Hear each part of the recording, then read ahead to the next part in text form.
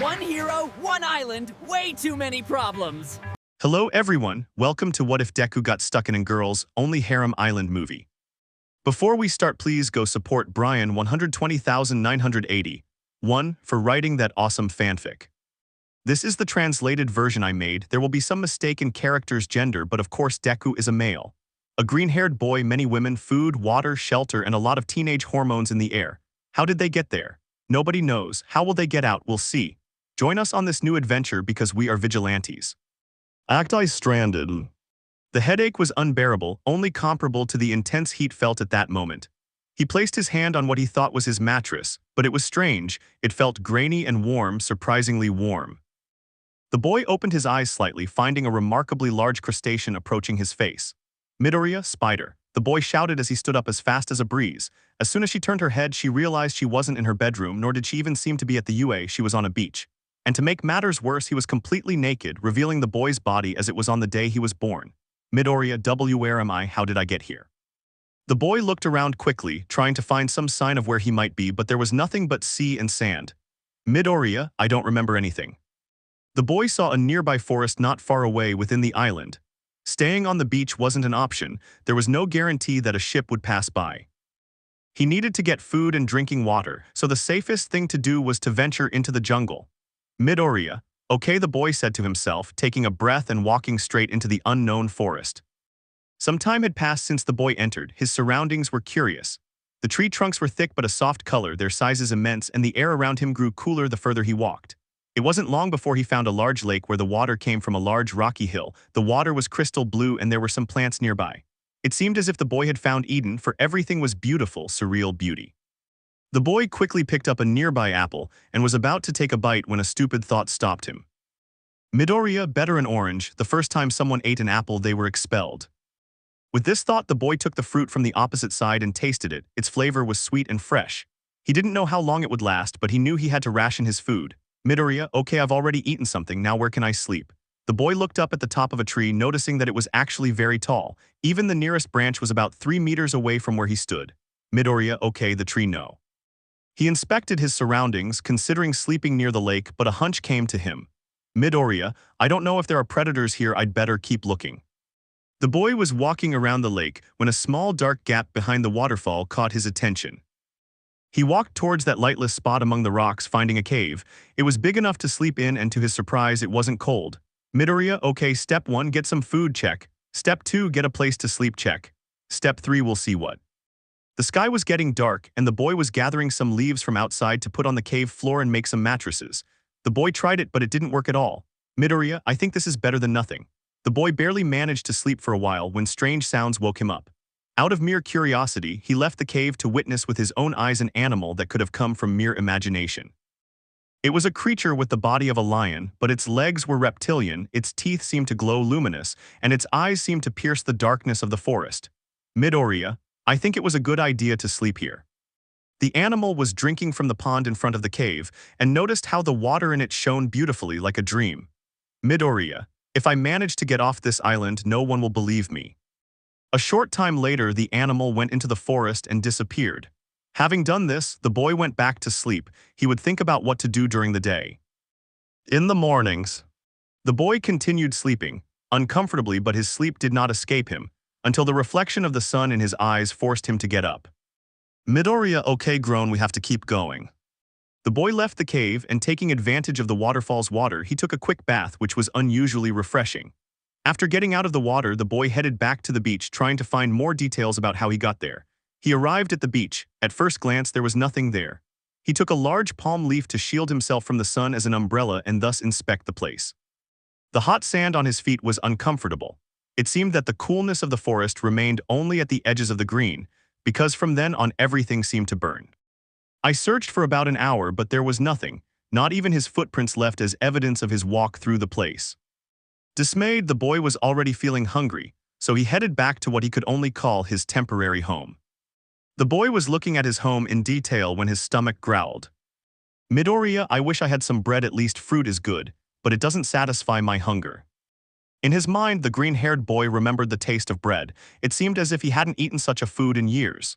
Midoriya, It seems that the rarer it is, the better it seems. The boy had to settle for the local fruit and walked for a while. With a palm and a sharp stone, the boy made a quick map, trying to record the surroundings, starting with a possible cave.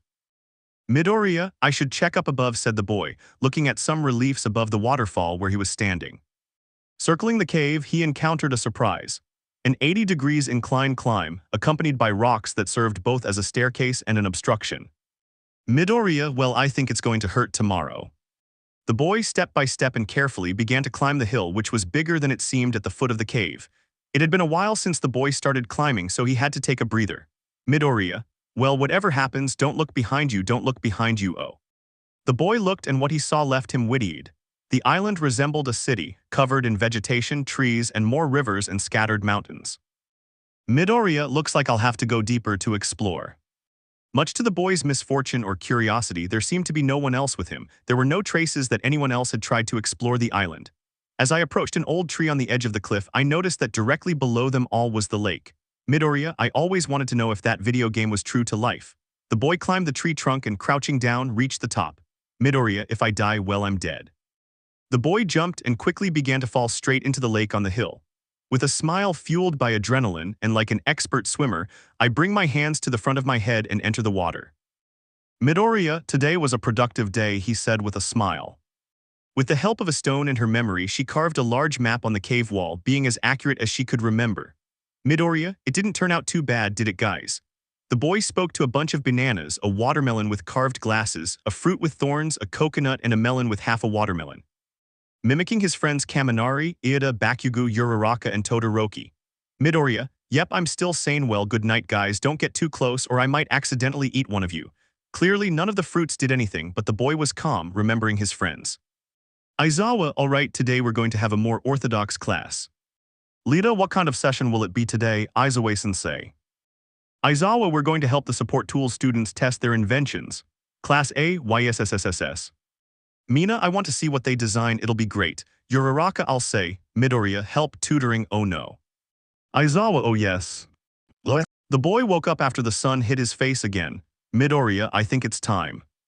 The boy stretched out and with the help of a fallen log began to perform strength exercises.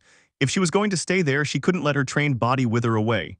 Using some wood, I create a practical spear for catching fish. Midoriya, time to fish. The boy went back to the beach, feeling that watching those strange survival series had finally been useful and that he couldn't survive on fruit alone. He needed protein from animal sources. At the end of his time outside, he caught a large amount of fish, but now he had a problem, the fire. Along with 2 wooden sticks and dried leaves, he began rubbing them together, trying to create a flame. Midoriya, it's going to be harder than I thought. Finally, after half an hour, he gave up. Midoriya, I can't believe I'm going to waste so much fish. The boy was discouraged, but he didn't know that something was watching him from the bushes. Midoriya, since he said, disappointed by his ending. The boy picked up the group of fish and was about to take them somewhere before they started to stink, but a large dog stopped him. Midoriya, OHHEA, stay cute dog. The boy tried to activate the potential of One for All, but neither the black whip nor the quirk of any of the other wielders reacted. The dog was curiously similar to the lion from a few nights ago. Its teeth were blue and sharp as needles, its eyes were dark red, its fur was dry, even covered with some blood, and its claws were black. The boy took the group of fish and threw it away with what little he could gather and use from the OFA.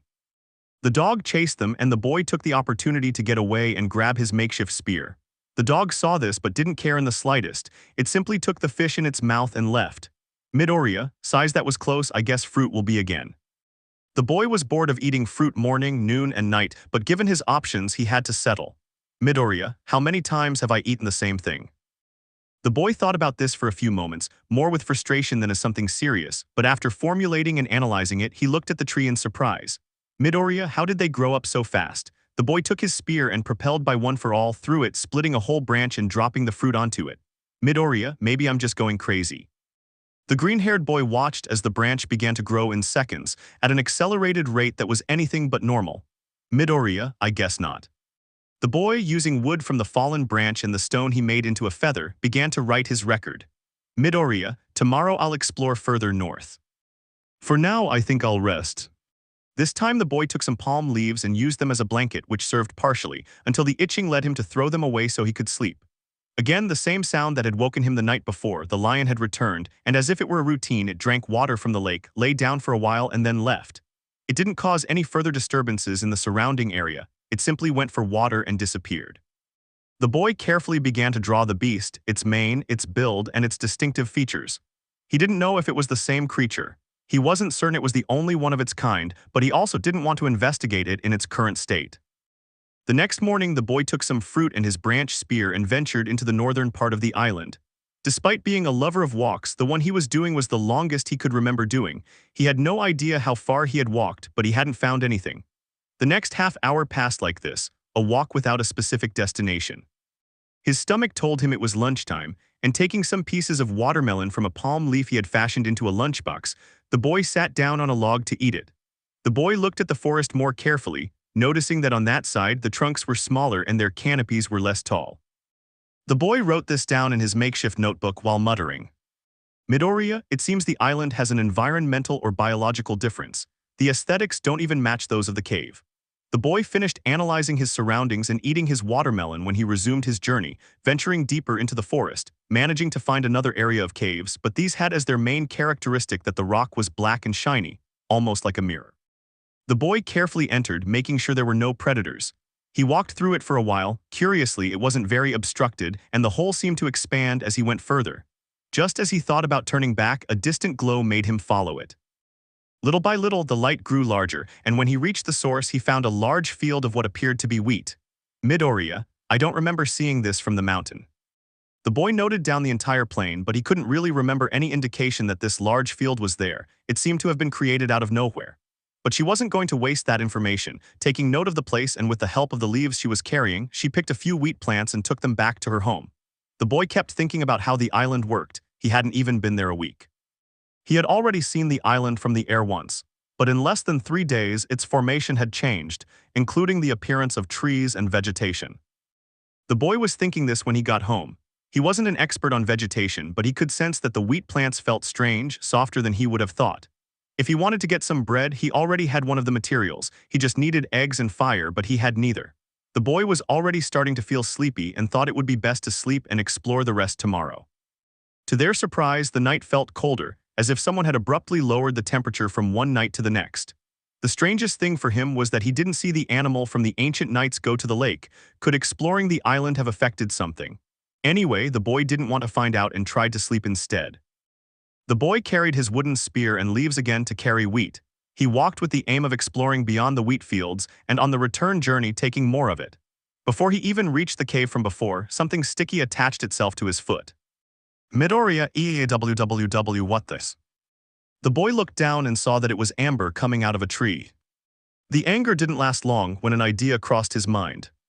Using one of the palms, he made a hole in it the size of his head, and by manipulating other leaves he created a hat by hand, to protect himself from the sun without needing to use his hands.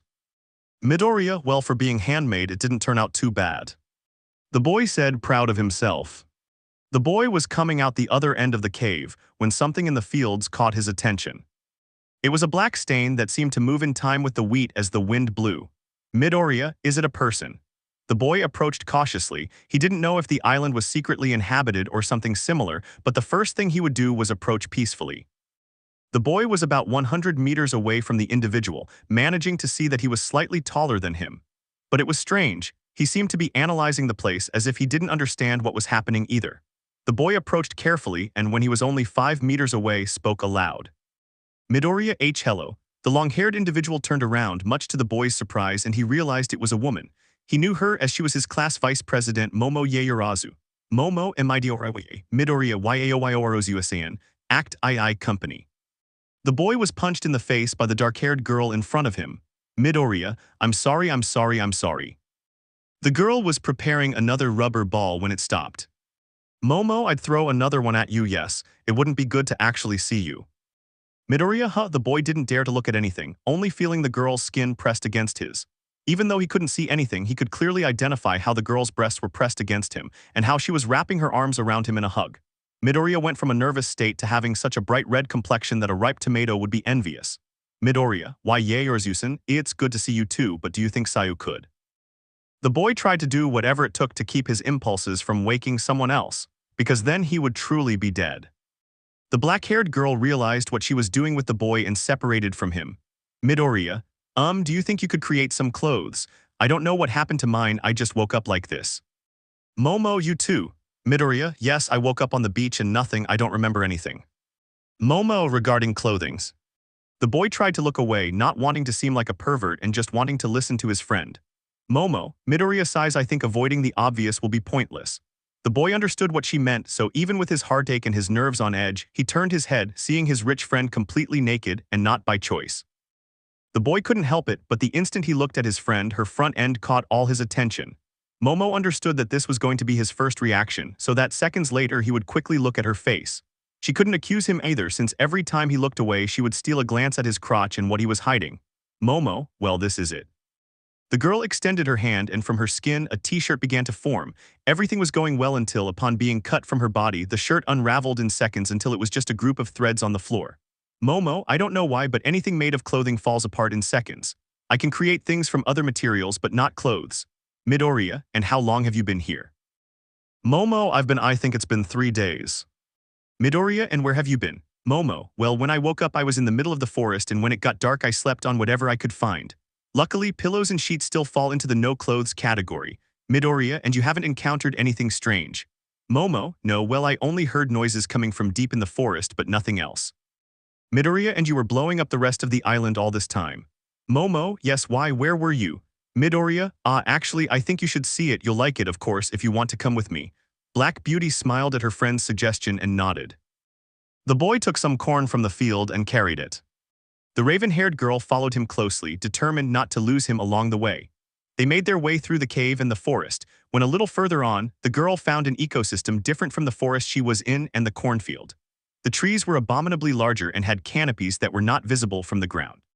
Momo, this is impossible, environments can't change so abruptly, it's not natural. Midoriya, when you see how the fruit grows, you'll forget all about nature. The girl didn't understand what he meant, when upon crossing some leaves, she saw the same thing the boy had found on his first day. That pool of crystal-clear water that seemed to come from a dream, surrounded by different trees and bushes of endless fruit and vegetables. Midoriya, take whatever you want, everything grows ridiculously fast. The boy bent down to drink water from the lake when he looked at the black girl, and saw she was biting into a green apple. Momo, apples are so sweet, she said, fascinated by the taste of this one. Midoriya. Momo, what Midoriya? Adam fell into sin because of Eve.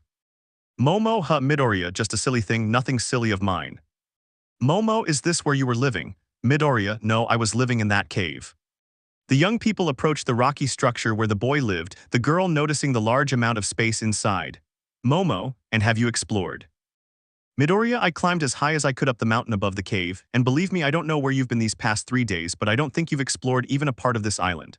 Momo, is it really that abominable? The boy nodded fearfully, for the scale was terrifying. Momo, well, if it's just you and me for now, we should get comfortable, the girl said, stretching, which the boy took advantage of to steal a quick glance at her. Midoriya, I don't think I'll get out of this island alive. This mere thought made the boy stare into space. Midoriya, Yaoyorozu.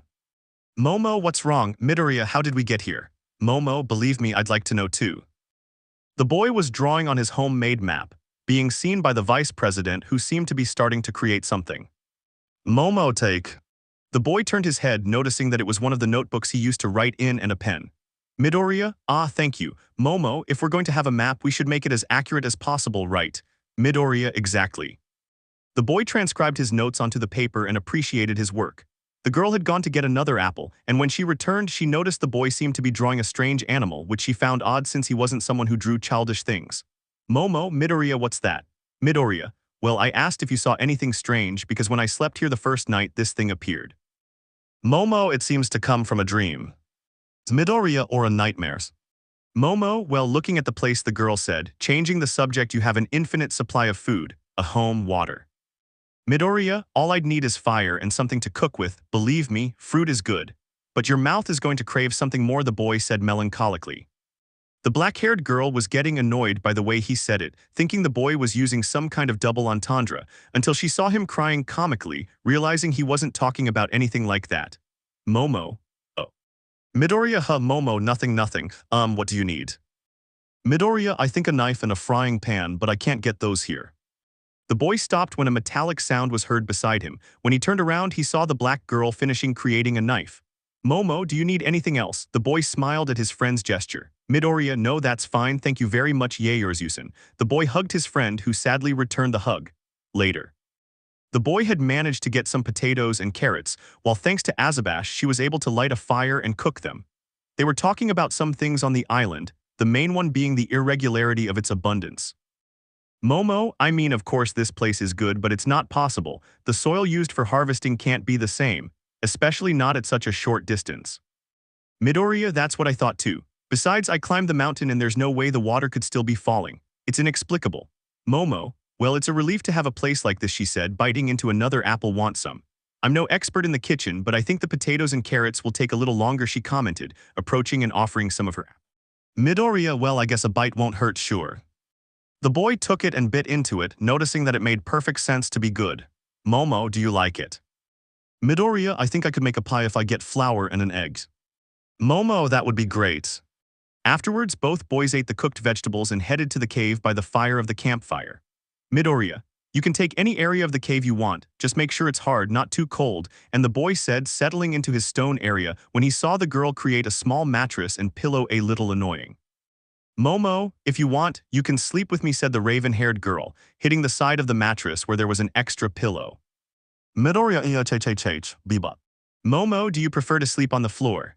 The boy didn't answer, as the floor option wasn't the most comfortable. Momo, besides, nobody's going to find out about this. The boy, blushing furiously, approached shyly and lay down on the mattress, letting his head fall onto the white pillow. Midoriya sighs. Momo, better, Midoriya, yes. Momo, good night, Midoriya-kuns.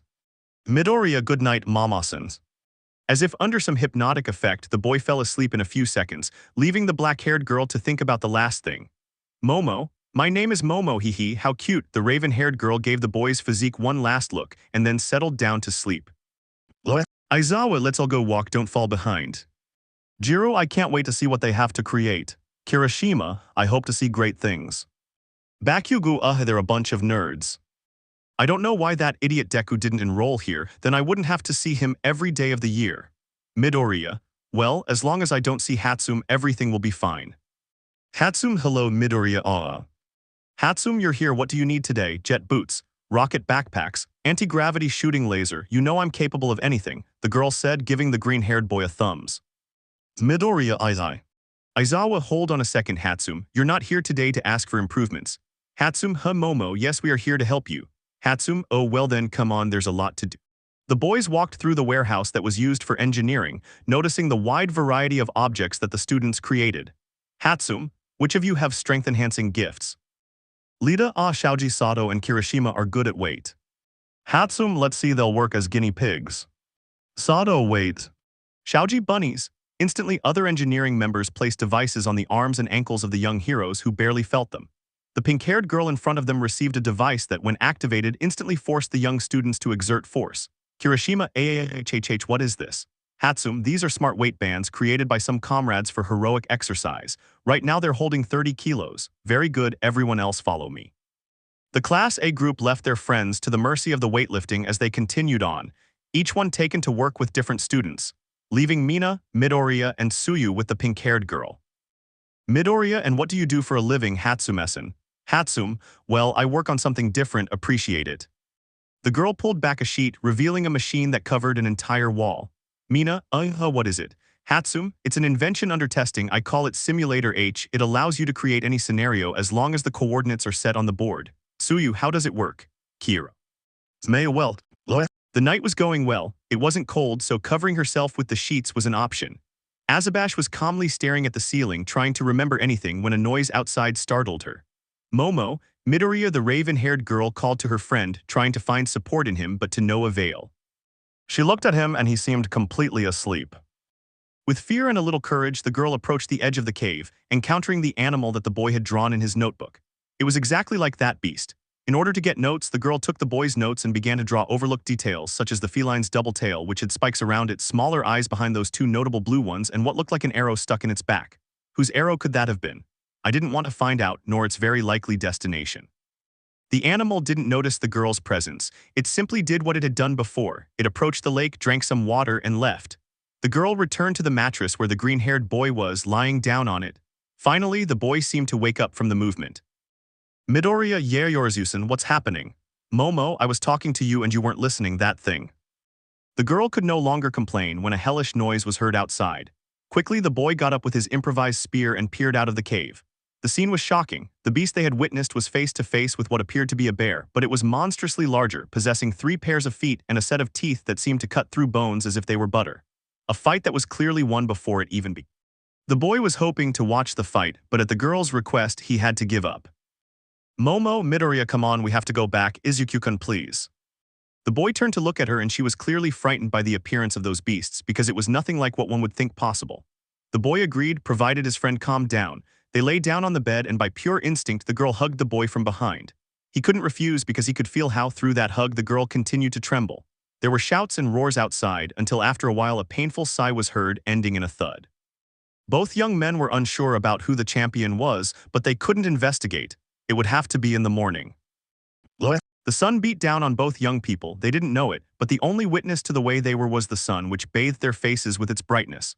The 2 young people were hugging each other. It was unclear what time of night it was as the commotion had greatly upset them.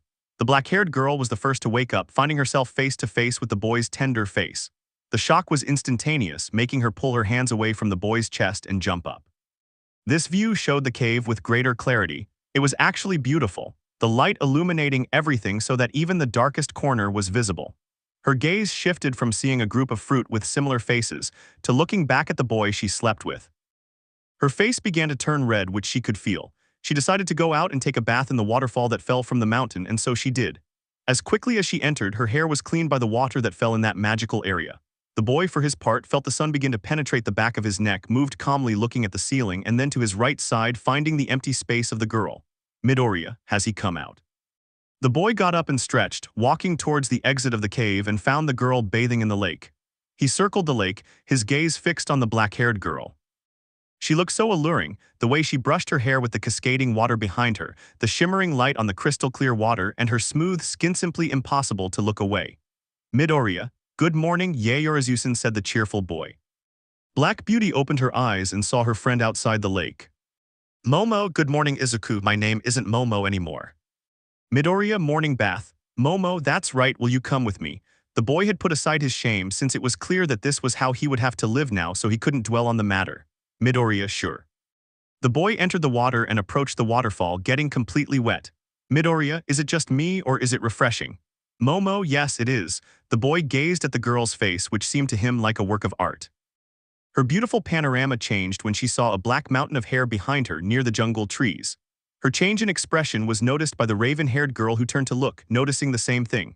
Both young men got out of the water and approached this strange mountain. Little by little, they realized that the beast from last night, the bear, was the one who had lost his life in that battle. They could not imagine the brutality that opposing animal would need to possess to kill a beast that was bigger, more robust, and more ferocious than the one they faced. Momo, I don't mean to sound unsympathetic, but don't you think skin can be useful for something? The boy looked at both the fur and the amount of muscle the animal must have, creating a smile on his face and later on the girl's. They didn't want to be sadistic, but if they had the opportunity to eat and get some fat and warmth from the animal's skin, they were going to take it. The bear already had areas where skin and flesh were missing, but the young people already had a series of branches where the bear's fur was being cleaned and its meat was already seasoning in the pan that the girl had created. Midoriya was making sure it didn't get burned, while the raven-haired girl was writing down the bear's information in the boy's notebook.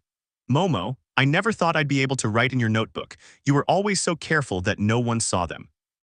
Midoriya, well, I was a little embarrassed that someone was criticizing them, the boy said sadly. Momo, why would it be? They're just ordinary notes, there's nothing wrong with that. The boy laughed at the girl's thought, which she appreciated. Momo, I saw that you had carved the boys out of fruit. Midoriya, guys, I didn't want to go crazy so fast, and I thought if I pretended there were other people around, I could avoid it. I wasn't sure if I was alone here. Momo, well, I'm with you now, we're not going to go crazy. Midoriya, yes, thank you. Well, this stew is ready, let's try it. The boy took a sip of the bear meat stew broth and to his utter surprise marveled. He quickly asked the girl to create a dish and she did. The boy served it on it and offered it to her, having the same effect on the girl. They both happily ate the stew until they were satisfied. Momo, that was great, but what will we do with the bear? There's too much meat, we haven't even removed all its fur yet and the fat has already been removed. The boy had the same thought. It was too much to dismiss, so he had to come up with something. He cut the pieces of meat into thin, short strips and put them in the sun. He was thinking of making it into dried meat. It worked largely, until a former visitor came face to face with the boy was cutting juicy pieces of the bear when a scream from the girl startled him. Momo, izuku, wolf. The boy understood this instantly and moved away from the bear's carcass, watching as the former wolf who had stolen his fish days before was now going to claim that bear as well. The boy held a juicy piece of the animal in his hands, which was noticed by the wolf, who approached the boy menacingly. He was getting away as best he could. The vice president had gone for the boy's spear and tried to give it to him, but she was ambushed by another wolf. The boy understood that he had to give in or one of them would get hurt, and leaving him on the ground, he dropped the piece of meat. The wolf looked at it and sniffed it before letting out a howl. The wolf that was with the black-haired girl heard it and headed towards him, who appeared to be the pack leader. The wolf that was in front of the boy was eating the piece of meat while the green-haired boy got up. Momo, izukun, are you okay? The boy nodded nervously when he felt something sticky on his hand. The boy turned around in fear and saw how the wolf that had been challenging and threatening him just moments before was now licking his blood-stained hand. The boy got scared and pulled it away, but to his surprise, the wolf sat down as if it were a house dog, being followed by the other wolf appearing to be male and female. The boy didn't understand anything. Had the wolf grown fond of him? In a short test, the boy pointed his spear at the bear's carcass, drawing both wolves' gaze to the bear and then back to him. Midoriya, eat. Having said that, both dogs pounced on the bear and began eating its intestines and whatever else they could find. The black-haired girl stood next to the green-haired boy and simply commented, Momo, so you have dogs now.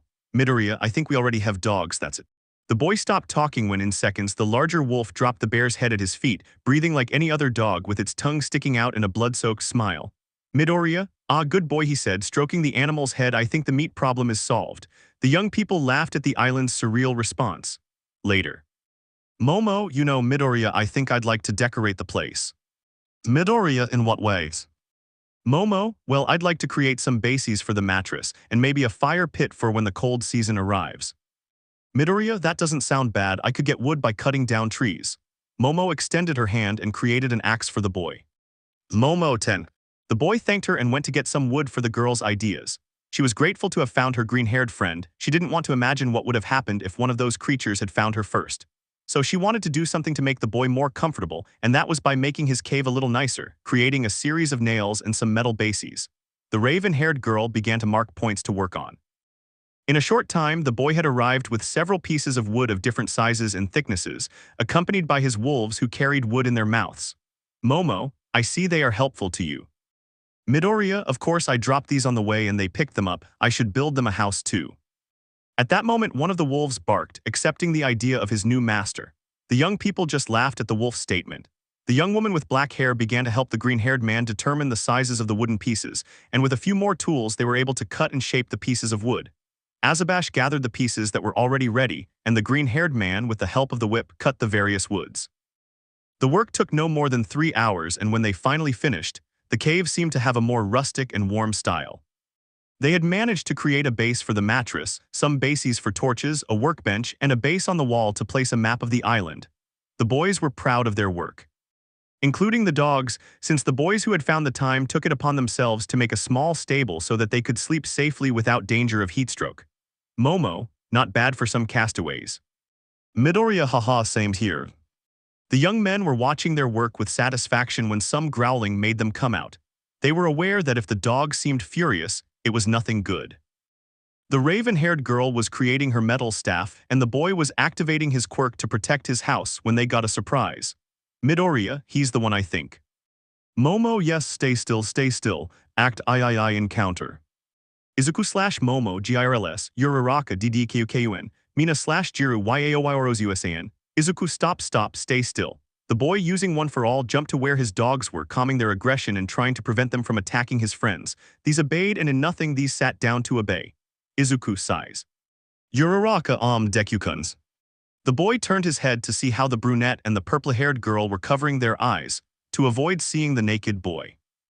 Jiru, you'd better put something on before you regret going out like that, the girl said, pointing her connections at the boy. Izuku, Kyokasan, I wish I did, but... Mina, Midori, I thought you were the shyest in the class, but if you've done anything with Momo. Momo finally intervened to calm the situation. Momo, girls, relax, nothing happened between Izuku and me, and about the clothes she said, trying to control the situation and clear up any misunderstandings, which she unwittingly imagined. Uraraka, we don't know what happened. Jiro adjust. Izuku/Momo, they woke up and were like this. The trio of girls nodded in agreement with that correct answer. Mina, how? Izuku, we woke up like this too. Jiro, and haven't you looked for something to cover yourselves with, or why haven't you made some clothes, Mamasan? Momo, look.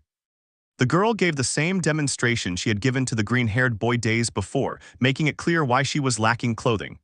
Mina, then I guess there's no other way, said the girl, letting go of her cover.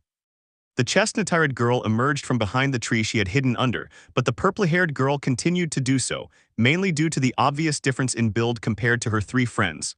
Momo, come on, we're sorry about the dogs. Mina, dogs, those are wolves. Momo was guiding the girls, showing them Eden.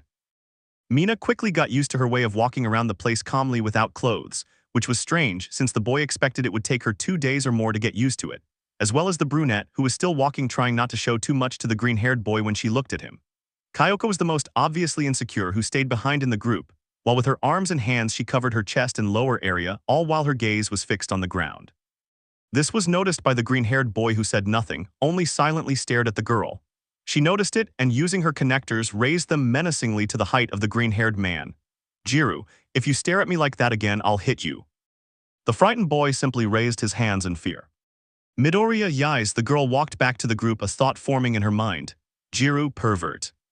Momo, and this is the cave. The girl took them to her temporary home in the cave, captivating the girls who gazed around her in wonder. Uraraka, it's very pretty. Mina, very elegant. Jiro, it's not bad. The girls were looking around, but one pink-skinned girl noticed something that made her head spin. Mina, a bed. Momo, yes, sleeping on the floor sounded painful. Mina, and your bed, Midori, she said with a smile he already knew. Midoriya, well, Roman too. Mina, you're not going to tell me you were sleeping together, are you? Midoriya, what? NNO. Uraraka, so where were you sleeping? Midoriya, I. Jiro, are these? The girl caught the group's attention as she looked at a map on the cave wall that appeared to be of the same island. Uraraka, is this the whole island? Midoriya, actually that's what I can remember, it's even bigger. Mina, so we're lost here. Momo, we don't know how we got here, but while we wait for someone to come for us, we've settled in this cave. Midoriya, and we decided to make it a little more habitable. Mina, I think we should look for somewhere to sleep. Jiro, yes, do you know if there are more caves nearby? Momo, what do you mean? They can live with us in the cave. Uraraka, ehhh. The girls' reactions were of surprise, as they hadn't expected to be invited so easily, but more than anything, they couldn't bear the thought of sleeping naked in the boys' house. Midoriya, they can live here, we just need to build some more bases. Momo, or could we make bunk beds? Midoriya, and 2 people. The young people had already entered their minds to create the plans and work. Uraraka, guys, Momo, get comfortable, eat some fruit, and we'll install them in a moment. The girls, having no other option, knowing the passion that the green-haired boy and the raven-haired girl put into their work, decided to accept their kindness and went out to eat some fruit. Mina, you know what? This place doesn't look so bad. Jiro, yes, I thought that. Just as quickly as her face changed from happy to disgusted, she saw a bear's head next to her foot. She jumped up and ran after her pink friend, who had a cold look on her face. Uraraka, I don't think it's that sweet. Momo, oh, I'm sorry I didn't tell you, but it's best if you stay with us because of the dangers of the forest. Mina, I thought your wolves were the danger here. Momo, no. The girl led them back to the cave, explaining what had happened the night before and taking them to their new beds. Mina, time to try them out. The girl threw herself onto the mat, letting out a sigh of pleasure. Mina, I feel like I'm hugging a soft marshmallow. Jiro, they're not bad at all, Mamachan. Uraraka, soft. The green-haired boy smiled at the approval of his friends for his quick work. Momo, girls, I don't mean to sound mean, but... The girls looked over to where the boy was standing, listening to what he had to say. Momo, we need your help to explore the island or to modernize Eden. Midoriya, have you named it yet? Momo, would you prefer I call it Izuku's house and where the rest of us girls live? Midoriya, you're wrong, it will be called Eden then. Momo, we need your help with some things. The girls smiled at the request, which they saw as a fair and well-deserved favor. Uraraka, well, if you'll allow us to stay here for as long as it takes. Mina, I think that sounds fair enough. Jiro, what do you need our help with? The green-haired boy and the raven-haired girl smiled at their friend's clear acceptance. Midoriya, tomorrow we'll see what we can start doing. Meanwhile, we need to rest, the boy said, lying down in a hammock. Momo, when did you do it? Midoriya, when I was building the girls' beds, I had some leftover material and created this. Mina, well, good night girls, good night muscles, the girl said cheerfully, taking over the top bunk. Momo, good evening Ashidasan. Uraraka, rest Minachin. Jiro, peace. Midoriya, hello, wait, muscles. Afterwards, the rest of the girls settled into their beds and the boy readied his spear for any suspicious movement from outside. Midoriya, and does it work well? May, well, it has some flaws, but there's no triumph without sacrifice. Mina, and what do you need? Midoriya, I need your help carrying some cryogenic tubes, they're overheating badly, come on. The group had left, but a suspicious duo approached the machine. Minta, did you hear that, Kaminari? The kind of atmosphere you want to imagine, can you believe it? Kaminari, we could make the girls part of our harem and they wouldn't be able to refuse. Minta, make sure no one comes.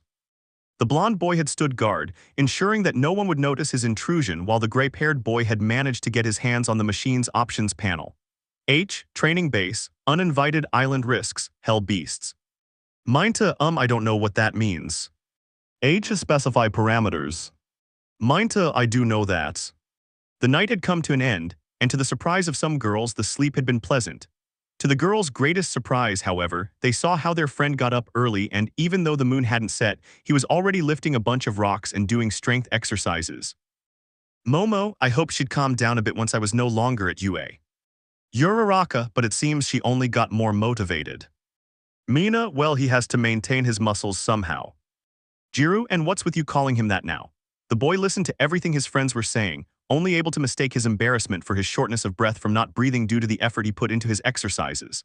After finishing his workout and then feeding his wolves, the boy headed to the lake to take a bath so he wouldn't smell bad for the rest of the day. The group of girls watched their friend take a shower without the willpower to look away. The raven-haired girl didn't look back, not even to see her friends, and simply walked towards the green-haired boy, entering the water to take a morning shower with him. The girls couldn't understand how their rich friend could make such an easy decision without panicking. The raven-haired girl approached the green-haired boy who was carving one of his arms. The boy was distracted when he felt something on his head, recognizing that they were fingers which were moving carefully through his hair. Momo, I thought some help wouldn't hurt. Midoriya smiled at the gesture, having to turn his head away and hide his embarrassment that an attractive girl was helping him in the shower. Uraraka, Sayoke. The chestnut tree said this, then descended the cave slope to reach the water's edge. She dipped her hand into the crystal-clear liquid, noticing that the water there was just the right temperature for her. It seemed like magic. Momo, go ahead Achikachin. Midoriya, water is refreshing. Step by step he waded into the water until it reached his shoulders. The girl's look of anticipation was indescribable. She herself felt as if she were going to melt in there. Mina, Geronimo. The scream was heard as the pink-haired girl leaped from the mouth of the cave into the water where her friends were. Mina, Wujuyu, this feels good, she said, floating in the water. Momo, let's go Kayokachin. Mina, come-ins. Uraraka, it feels great. The girl, somewhat hesitant, walked to the edge of the lake and tasted the water. The girl watched as her friends enjoyed the oasis and its beauty, when her gaze fell on the green-haired boy who was being splashed by the pink-haired girl. Her eyes couldn't help but wander over every inch of him, noticing every tiny detail of the water on his muscles and how it flowed back into the vast liquid environment they were in. The girl could feel her face rising in heat when she only had one option. He plunged violently into the water to cool his fever and came out as quickly as he could when he ran out of air. Momo/Uraraka/Mina, Kyokachin. Jiro takes a breath. Fine. Midoriya. Those present burst into laughter at that action, along with Kyoka, who soon began to laugh at her own embarrassing act. The boy continued what he was doing when a somewhat trembling voice, tinged with embarrassment, made him turn around. Uraraka, Deku-kun, could you help me with my back?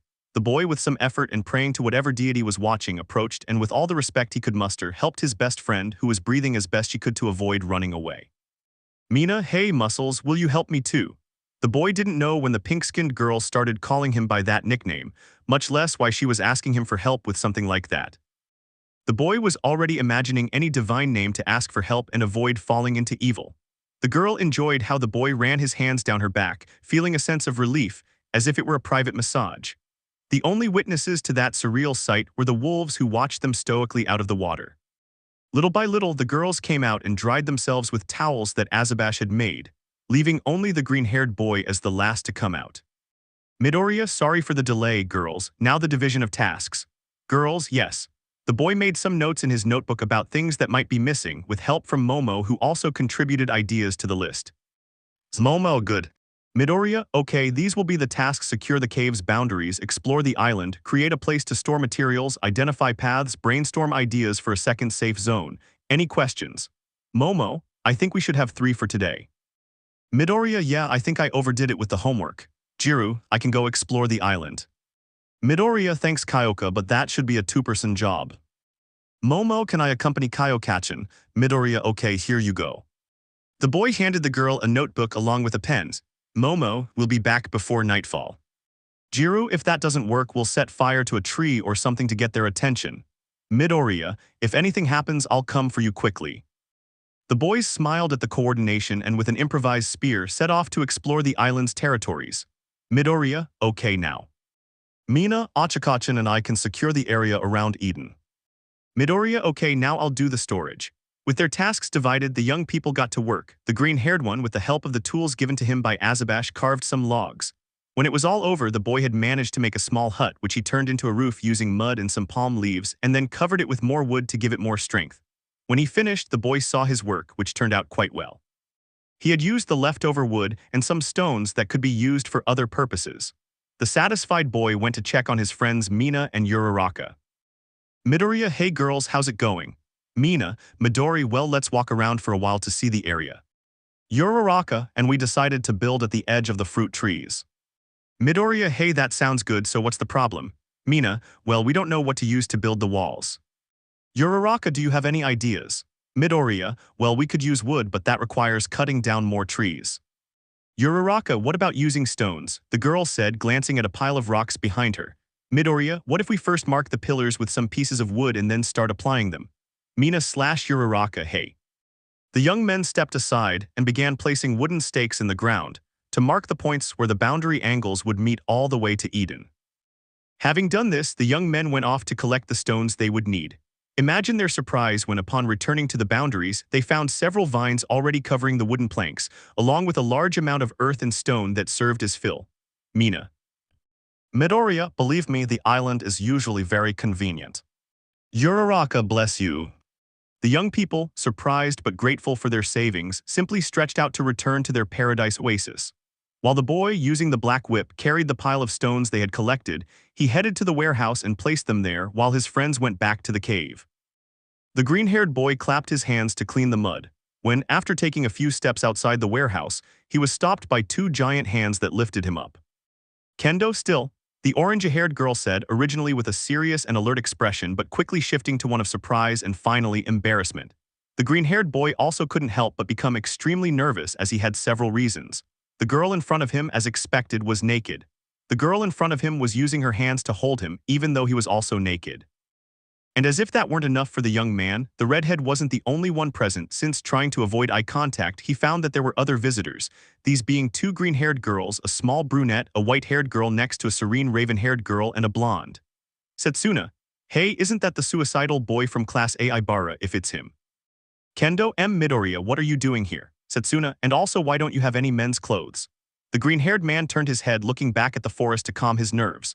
Midoriya was a bundle of nerves. The reasons for his lack of clothes were obvious, but the mere fact of seeing a different girl he barely knew completely naked in front of him made it clear that his nervousness was justified.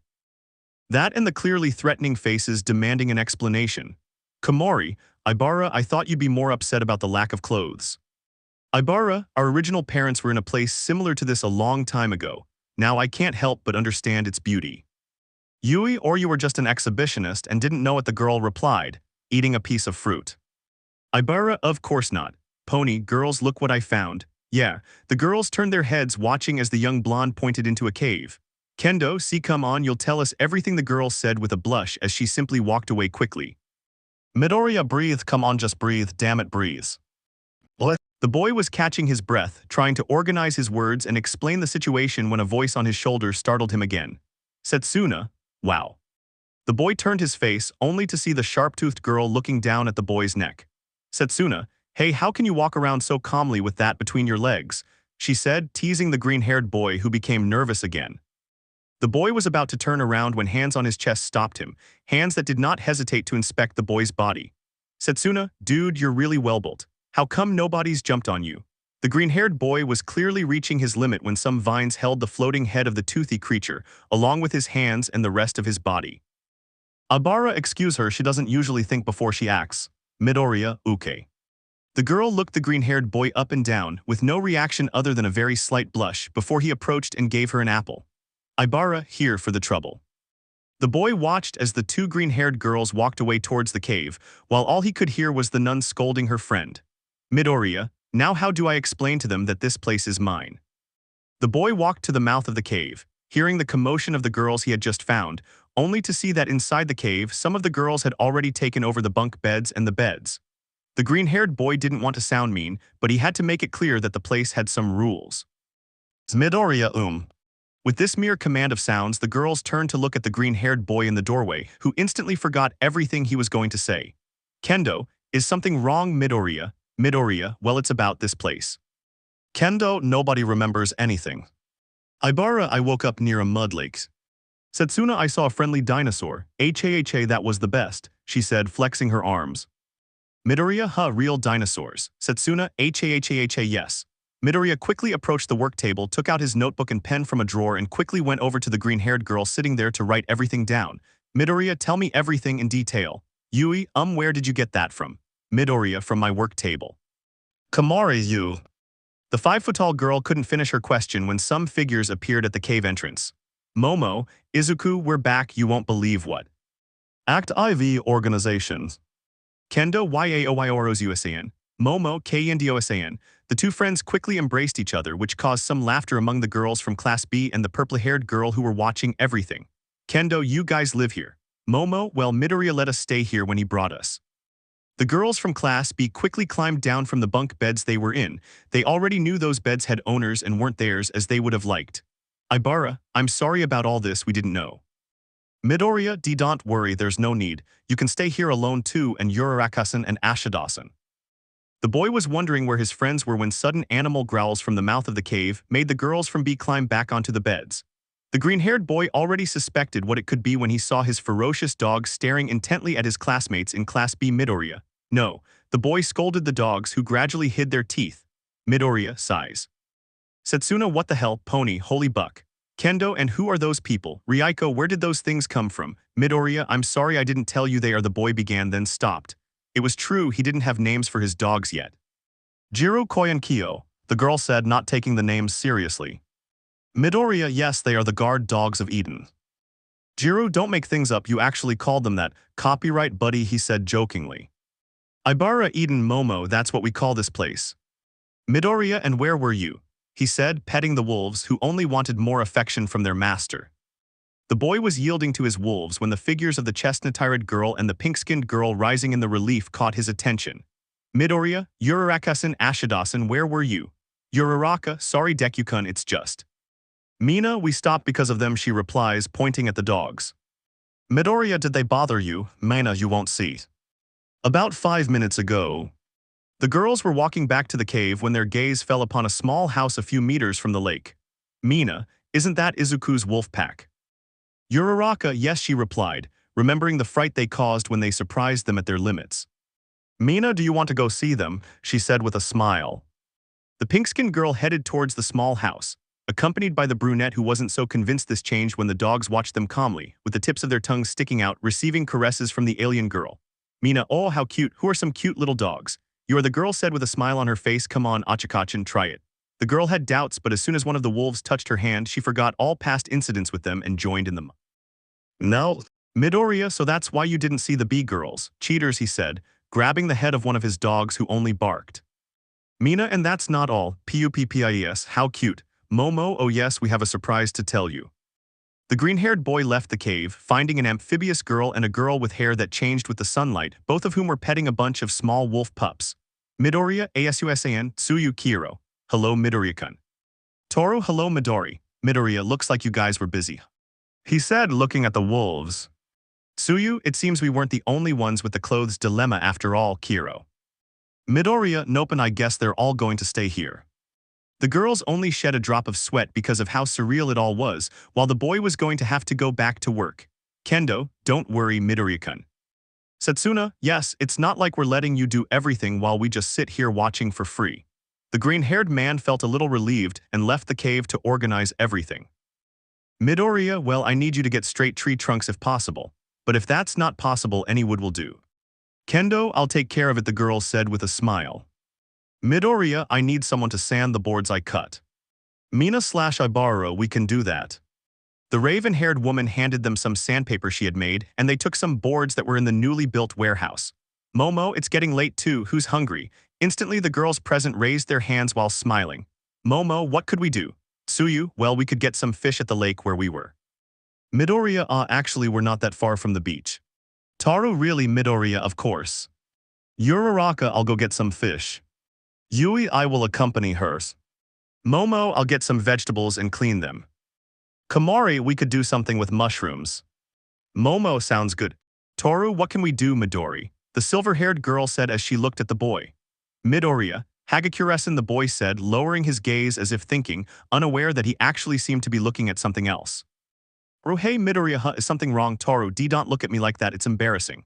Midoriya, sorry, I didn't mean to. Well, see, could you go to the cave and make a list of what's missing? If you can, of course. The girl, clearly embarrassed, walked away. The boy thought she was going to be angry with him for the rest of the day when just a few steps later he bumped into the puppies again and she reacted as always with a smile and excitement. Toru, Midori, what are your names? Midoriya, I had no idea. I didn't even know they already had babies. Call them whatever you want. Toru, okay, thanks. The boy just laughed at that easy acceptance and forgiveness when he heard something heavy fall behind him. As I turn around, I notice a large number of logs and pieces of trees, accompanied and brought by the girl from Class B Kendo. Will these be okay, Midoriya? The girl said with a smile, wiping her palms. Midoriya, they're perfect, thank you. Kendo, thanks to you now, let's get to work, said the redhead as she picked up a saw. And without further distractions, the boy got to work with the support of the redhead. And later the items were handed over to Mina and Ibara, who removed any irregularities. Setsuna began assembling the pieces with a hammer and nails, and Uraraka, who had finished helping Momo, helped them carry the bases to the cave using float.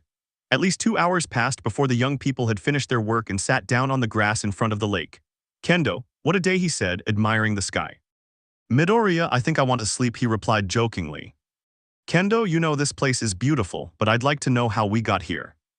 Midoriya, we'd all like to know, but we're lucky, unlike if we had no food or water source or even our quirks. Setsuna, friend, don't tempt fate, said the green-haired girl as she lay down next to her orange-haired friend. Uraraka, do you think anything else is missing? Midoriya, Uraraka-san, I think that's all, now we can rest. Ibara, all that's missing are the mattresses. Midoriya, later on I'll ask Mama-san. The brunette noticed this small word, along with the rest of the girls who instinctively looked at him. Uraraka, I didn't know they called each other by their names now. Midoriya, well. The boy was barely saved when he saw the raven-haired girl emerge from the cave. Momo, Izuku-kun, girls, the food is ready, come on over. And everything went to hell. Kendo, that's new. Out of embarrassment, the boy made an excuse, saying he was going to take a bath first, but it was nothing more than an excuse to avoid answering about the reason for their closeness. The boy went into the water until the liquid reached his knees. The girls simply decided to ask later and headed inside the cave. Most of the girls were already inside, except for one with pink skin and one with equine features. Kendo, hey, aren't you guys going to eat? Mina, that's what we're doing. Kendo, the redhead approached the girls who were looking at the lake only to realize what they were seeing, the boy taking a bath. Kendo, girls. Pony, what? We're just ogling each other, she said, turning back to the boy, oh my god. The redhead was about to scold the girls again when her gaze quickly focused on the boy, not taking her eyes off him as he went deeper into the water. Kendo, okay, the girl said as she leaned against a nearby rock to focus. Therefore, the green-haired boy was just continuing to take his shower when he finally got out of the water and headed towards the cave. The girls noticed this and quickly entered the cave. When the boy arrived, he noticed that they were already eating what appeared to be fish skewers. He also noticed that the bases they had made for the beds were already occupied with the same new mattresses and some details on the wood. Midoriya, it seems they're comfortable now, he said with a smile. Setsuna, all thanks to a hexy green-haired guy and his hospitality. The boy decided to skip the hexy part and simply grabbed a skewer and joined the rest of the girls to eat. Meanwhile, the young women who had watched him shower didn't seem to take their eyes off him. Night was falling, and all the girls were simply settling in for sleep and chatting about anything and everything. They were discussing topics when the green-haired boy's voice caught their attention. Midoriya, good night girls, see you tomorrow. Uraraka, good night Deku-kuns. Momo, good night Izuku-kuns. Mina/Setsuna, good night Hexy muscles. Ibara, sleep with angels. Kendo girls, good evening friend. Without another word, the boy simply settled into his hammock and closed his eyes. Before long they could see him fast asleep, looking like a small child, at least judging by his face. The pink-skinned girl looked the boy up and down, admiring everything about him, when her gaze fell on the raven-haired girl, who likewise didn't take her eyes off him. Mina, so. Momo, so what? Mina, are you going to tell us how long you've been so close? The other girls turned around, interested in what they were saying, staring at them intently. Momo, well The atmosphere changed abruptly when they heard some wood collapsing. The green-haired man, who had already managed to consolidate his sleep, rose instantly and took the spear. His dog's wolves began to growl directly at the mouth of the cave. They all wondered what that noise was except for Azabash, who already had an idea. Midoriya, stay here. Kendo, you're crazy if you think we'll let you go alone. The boy was about to insist when he saw the group of girls a few meters away from him. The boy could only sigh and speak. Midoriya, just stay behind me. The girls heard him and followed him. The boy approached the exit and whispered, Midoriya, see you again. The girls who heard him were curious and peeked out, witnessing a beast they could only describe as infernal. Mina, what the hell is that? Ibara, my god. The feline that caused the bear's death was scratching at the barriers the boys had created, inspecting its surroundings with its nose. The boy stood on his guard while the girls stared in bewilderment at the creature. After a while, the beast snorted with its snout as it looked all around. The animal soon left, leaving the young people nervous. Pony, what the buck was that? Midoriya, I forgot to tell you about Scar. Momo, have you named it yet? Midoriya, well, Kayokachin named them the wolves and Hagakure named their cubs. I was hoping to name something from here. Kendo, and why are you here? Midoriya, I don't know, from the first day I was in the cave he's been coming.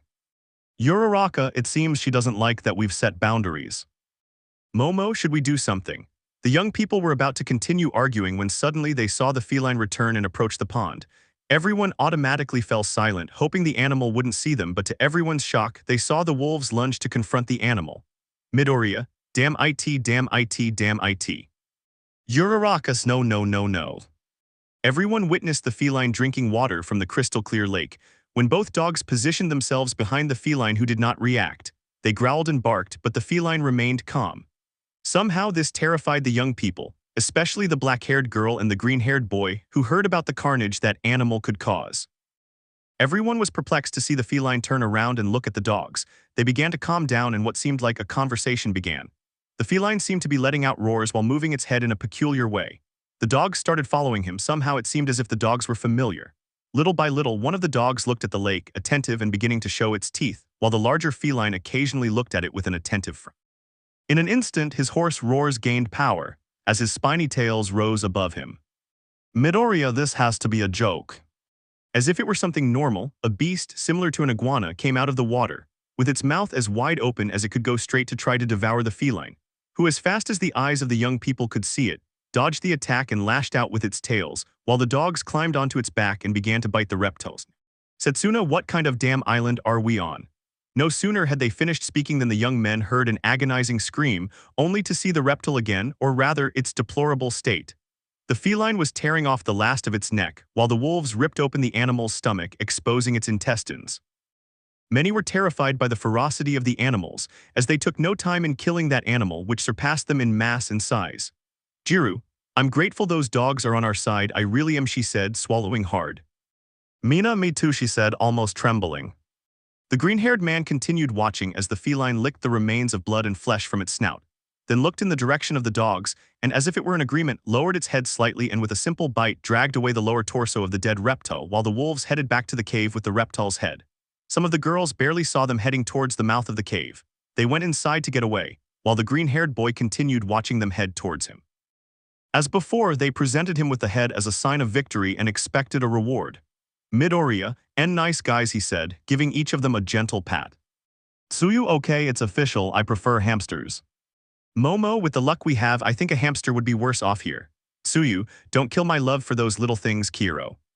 The boy placed his head on the tip of the spear and as best he could tried to ease the tension. Midoriya, so what would you like to do tomorrow? Said the boy sitting in the hammock. Kendo, Momo, weren't we going to reinforce the barrier? Midoriya, well, we've been working for days now, I guess a day off to relax wouldn't be so bad. Mina, I support the notion of hexy muscles. Uraraka, we could spend the day walking around the area. Ibara, or we could look for something to have fun with. Jiru, we could explore a little. Pony, they actually sound good. Setsuna, meh, I'm fine with whatever as long as I get to see those muscles in action I'm in. The boy could only manage a single drop of sweat before lying back down in his hammock. Midoriya, okay, you can think about it and we can do it tomorrow. Good night, girls. Girls, good night, Midoriya. The grape-haired boy was clicking on everything that appeared on the screen, understanding some things and others he just clicked on. Why not? The boy was still like that when. Kaminari, brother, they're coming. Minta, yes, just let me put our names on. Kaminari, there's no times. The blonde man pulled the boy by the neck, leaving a space on the machine. May, okay, this baby is still in the testing phase, but I need to run a test first. Kaminari, what did you do? Minta, we're going to have a harem. Kaminari, seriously. Minta, yes, and the best part is the machine has options for anything you don't want it to be. I chose an island, paradise, and more because we'll be able to see the girls in all their glory. Kaminari, you're the best, bro. Minta, cough cough Hatsum. May, Midoriya, you go first. Both young men were stunned by the girl's quick choice to pick the green-haired boy before them. Kaminari, sorry Hatsum, but we'd like to go first. May, you'll have to put on this suit. Leave your gloves and shoes behind your grate because they're Hatsum brand, but you must wear this baby instead, the girl said, completely ignoring the duo beside her. Mina, don't worry guys, you can go after Midori. Uraraka, and how do you project the simulator fields? May, well, you specify whatever you want on this screen, huh? It already has specifications, I thought I hadn't programmed it. The next day, a well-built woman with dark hair had just woken up. As always, her sleep had been productive and she hadn't felt tired at all. The girl was stretching in her bed to get up.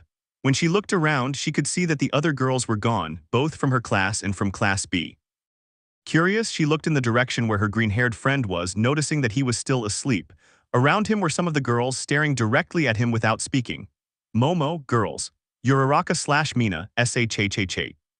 Momo instinctively covered her mouth before speaking again. Momo, what are you doing in front of Midoriya? Mina, nothing, we were just watching him sleep. Momo, don't you think that's an invasion of privacy? Setsuna, nah, besides, can you resist this puppy dog face on a man's body? Just looking at him makes me want to. Kendo, Setsuna, Mina, I admit that seeing him like this really makes me want to hug him. Momo, I expected that reaction from both of you, but from you two, Uraraka-chan and Kendo-san. Uraraka, I'm sorry.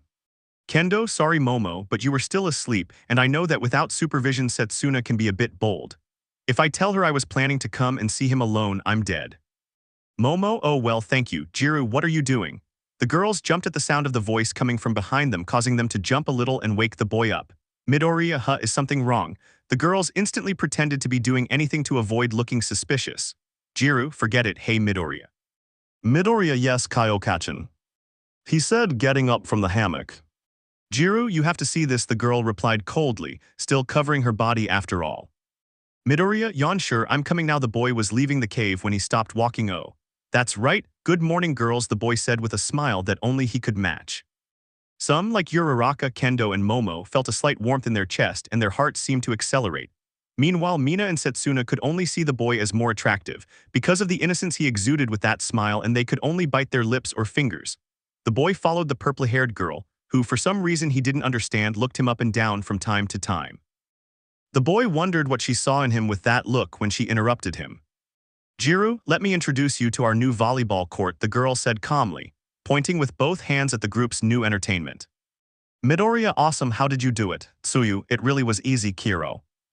Hagakure, we used the piles of bones from last night's animal and made the net with Ibarasan's vines, the girl replied cheerfully.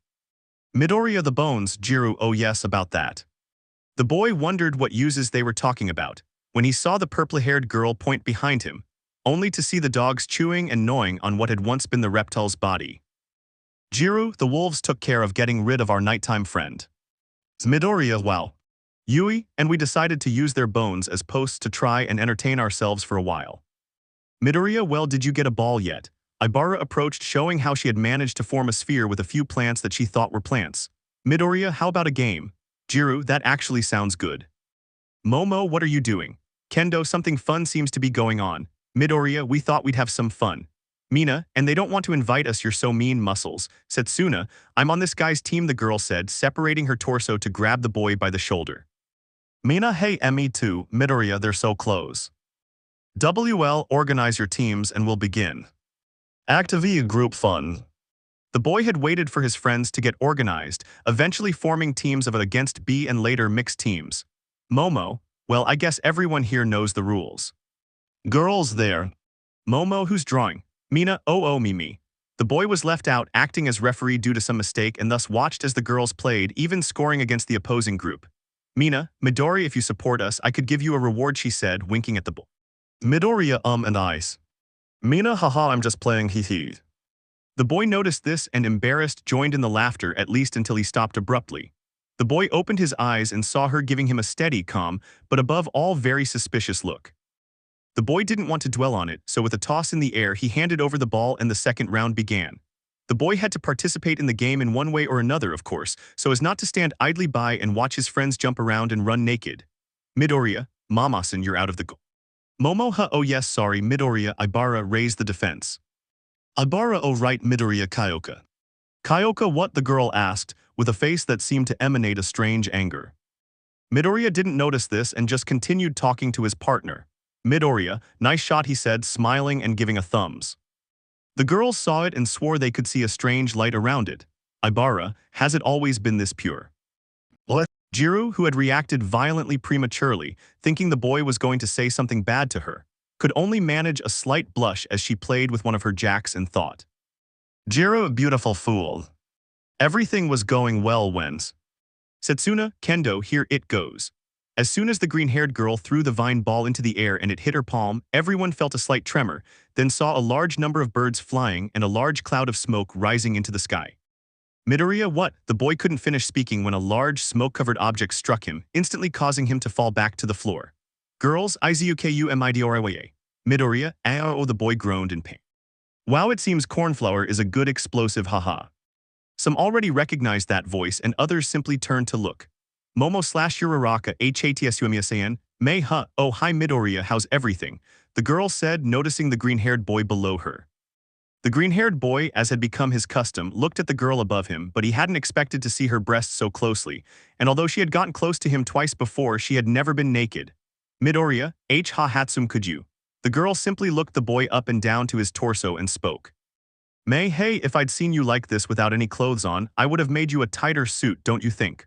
Or wouldn't you like to show off these muscles?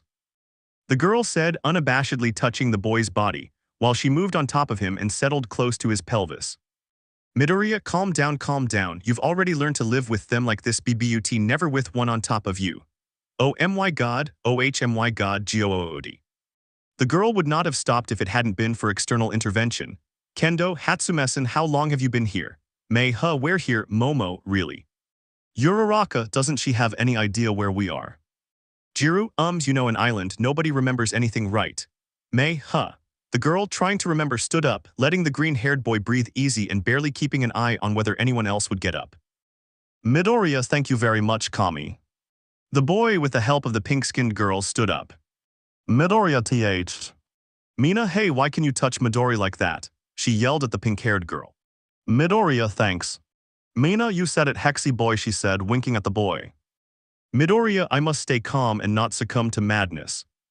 Hatsum, I don't know what you're talking about, but I see you've settled in quite well here, she said, looking around. Midoriya, yeah, is something like that.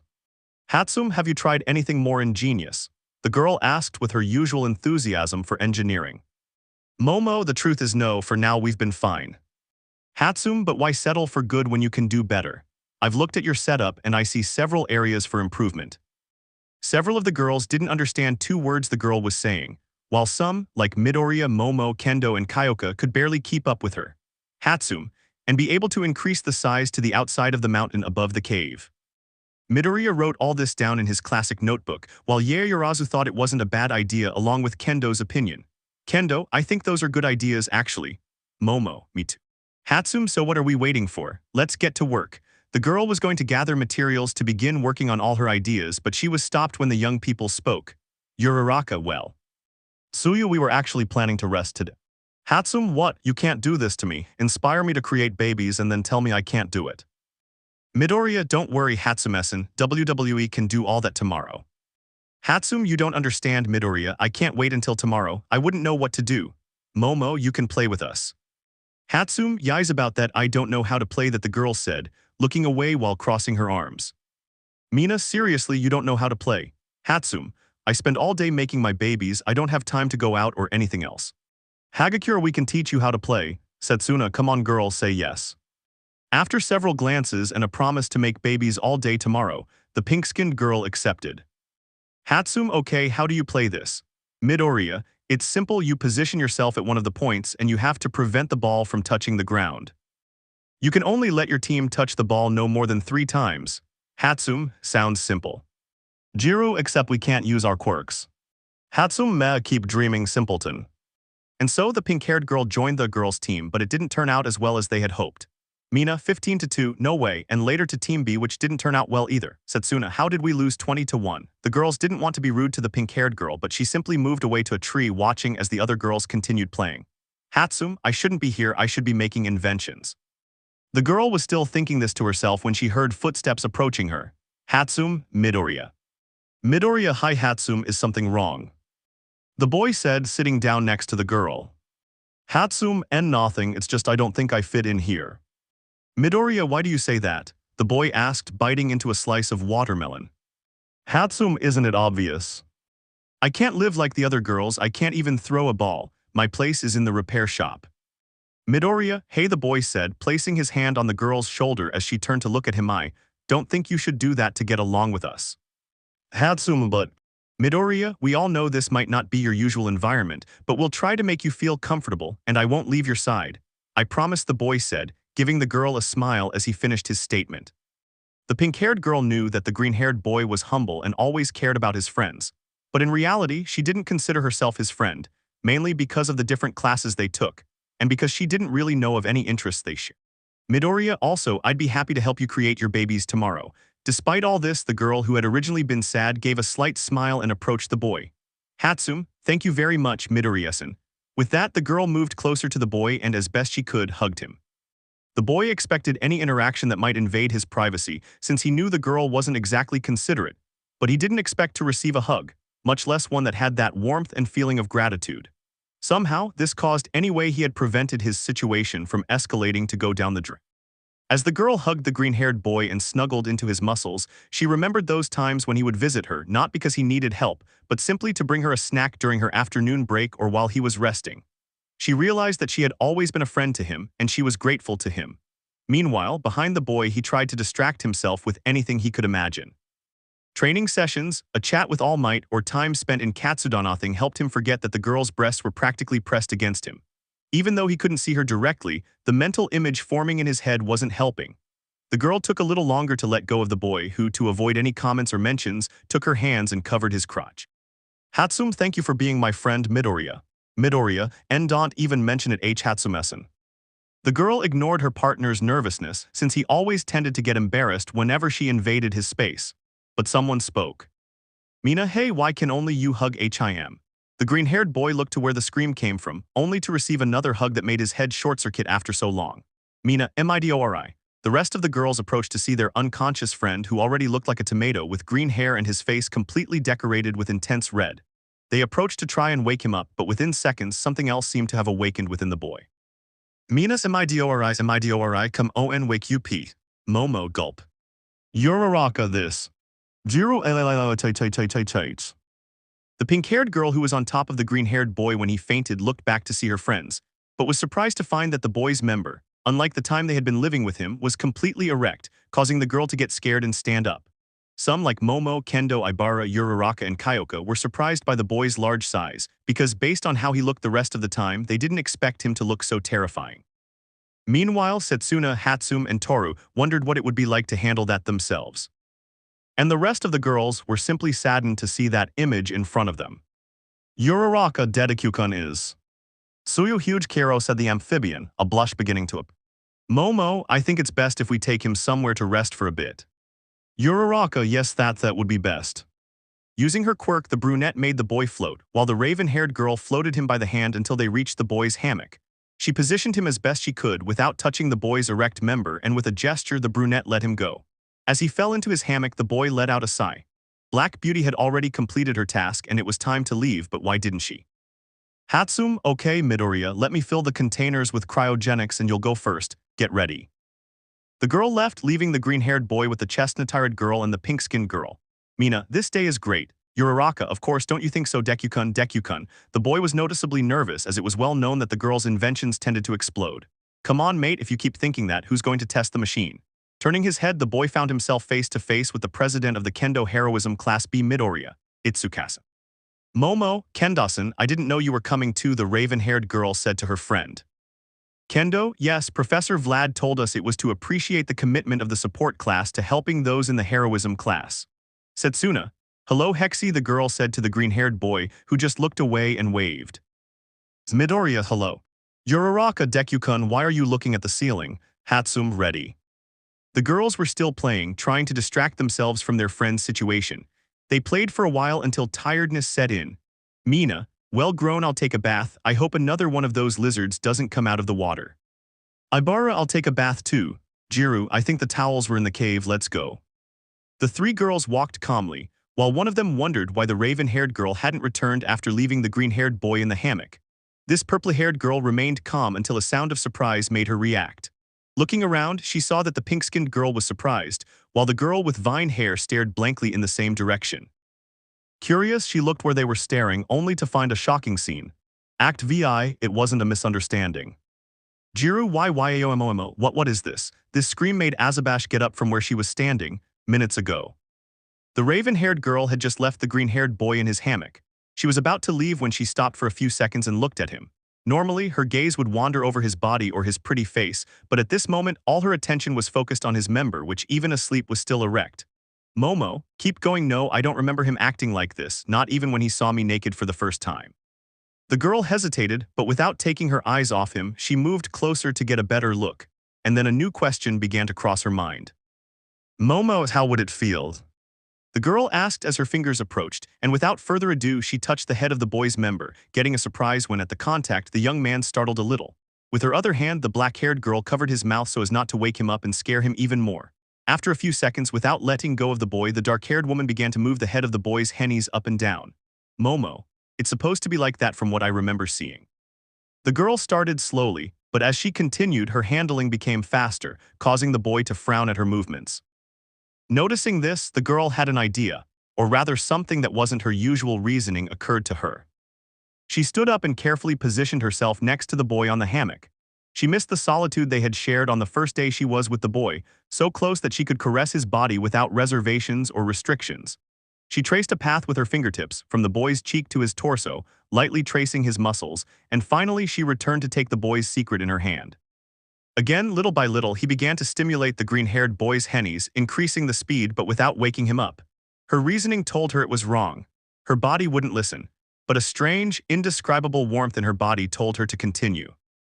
And this same heat made the girl look at the green-haired young man as he committed his act, and in an instant, the girl approached the boy's face and kissed him without him waking up. The girl kept going and going, eventually hearing a faint sound, but she didn't pay any attention to it until... Kyoka Yyomo, what is this, now? Azabash was on her knees before the rest of the girls who, because of the scandal, quickly ran to the cave, finding themselves in the same compromising situation. Meanwhile, the boy remained in his hammock, completely unaware of anything. Kendo, Mamasan, this is unacceptable. Uraraka, how could you do that to Deku-kun? Mina, oh, so that's why they were so close. Now I understand why they were, but not like this. Momo, sorry girls, I don't know what happened to me, sorry, she said, covering her face and avoiding contact with her friends. Jiru, I didn't think you'd do something like that with Midoriya. I honestly thought you were reading a book, the girl said, noticeably embarrassed by the memory. Ibara, that's a sin, only married couples can do that. Suyu, we're sorry Mamasan, but we'll have to let you sleep outside if you do something like that with Midoriya-kun again, Kiro. Momo, I understand. Kendo, come on, let's make dinner and then we'll wake Midoriya up. Girls there. The girls listened to the redhead, and prepared some salads and some drinks with the same fruit. Yui, it seems that's all. Komori, if that seems to be the case. Ibara, I'll go wake up Midoriya's. The woman with the hair approached the hammock where the boy was sleeping. Seeing that he was no longer hard, as before, especially in the girl's eyes, he betrayed her on several occasions. Ibara, how would she feel? No, that's a sin. You must stand firm even if it's just a little new. Come on, Shiozaki, control yourself. Huh. When the green-haired girl realized it, her fingers were already touching one of the boy's pectoral muscles, who was wearing a slight smile. Ibara, I guess I have to make sure she's okay. With this vague excuse, the girl bent down slightly and began to run her hands over the boy's torso, inspecting everything from his shoulders to his hands and abdomen, avoiding his lower body, who, because of the contact her nails were making with his body, let out a slight laugh. She was exploring the green-haired boy's hand, touching the scars he had when she noticed him move. She was about to move away when she felt something holding her wrist, and when she looked, she saw that the green-haired boy was holding her. His grip was firm but not painful. The girl looked at the boy's face, noticing that he seemed comfortable. The girl could only smile, barely remembering the reason she had originally come for the boy. Ibara's Midoriya.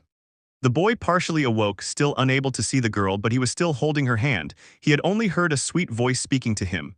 Ibara, come on, it's time for dinner. Midoriya, of course. The boy let go of the girl, who, puzzled, didn't know why she felt sad because of this action. The boy got up and went to the makeshift kitchen, seeing that the rest of the girls were already eating. Kendo, Midoriya-kun, how are you? Midoriya, I'm fine, it's just my forehead hurts, I don't remember what happened. Mina, forgive me, Muscles, the girl said, taking the arm of the boy next to her with both arms, who was embarrassed by the contact and how he could feel the girl's breasts. Midoriya, don't worry, Ashidasan. Suyu Midoriya-kun here, Kira. The boy turned around and saw that the little frog was offering him a drink.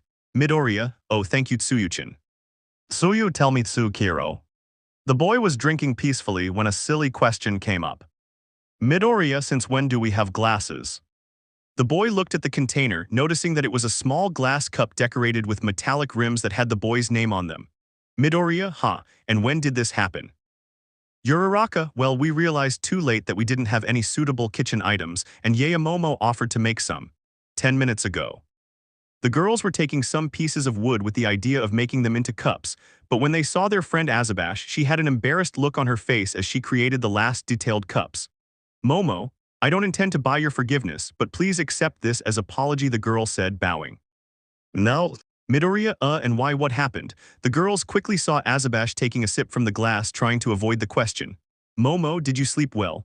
Midoriya, actually I'm great.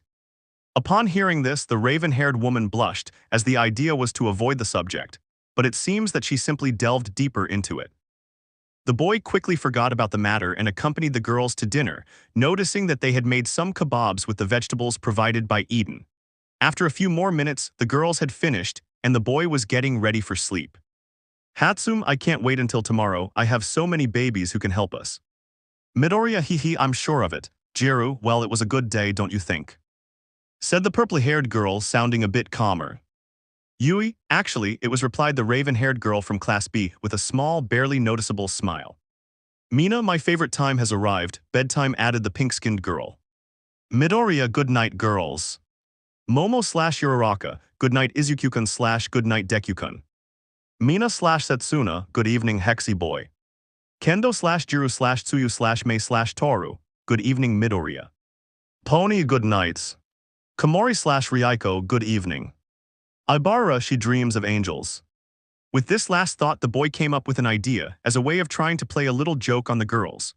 Midoriya, but I'm already seeing them, the boy said as he lay down in his hammock, oblivious to what he had caused. This comment caused the girls to stare at the green-haired boy, their blushes growing increasingly intense. Some of them looked around, trying to find something interesting to mask their embarrassment. The girls could only lie down on their beds and go to sleep, except for one pink-haired girl who was jotting down her ideas on the table in the work area.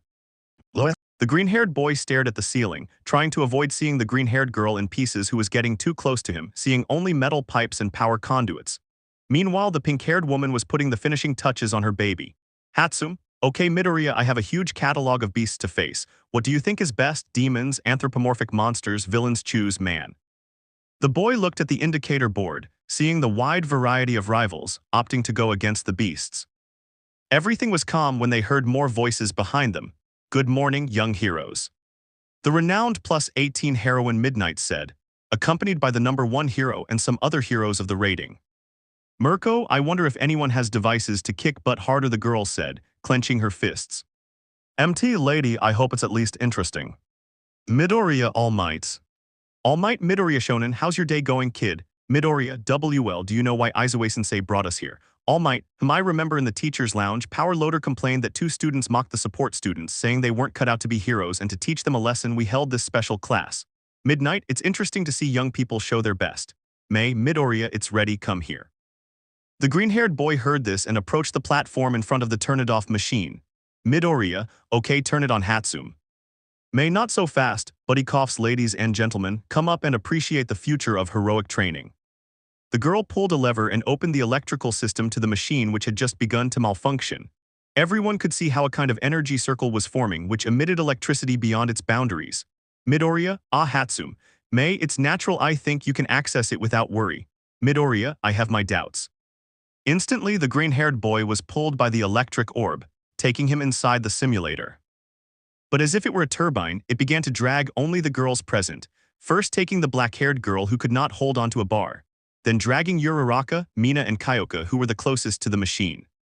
Class B was next, trying to get the girls out of the support class just like Suyu and Toru. May, my baby, the girl screamed as she tried to fix whatever was happening with her creation. Midnight GUIS. Having said this, Nimuri broke free to go to where her students were along with the other 2 heroines. There were more heroes who tried to go, but before they could even enter the danger zone, the machine imploded the energy sphere and flew all over the room. Almight Midoriyashonian. The pink-skinned girl was trying to fall asleep, but she couldn't, because she still remembered that image of the black-haired girl with the green-haired boy and their compromising view. The girl turned her head in the direction where the green-haired boy was sleeping peacefully. She got off the bunk where she was and walked slowly and carefully to where the boy was. On her way, she found it curious how the pink-haired inventor had fallen asleep at the work table, surrounded by several notes, while she seemed to be murmuring something. The girl stood facing the green-haired boy, watching as the moonlight enveloped every part of his body. She stared at him, focusing on the scars on his arms that ran from his shoulders to his fingers, his defined abs and his hair swaying in the breeze. She began to bring her hand closer to the broccoli's face and started to gently stroke it. The boy felt the touch and carefully moved his head. The girl, who had been frightened, waited until he calmed down again and then continued with her curiosity. She traced her face until she reached her lips, which the girl felt soft as she explored them with her fingers. At one point, one of the girl's fingers accidentally slipped into the boy's mouth. But to his surprise, he liked the sensation of that accident. Carefully but steadily, the girl inserted one of her fingers and began to move it around in the boy's mouth, feeling his tongue and the inside of her cheeks. The strange sensation of the boy's saliva on her fingers caused her a mysterious warmth. She never thought she'd ever do something so vulgar with a boy, much less with that boy, but she was grateful that no one saw her and that she had the chance to try. Soon after, she began to bring another of her fingers to the boy's mouth, and she saw the boy's hand on her chest. With a blush on her face, an idea occurred to her. She would make the boy feel good just as the boy was making her feel good. With her other hand, she took the boy's wrist and began to kiss it, giving quick but tender kisses which moved towards his fingers. When they reached them, the girl took one of them to her mouth and, as if it were a lollipop, began to suck on them one by one. The sight the girl had was something that could be described as exciting. The pink-skinned girl had 2 of her fingers in the boy's mouth, while she licked and sucked the fingers of one of the boy's hands. Little by little, she began to notice a blush appearing on the boy's face, but that wasn't all she noticed. Upon closer inspection of the boy's body, she saw that his member was just as it had been when she found her friend Azabash. With curiosity and a slight mocking tone, I whispered near his ear, "Mina, let's see why everyone here wants this." With her free hand, she touched the tip of the boy's rifle, who grimaced slightly at the touch. The girl noticed this, and in a flirtatious tone, she approached and kissed him on the cheek, which in the boy's dreams he thought had only been that, a simple dream, but he had no idea. The girl, using some of her saliva to lubricate her hand, took the boy's hennies and began to stimulate him. The boy's uncomfortable expression shifted to a strange smile, which the girl noticed with her own smile. "Mina, I'm glad you like it." With her heart racing and the sight of that sweet boy below her, the girl moved closer to his face again and pressed her lips to those of the sleeping green-haired boy. As if kissing the boy were an aphrodisiac, the girl sped up her hand movements, causing the boy to begin opening his eyes. Act VII, a nighttime adventure. The green-haired boy opened his eyes, feeling a lot of movement around him and constantly agitated. As he became conscious, he could feel his mouth being obstructed on more than one occasion and in a strange way. What a surprise it was when he saw the pink-haired girl kissing him, and not only that, but with her hand moving rapidly on his member and with a blush on her face that gave it a magenta hue. Midoriya, Ashido. That was all he could say to the girl when she stopped her scream with another kiss on the lips. Mina, I'm sorry for waking you up, don't worry, I'll make it up to you. The girl said, blushing and leaning mischievously close to the green-haired boy's ear. The freckled boy didn't understand why he was doing that, since what did he mean by compensating him? This was quickly answered when he saw the girl take his hand and make him touch one of the pink-skinned girl's breasts. Mina, you can investigate all you want, I won't mind. The boy was completely nervous, because he never thought something like this would happen to him. I could swear that in the girl's eyes there were two hearts that shone in the darkness of the night, and her sclera was yellow. Even with his hand still on the girl's chest, he was trying to find something to stop her. Mina, I think I'll have to guide you, she said with a smile. Taking the boy's hand again, she began to move it so that he would massage the breast he was holding and touching. It was taking on a pinkish hue, then turning red, causing the girl to feel tenderness at his reaction. Little by little, the girl let go of the green-haired boy's hand, who no longer needed guidance. While still stimulating the boy's hennies, the girl began to go slower and slower to give him time for her next move. The boy kept glancing at the girl standing in front of him, who, biting one of her fingers, spoke. Mina, want to try? The green-haired boy almost fainted at that answer, giving the girl his reply. She left the boy's member and slowly walked towards the cave exit, glancing briefly at the boy over her shoulder. Mina, let's go. The boy didn't know why, how, or when, but he couldn't find a reason not to accompany the girl. The boy got up from the hammock and followed the girl's footsteps as she headed towards the lake. The boy watched as the bioluminescent water of the lake glowed as the girl walked into it. As if under a hypnotic spell, the girl moistened her body with the boy's gaze fixed on her, playing with his instincts. To the broccoli's eyes, with its legs and muscles, it was a sight that could only be described as magical and cosmic. Mina, I hope you don't mind, but I wanted to take a bath. Midoriya, don't worry, the boy said, his gaze fixed on the girl and his words uninterrupted. Mina, do you want to help me? The girl said, discreetly placing her hands on her breasts. The boy nodded and went into the water next to the pink one. They both wet their hair, and the moment the boy felt the water, his messy hair covered his face, making the girl laugh. She looked at the green-haired boy, holding his face in her hands and pulling him closer to give him another series of kisses. The boy, as was common for him, was embarrassed when he saw the girl close her eyes and press her lips together. But he wasn't bothered by it, nor did he intend to push her away. On the contrary, his hands slipped between them, and just like the girl in front of him, he tenderly cupped her face. The boy took a few steps back, still holding the girl, guiding himself in some direction. Leaning against a rock, the boy placed his hands on the girl's shoulders, slowly descending as he explored the pink-haired girl's body, going from her shoulders to her chest, then to her abdomen and at some point to her buttocks, which the girl took advantage of to play a light prank on him. She pulled away and let out a soft moan. Mina, Aya. The green-haired boy instantly let go of the girl to look at her, and hit the back of his head when he struck the stone behind him. Mina, ha, sorry, I wanted to see that scared face you usually make. Midoriya, ouch, don't worry, I'm fine. The boy was still rubbing his head when he felt a hand touching his still erect member again. He looked ahead and saw the girl who had her head tilted, looking at the freckled boy's great friend. Mina, but if you want you can make me say it for real. The boy understood what she meant, but he didn't answer. Without waiting for a response, the girl fixed her gaze on the boy's hennies again, which was becoming increasingly erect as time passed. The boy felt a warmth rising inside him and he had to release it somehow. What did he do? Easy, he followed the girl's example. With his index finger, he began a descent, starting at the girl's chin, slowly moving down one of her breasts and lightly caressing it, which made her smile. He continued down her abdomen until he reached her other lips. Upon reaching that area, the boy noticed that it was soft, so much so that he loved the simple act of touching that area of his skin up close.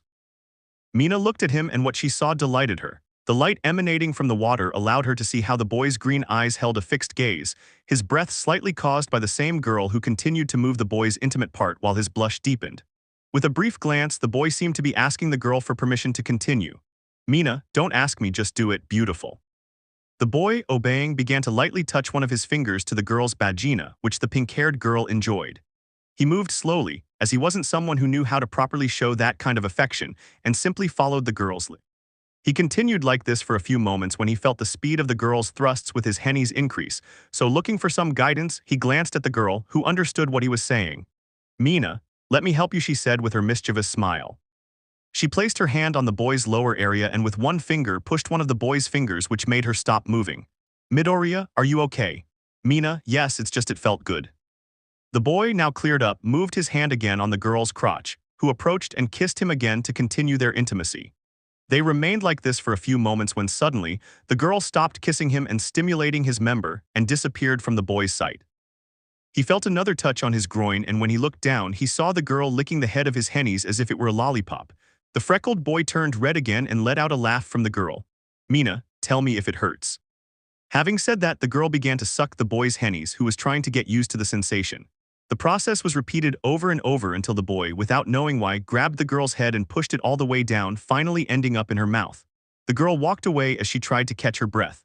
The boy, for his part, had just realized what he had done, which led him to quickly apologize. Midoriya Minachan im sorry. This had to stop when the boy felt her take his hennies again, and this time she was rubbing against something. When he opened his eyes, he saw the girl smiling, rubbing her crotch against the boy's member, occasionally sliding in and out. Mina, actually you know very well, Izuku-kun. The boy didn't expect her to go back to what she was doing. In fact, he expected a slap or a reprimand. Instead, he received a request. Mina, put it in. Midoriya, huh? The boy expected that based on experience, his mind would run wild, even start to hallucinate, and he felt that this request was one of those things. Midoriya, I think I misunderstood you. Mina, I want you to put that, the girl said with a magenta blush and a smile inside me, she said, parting her lower lips, catching the freckled boy's gaze. Midoriya B, but WWE don't have any protection, the boy said, his face turning red. Mina, don't worry, I'll take it out when you're about to finish. Besides, we have protection. Midoriya, really? Mina, yes, look, said the girl, pointing her finger upwards. The boy, puzzled, looked where the girl was pointing, seeing how her wolves were watching them from the entrance of the cave. Midoriya, how long have you been there? The wolves only responded by sticking out their tongues like little children. His gaze was interrupted when he felt his member enter something soft and warm but somewhat tight. Looking down, he saw how the girl had managed to put the boy inside her. She held the boy's shoulders to get used to the sensation and then looked at him. Mina, it feels great. Having said that, the girl began to slowly move her hips, inserting and withdrawing the boy's hennies, who could only get used to this new sensation. The boy's reasoning told him it wasn't the right thing to do, but his teenage hormones told him otherwise, and his hormones were stronger. His hands gripped the girl's waist, and he began to move his torso, managing to push his member deeper inside her. Mina could only watch that green-haired boy gasping for breath. His face was embarrassed, tinged with a passion that fascinated her. The passionate moment made her move closer again and kiss him on the mouth. The boy never imagined such a situation in his short life, seeing his female classmates naked and having sex with one of them, and on top of that she was kissing him. It was simply an incredible moment. The boy gradually began to exert force in his thrusts, causing the girl to hold her hair with some force, which again made the boy thrust harder, turning it into a vicious cycle. The girl offered her attributes to the boy, who in the heat of the moment gladly accepted, further exciting the girl, who with her nails scratched the boy's back, giving him a strange sensation. Later, the couple began to vary their positions and speeds, practically without sleep, while experimenting with their quirks, with Ashido lubricating their bodies and Midoriya the strength and endurance. They both forgot about time and just continued in their passionate moment for as long as they could endure. Mina, Izuku-kun. Midoriya, yes, me too, I love you, Minachan. The green-haired boy was about to finish when the girl withdrew and used her mouth to help him. It didn't take long to finish, bringing a smile to the girl's face. Mina, that was fabulous. Midoriya, honestly it was great, but I think we should get some sleep. Mina, well, you behaved very well with me and cooperated, so I accept only if I can sleep with you. The girl said the last part, placing her hands on the boy's neck and pulling him closer to her. Midoriya, don't you think it would be? The girl kissed him on the lips and then explained. Mina, relax, I'm just playing, we can go to sleep now. The girl got out of the lake and headed towards the cave, while the boy continued to wonder how it all happened. Without further ado, the boy headed towards the mouth of the cave while his wolves watched him calmly. Midoriya, you guys don't say anything, he said jokingly. The wolves only saw the boy while in their heads there was only something. Look at him going back to the others like a total fornicator. The boy lay down in the hammock, and when he turned around and saw the pink-skinned girl, he could see how she was looking at him with a calm expression. Then she opened her mouth and with her tongue began to push one of his cheeks while making a movement with her hand, simulating what they had done hours before. The boy would normally have been embarrassed, but now he could only chuckle a little as he waited to go back to sleep. Meanwhile, someone else was just breathing rapidly and nervously at what she had heard for hours at the lake. The teachers were coughing and trying to get back on their feet after the explosion, while a blond man, as quickly as he could, stood up and headed towards what had once been a machine. Almight, Midoriyshon. The man shouted as he tried to find a way to reactivate the machine, but it was a waste of time. Almight, power loader, can you repair it? Power loader, I don't think so. Hatsum did this. She didn't let anyone supervise it, not even me. I don't know how she made it work. Aizawa, he said it was for training. Is there any way to see where they are? Power loader, it seems not only she has access to her babies. I like that girl's passion, but sometimes she goes too far. Almight, is there any way you could build something similar? Power loader, I'll try at least something to communicate with. Almight, that machine also took Nimuri and other heroines, why only them? The former number one wondered, while a grape-haired man and a blonde young man just looked the other way. Minta, this looks bad. Kaminari, of course Midoriya is hanging out with heroines and cute girls instead of us. Minta, and you don't know how I programmed the machine. What? The night had ended and a raven-haired girl and a redhead had just woken up. Momo, good morning, Kendo-san. Kendo, hi Momo, did you sleep well? Momo, like a baby. The girls were getting up and heading to the lake for a quick shower when their gazes were lost on the green-haired boy guarding the entrance. They saw how relaxed he was and how happy he looked, and was his hair wet. The redhead approached the boy to verify what her eyes were seeing, but a phrase stopped her. Momo, Kendo-san, are you coming? The girl was startled to see how he was practically touching her cheek. Kendo, yais, sorry. Act VIII, a series of improvements. The girls from classes A and B had already gotten up, except for a pink-skinned girl and the green-haired boy, obviously because of all the action they had the night before. Although the latter did not have the great benefit of continuing to sleep, when a pink-haired girl did not allow him to. The boy was sleeping peacefully when he felt a series of excited tappings on his chest and a weight on his abdomen, and subsequently felt more weight being exerted on the hammock. The boy, still sleepy, only took one of the hands, thinking it was the girl with black and yellow eyes. This stopped, and when I opened my eyes. Hatsum, hey Midoriya, come on, get up, we have a lot of babies to take care of today, said the now well-known Mei Hatsum with a clearly excited smile. The boy took milliseconds to wake up and see that the girl was on his hammock, and as expected her breasts were pressing against his torso, and to top it all off she was jumping excitedly on his body, starting to provoke some excitement in him, something the girl completely ignored. Midoriya, Hatsum-san. Hatsum, come on, get up, there are many things to do today. The girl, paying no attention to her green-haired friend and his growing problem, climbed down from the hammock and dragged him out of the cave. Midoriya, W8 Hatsum, I'll go with you, but just let me do something. Hatsum, don't worry Midoriya, anything you need to do you can do in the garden, the girls are already waiting for us. Midoriya, the girls. Upon arriving where they were, the boy could only remain as he had been on the first day he arrived on the island, his hands covering his crotch as best he could and a blush that was more than obvious. The boy looked around, trying to find a way to calm down, but it was impossible. Uraraka, good morning, Deku-kun, said the cheerful brunette. Midoriya, gee, good morning, Uraraka-san. Momo, Izuku-kun, is something wrong? Kamari, are you hungry? Yui, dream, Toru, does something hurt? Midoriya, no, it's nothing, really. Kendo, hey, you know we can help you with anything. You've already done so much for us by leaving us here. Tsuyu, why are your hands like that, Kiro? The girls, who had only noticed how red the boy was, shifted their focus from looking at him to his hands, which were hiding something. Midoriya, NNO, nothing's wrong, really. Ibara, Midoriya, move your hands. Setsuna, come on friend, we've seen everything, what does it matter anymore, come on, let us see. Kyoka, we know that any comment about a man's manliness affects him, but we won't say anything, come on. The green-haired boy felt relieved and perhaps offended by the rocker's words, but he was going to be forced somehow, so he decided to cooperate. Little by little he began to withdraw his hands until one rested on his hip and the other tried to cover his face. The girls thought she'd had a thought about her friend's size, but all their thoughts went out the window when they saw their friend's friend standing there. Uraraka, this oh my god. Momo, sighs, how I wish we could go back to yesterday. Kyoka's damn. Ibara, God, forgive my friends for thinking about vulgar things, and me too, please. Kamari, what a great mushrooms. The girls had thousands of thoughts about the boy's size, but only one of them decided to speak up. Setsuna, hey, with that friend you could paralyze anyone, the green-haired girl commented mockingly, drawing the girls' gazes and causing the freckled boy to feel embarrassed, because the pink-skinned girl hadn't woken up yet. Thanks to the young inventor, the issue was able to be put aside.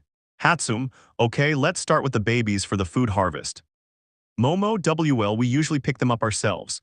Hatsum, true, but do they really want to be out here in the sun just for that? Wouldn't they prefer to just get up without having to leave the cave, so develop this? The girl gave a map to the green-haired boy who understood everything at first glance. Midoriya, actually that doesn't sound bad. Hatsum, of course not, besides implementing an irrigation system with the waterfall's water, I doubt they'll need it but it will be useful in any way. Jiru, and what do you need? The girl said, finally looking away from the boy's erection who hadn't noticed her. Hatsum, well, I need metal sheets, screws, a programming card, and some electricity. Toru, and how do you plan for us to find that? Momo, cough cough. Toru, oh, of course. Hatsum, I'll go get the other babies. Midoriya, I left some blueprints on the workbench, could you bring them to me? Midoriya, sure. The boy was leaving when one of the girls spoke. Ryuko, and those scratches. The calm demeanor the boy had managed to maintain quickly vanished with the question from the white-haired girl. Suyu, Midoriya, what happened to you? Kiro. Midoriya, awesome and nothing, I'm fine, I don't know what you're talking about. The girl with jet black hair created a mirror, and using the machi which made it turn its head saw how her back was clearly marked with easily noticeable red lines. Midoriya, I don't know what happened. Jiro, I think I have an idea. At that moment the boy was about to panic. He knew Kyoka's quirk was the ultimate espionage tool, and if she had overheard them last night he would be executed by the girls. Kyoka, it's that damn hammock of yours, you must have moved wrong last night and hurt yourself, you should make a mattress or something. Midoriya, I mean yes, that must have been it. Hatsum, I can make you a sofa bed if you want and with a massage function. Midoriya, thanks Hatsum, but I think I should do them myself. Hatsum, now I know you help me with my baby and I'll help you with your bed.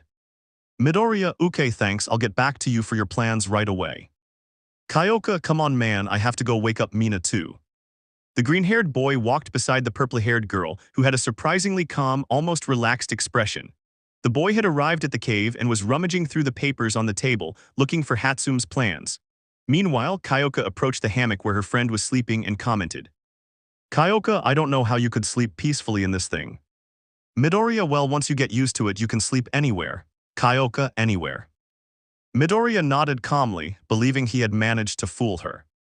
Kyoka, and if I suggested you sleep in my bed, would you get used to it too? The boy felt a chill run down his spine. Midoriya, probably, I don't know. When he turned around, he saw that the girl was standing directly in front of him, with her hands behind her back and a noticeable blush on her face. Kyoka, well, if you want you can sleep with me tonight. Midoriya, but why? Kyoka, well, I don't want you to get hurt again. The boy was entering a stage where he felt his blood boiling with shame coursing through his body until he reached the inevitable. The girl was so close to the green-haired boy that she felt something tap below her navel, and when she looked down she saw that the boy's member was hard again. She looked at him with a face the boy knew perfectly. Midoriya/Kyoka, perverted. The boy had already seen Kyoka hit Minta and Kaminari for comments like that, and was already expecting her imminent blow when he felt a soft touch. He opened his eyes and saw that the girl's hand was touching the boy's head. Kyoka, did you get like this because of me? The boy looked away, trying to answer with as few stumbles in his words as possible. Midoriya, yais. Kyoka, really? Rather than an angry tone, the girl seemed to be speaking with surprise and almost hope. Kyoka, and if I did this, would you be angry with me? The girl's mind was a jumble of ideas. First, she didn't know why he'd suggested sleeping with her. Was she planning to do the same thing Mina had done the night before?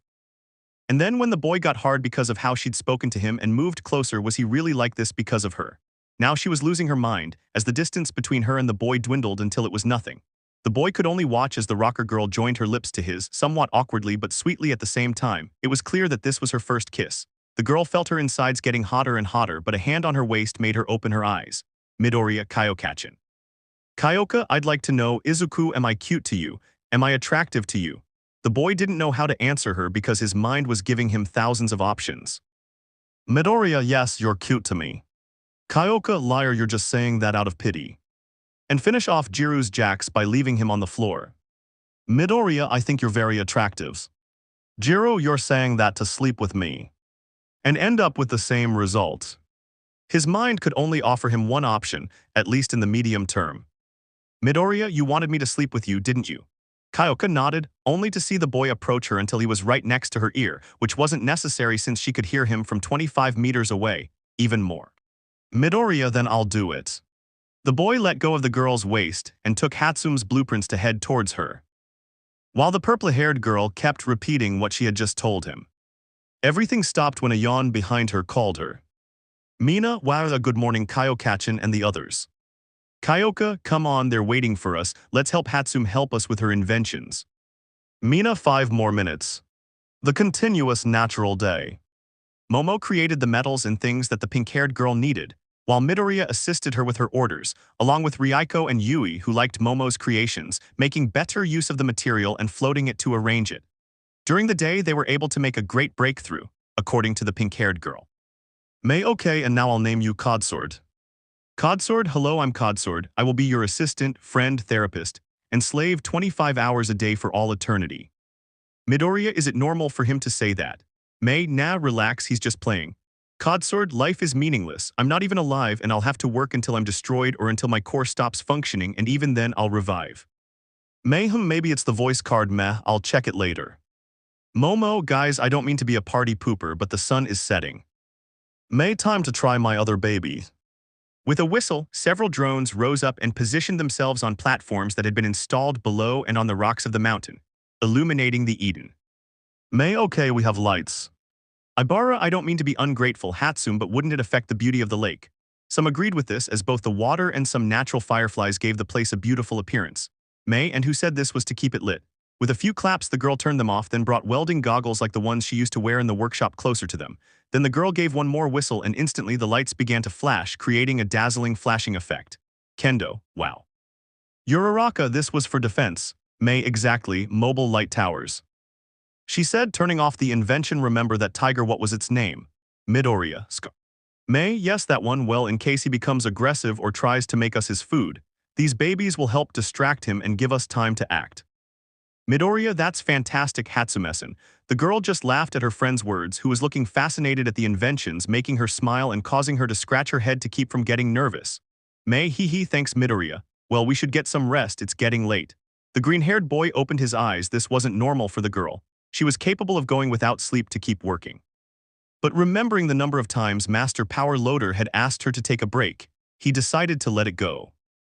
The group of girls and the boy went into the lake to take a shower and wash off the dirt from work. The boy was cleaning his head when he felt something touch his back. Turning her head, she saw the pink-skinned girl who, with a mischievous look, began to play with the boy's chest, taking finger by finger to the boy's lips without any of the girls noticing. Mina, hey muscles, did you miss me? Midoriya, oh Minachin I. Mina, do you want me to help you wash up? The boy couldn't say anything when the girl turned him around and began rubbing his back. The boy, embarrassed mostly by the fact that the other girls might see them together, turned his head and noticed that the girl's gaze was no longer mischievous or lascivious, but tender, even joyful. He recognized the looks the girl usually gave him when she was happy, but this one was different. It seemed she enjoyed spending time with him. With that, the girl gave him another smile and hugged him from behind, making him smile too. The boy and the rest of the girls were on their way back to the cave when they noticed the dogs dragging the green-haired boy's hammock, and they were puzzled by this. Upon reaching the mouth of the cave and preparing to sleep, they realized that the broccoli now had nowhere to sleep. May, I forgot your bed, let me build one, I'll ask Codsword. The pink-skinned girl's mind was arranging her words to ask the boy to sleep next to her, but those words were quickly stolen from her. Kyoka, don't worry, Hatsumesan, I can sleep with you tonight. To the surprise of those present, they looked at the girl, who maintained a serious and even grumpy expression.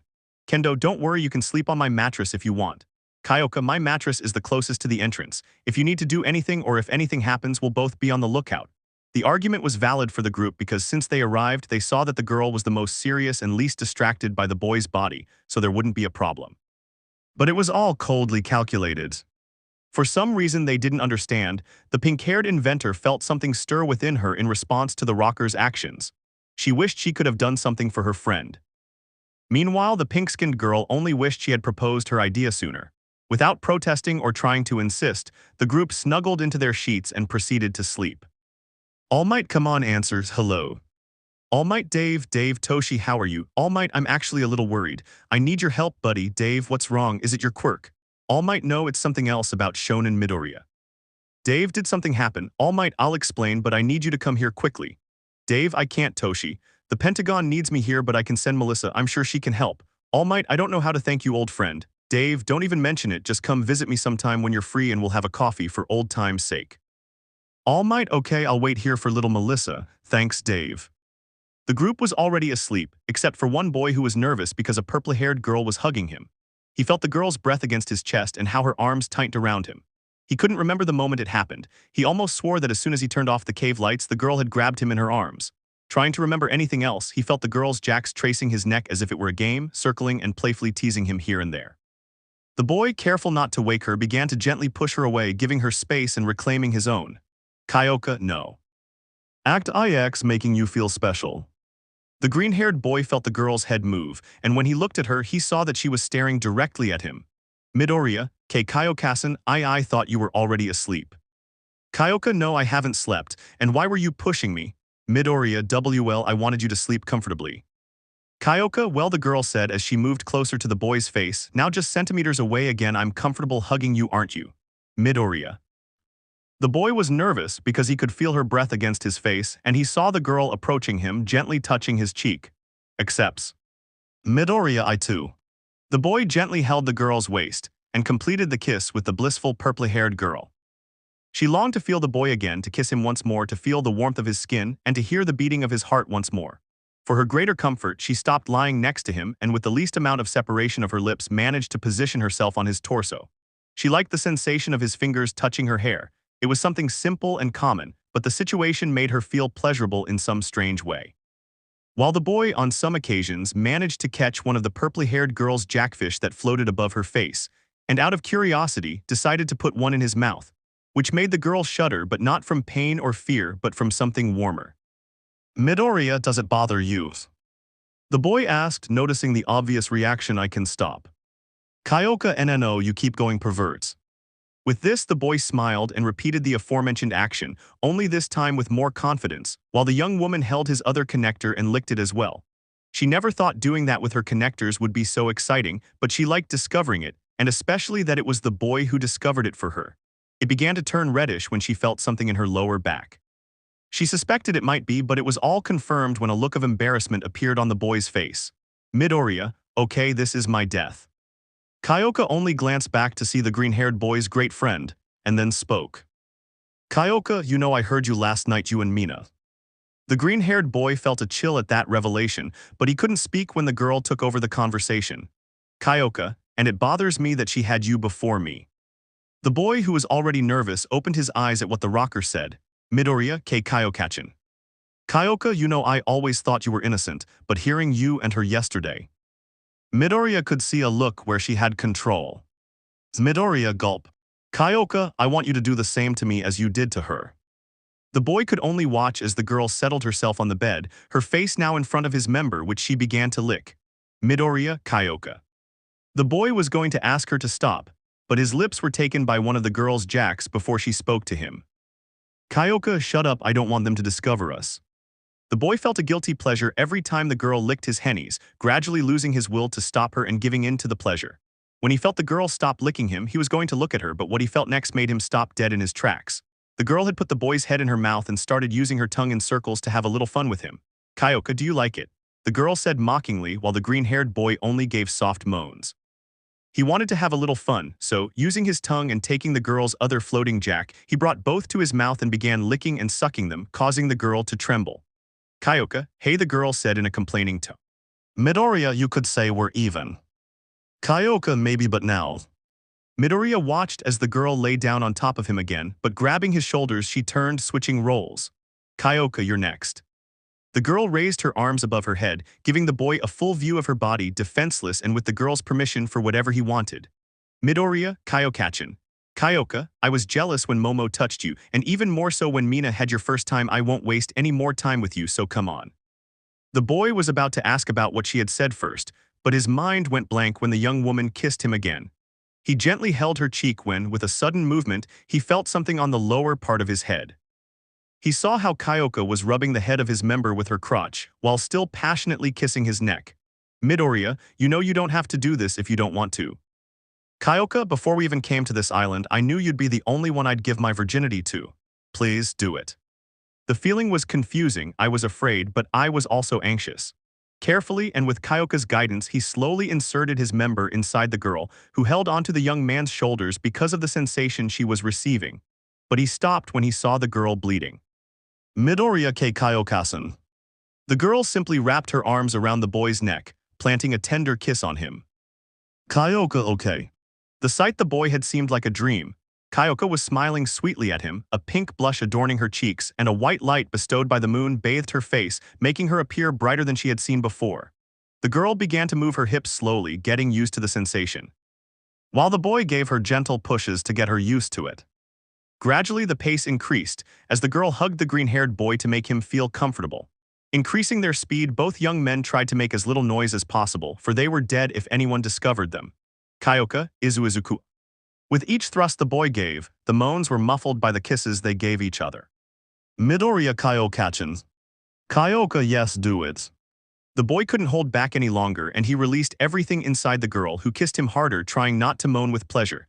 The two young people just hugged and breathed heavily. It was exciting, though difficult. Kyoka, izuku. The green-haired boy turned to look at the girl, who gave him one last kiss on the lips. Kyoka, I love you. Having said that, the young woman stood up and walked straight towards the exit, while the broccoli's gaze still followed her. Kyoka, let's go, she said, beckoning him with a flick of her finger, being flirtatious on her part. The girl submerged herself in the water to get rid of the smell of Hex, so that no one would notice. After a quick bath, both the green-haired and purple-haired girls returned to bed. The boy lay down, but to his surprise, the girl took his arm again and made him hug her. Kyoka, good evening, Izuku-kun. Midoriya, good evening, Kyoka-chan. And with that, he gave her a kiss on the head before finally falling asleep. The next day, a chestnut tree was sleeping peacefully when it felt some small taps on its hand, calling it to wake up. Uraraka, yawn what? The girl said, annoyed. Toru shhh, don't say anything, look. The brunette did what her formerly invisible friend asked, and what she saw left her surprised. Getting out of his bunk bed, he approached the place where the purple-haired rocker and on this occasion the green-haired boy were sleeping, only to see how the green-haired boy was asleep, while he hugged the naked body of the girl, who looked tender and calm, receiving his warmth. Toru, they're adorable. Uraraka, indeed, yes, said the brunette girl with a tone of envy, but happy to witness that sight. Little by little, the other girls woke up and saw the same scene. But one black-haired girl was noticeably more upset, for it had been a while since she had slept with the boy and she wanted to do it again. A pink-haired engineer, for some reason, accidentally activated a loudspeaker, which caught everyone's attention, causing both young people still asleep to wake up with a start. They instantly noticed their female companions surrounding them, with no explanation of what they were all doing there. Kendo, oh gee, good morning, Midoriya. Midoriya, wh, what were you doing here? Tsuyu, well, we were going to wake them up, Kiro said, the little frog trying to hide the obvious. Setsuna, because it seems they both slept well, the girl said with a slight blush and her characteristic mocking smile. With this subtle hint, both the purple-haired girl and the green-haired broccoli boy were embarrassed. Uraraka, come on, let's have breakfast. The group quickly set out to find some food, but when the freckled boy was about to join them, the purple-haired girl grabbed his wrist. Midoriya, Kyoka, the truth is I slept really well with you last night, could you sleep with me again? The girl said, looking away but not hiding a smile. The cheerful green-haired boy approached and kissed her forehead, which the girl adored. Midoriya, of course. The boy finally left, leaving the rocker with a smile. Mina, well. At the airport, Toshinori was waiting for his niece Melissa Shield, hoping that the girl could help them with the altercation that had occurred in the exhibition group. His mind focused on the young blonde woman as she approached and happily greeted him. Melissa, hi Uncle Might. Almight, Melissa, it's so good to see you. Melissa, me too, but tell me what happened. It's not common for Dad to send me with you. Almight, I'll explain it to you on the way. Thus, both blondes headed to UA to find a solution and recover the students and heroines who entered the machine. Upon arriving, the young woman quickly went to the accident site to try to find anything of value or that might be useful. Melissa. Almight, is something wrong, Melissa? Nezu, I imagine he found something we couldn't. Melissa, yes, these containers, the material is different from the others. Power loader, it was the one Hatsum brought to power the machine. Melissa, just a moment. Everyone fell silent at the blonde's remark. Melissa, I believe this type of energy can be replicated. Aizawa, are you sure? Melissa, yes, I just need nuclear energy containers, a fusion cell, 3 omega range generators, and a sandwich. Almight, what's the sandwich for? Melissa, sorry Uncle Might, but I couldn't eat on the way, said the blonde, embarrassed. Nezu, I know someone who can get us everything else, but not the sandwich. The green-haired boy went out to pick some fruit from a nearby tree when he heard something familiar. Coco. Surprised, he approached a bush, and to his surprise, it was what he thought he heard. A hen. He approached, and the black hen didn't run away, she simply stayed still. Taking her in his arms, he brought her close and carried her to Eden. Midoriya Girls look. Looking at the green-haired man, many were surprised by the discovery. Kamari grate a chicken. Momo, now we have more options for breakfast. To the surprise of those present, the hen was not violent. She was extremely calm and peaceful. Even after he put her down, she went to the lake and drank water. Not even the presence of the wolves bothered her. Yui, where did you find her? Midoriya, I was among the bushes. Tsuyu, guys, look at this. They all approached and saw two pairs of eggs. Like the hen, these had black shells almost absorbing the light. Setsuna, breakfast. Midoriya, wait, the girl with dark green hair was about to take them, but the boy's shout stopped her in her tracks. Setsuna, what, I'm hungry. Midoriya, if this hen is the only one, then those eggs are the only ones on the island. Uraraka, we'd have to wait until they grow up then. Toru, I hadn't thought of it that way, then I'll go get an orange. May, this all sounds like a farm to me, I'll start building a stable. Codsword, bring the wood. Codsword, at your command, mistress and lady, Aurora of my creation. Momo, Midoriya, do we have any plans for today? Midoriya, now that you mention it, we haven't created anything to protect the meat and store it in the cold. May, and that sounds like a cold room to me. Momo, I can create solar panels, there's plenty of space to harness the sun. Midoriya, sounds good. The group began to carry out various activities, such as taking a bath, and others began to go for the materials that Azabash created. Fascinated by how everyone needed her ability to create, the pink-haired girl installed and prepared the generators. But there was one thing she wouldn't admit. Every time the green-haired boy brought her the materials, she liked seeing the smile he often gave her, and she couldn't help but look at his body when he went back for more. He even went so far as to burn some things because he got lost in her gaze. Hours passed and the girl admired his work. May, done, 15 beautiful solar panels installed. We were even able to install the extra one on the waterfall wall. Midoriya, thank you very much, Ryukasan, Uraraka-san, Kendasan. Uraraka, don't worry, Deku-kun, the brunette said, embarrassed. Ryuko, it's nothing, said the ghostly girl. Kendo, I thought it would actually be more difficult, he said, smiling. Tsuyu, Midoriya-kun, everything is ready. Midoriya, okay. The boy walked towards the new building. Near the old lumberyard, there was now a metal room that received cables from the panels. When he opened the door, a cloud of cold air greeted him, causing him to close it instantly. May, it works well, huh? Midoriya, CC, I think it's too cold. Toru, too much. Dude, you look like a lemon popsicle. Some girls tried to hold back their laughter, while others like Setsuna, Mina, Kyoka, and Komori did let out a few laughs. Momo, you should go and take a bath. Midoriya, sure, excuse me. The engineering girl just felt embarrassed and lowered the temperature as she led the boy to the lake and went into the water with him. May, I'll take care of him, you can go. Momo, okay. Tsuyu will make dinner in the meantime. Pony, don't be late, pink friend, and neither should you, green friend. With that, the other girls left both young men in the water. May, are you feeling better? The girl asked with concern. Midoriya, yes, he said, more relaxed. The girl was holding the boy's shoulders, but for some reason she started massaging his back, giving him a sort of massage. Midoriya could only feel her hands tracing his back. He didn't understand how, even though Hatsune was an engineer, she could have such soft hands. May, I hope you don't mind, but you seem a little tense. Midoriya, thank you very much. The girl slowly began to move from his back to his shoulders and hair, soon reaching his hands, and before she knew it, she was already embracing the boy from behind, feeling his chest with her hands and feeling his back inhale and exhale, finding it relaxing. Midoriya Hatsume-san. May, you can call me Maze. The girl could only remember how the green-haired boy was the only one who could spend hours with her in the hero equipment and upgrade room without criticizing her passion for creating, or how he shared her habit of taking notes on everything and admired her ability to see opportunities in everything. Every time she remembered those moments, all she could do was tighten her embrace with the boy and rest her face against him. The embarrassed boy just let her be, and when he least expected it, the girl had moved in front of him, making him look directly at her. Midoriya, is something wrong? May, no, I just wanted to do this if you don't mind. Midoriya, and not at all. Trying to remain calm, the boy slowly moved his hand closer until it touched the pink-haired girl's hands. Feeling it, she caught his fingers and continued to hold him tenderly. As time passed, the boy relaxed and let himself be carried away by that pampering. Act X, making a deal. The young people were already in the cave having a quiet dinner. For greater comfort, they had positioned themselves in a circle near the fire, which warmed the stew they were eating while sharing funny anecdotes from their time at the UA or things outside of it. Kendo, Hahaha and then Monoma tried to repeat what Tetsu and Kirishima did, but he hit himself right in the face. Hahaha. Setsuna haha I remember it well. When she woke up, she blamed the world and went to the dorms to cry. Zelwazu. Mina haha speaking of Kirishima, I remember Kaminari-kun proposed an idea to him. To test his endurance, he would enter the pool and Kirishima would fall in while Kaminari applied electricity to him. Ibara, oh my god, what happened? Hagakure, well, he did run to the pool carrying the toaster, but Midori was there and he barely managed to grab it. Midoriya, haha, yeah. I remember Iida reprimanding them both for this idea, and then Aizawa reprimanded Iida for losing sight of them. Tsuyu, Midoriya-chan, wasn't it that same day that Iida insisted you become the class president, Kiro? Momo, that's true. Why didn't you accept the position?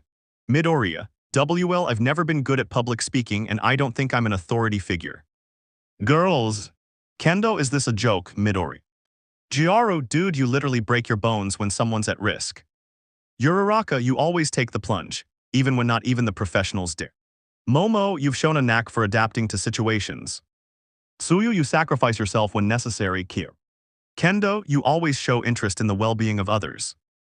Setsuna, besides, when you put your mind to it, you're terrifying. Pony, but my green friend is cute most of the time. The boy, ashamed of his hypocrisy, could only eat his stew, looking away from everyone else. Kendo, and honestly, I think if you had been president, I would have organized things better with you than with Lida, he said, taking a big swig of his dinner. Momo, do you not get along with Lidasan, Kendasan? Kendo, no, it's not that, but do you know what he did during the week of cultural festivals? Momo, no. Kendo, he started calculating what he would have to pay at UA, until he graduated and expenses for his first 2 years as a pro hero. Mina, that's an exaggeration, we still have 2 years to Geo and 4 more for those two. Tsuyu, yes, that's something Lidasan would do, Kiro. Hagakure sighs, do you know what I wish for right now? Komori, watch Shrek. Hagakure, no, well, yes, but other than that I wish I could eat one of the pastries Sato used to make on Saturdays. Midoriya, ah yes, me too. Uraraka, but you were always stealing them. Hagakure, what can I say, I'm human. Momo, Izuku-kun, you too. Midoriya, I'm human. Some laughed at that silly answer, making the boy embarrassed by his confession. Hagakure, and what will we do tomorrow? Mina, I don't want to do any more work, the girl said, hunched over with exhaustion. Midoriya, well, that's a good question actually. I was thinking of going out to train a bit and explore the area around the mountain. Jiru, that's true. May, and for that I have this baby. The girl said, taking a small watch from her now work table.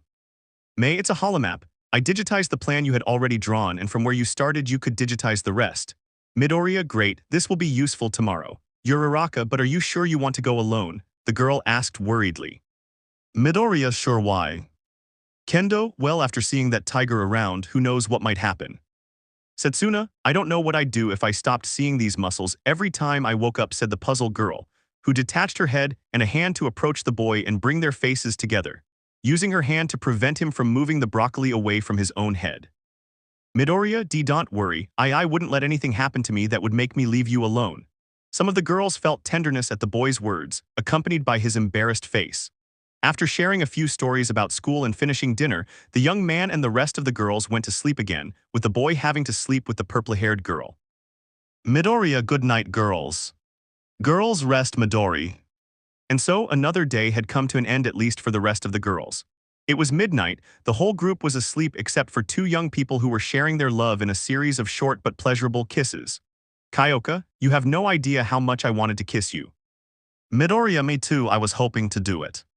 The kisses gradually became longer and more passionate, when the boy felt a hand slip from his abdomen to his member, which began to be massaged. Midoriya, hey, I didn't think you were going to be a pervert, he said mockingly. Kyoka, what are you talking about? The boy opened his eyes and saw that the purple-haired girl had both hands holding his green hair. Surprised, he looked down only to see that the hand stimulating his member was pink. Startled, he turned his head and saw Mina, who with a mischievous smile approached and kissed the boy's lips, overheating his brain and leaving it in a rock-like state. Mina, I can't believe you started without me, she said with a pout, pointing an accusing finger at the girl, but without stopping her hand that was manipulating the boy's member.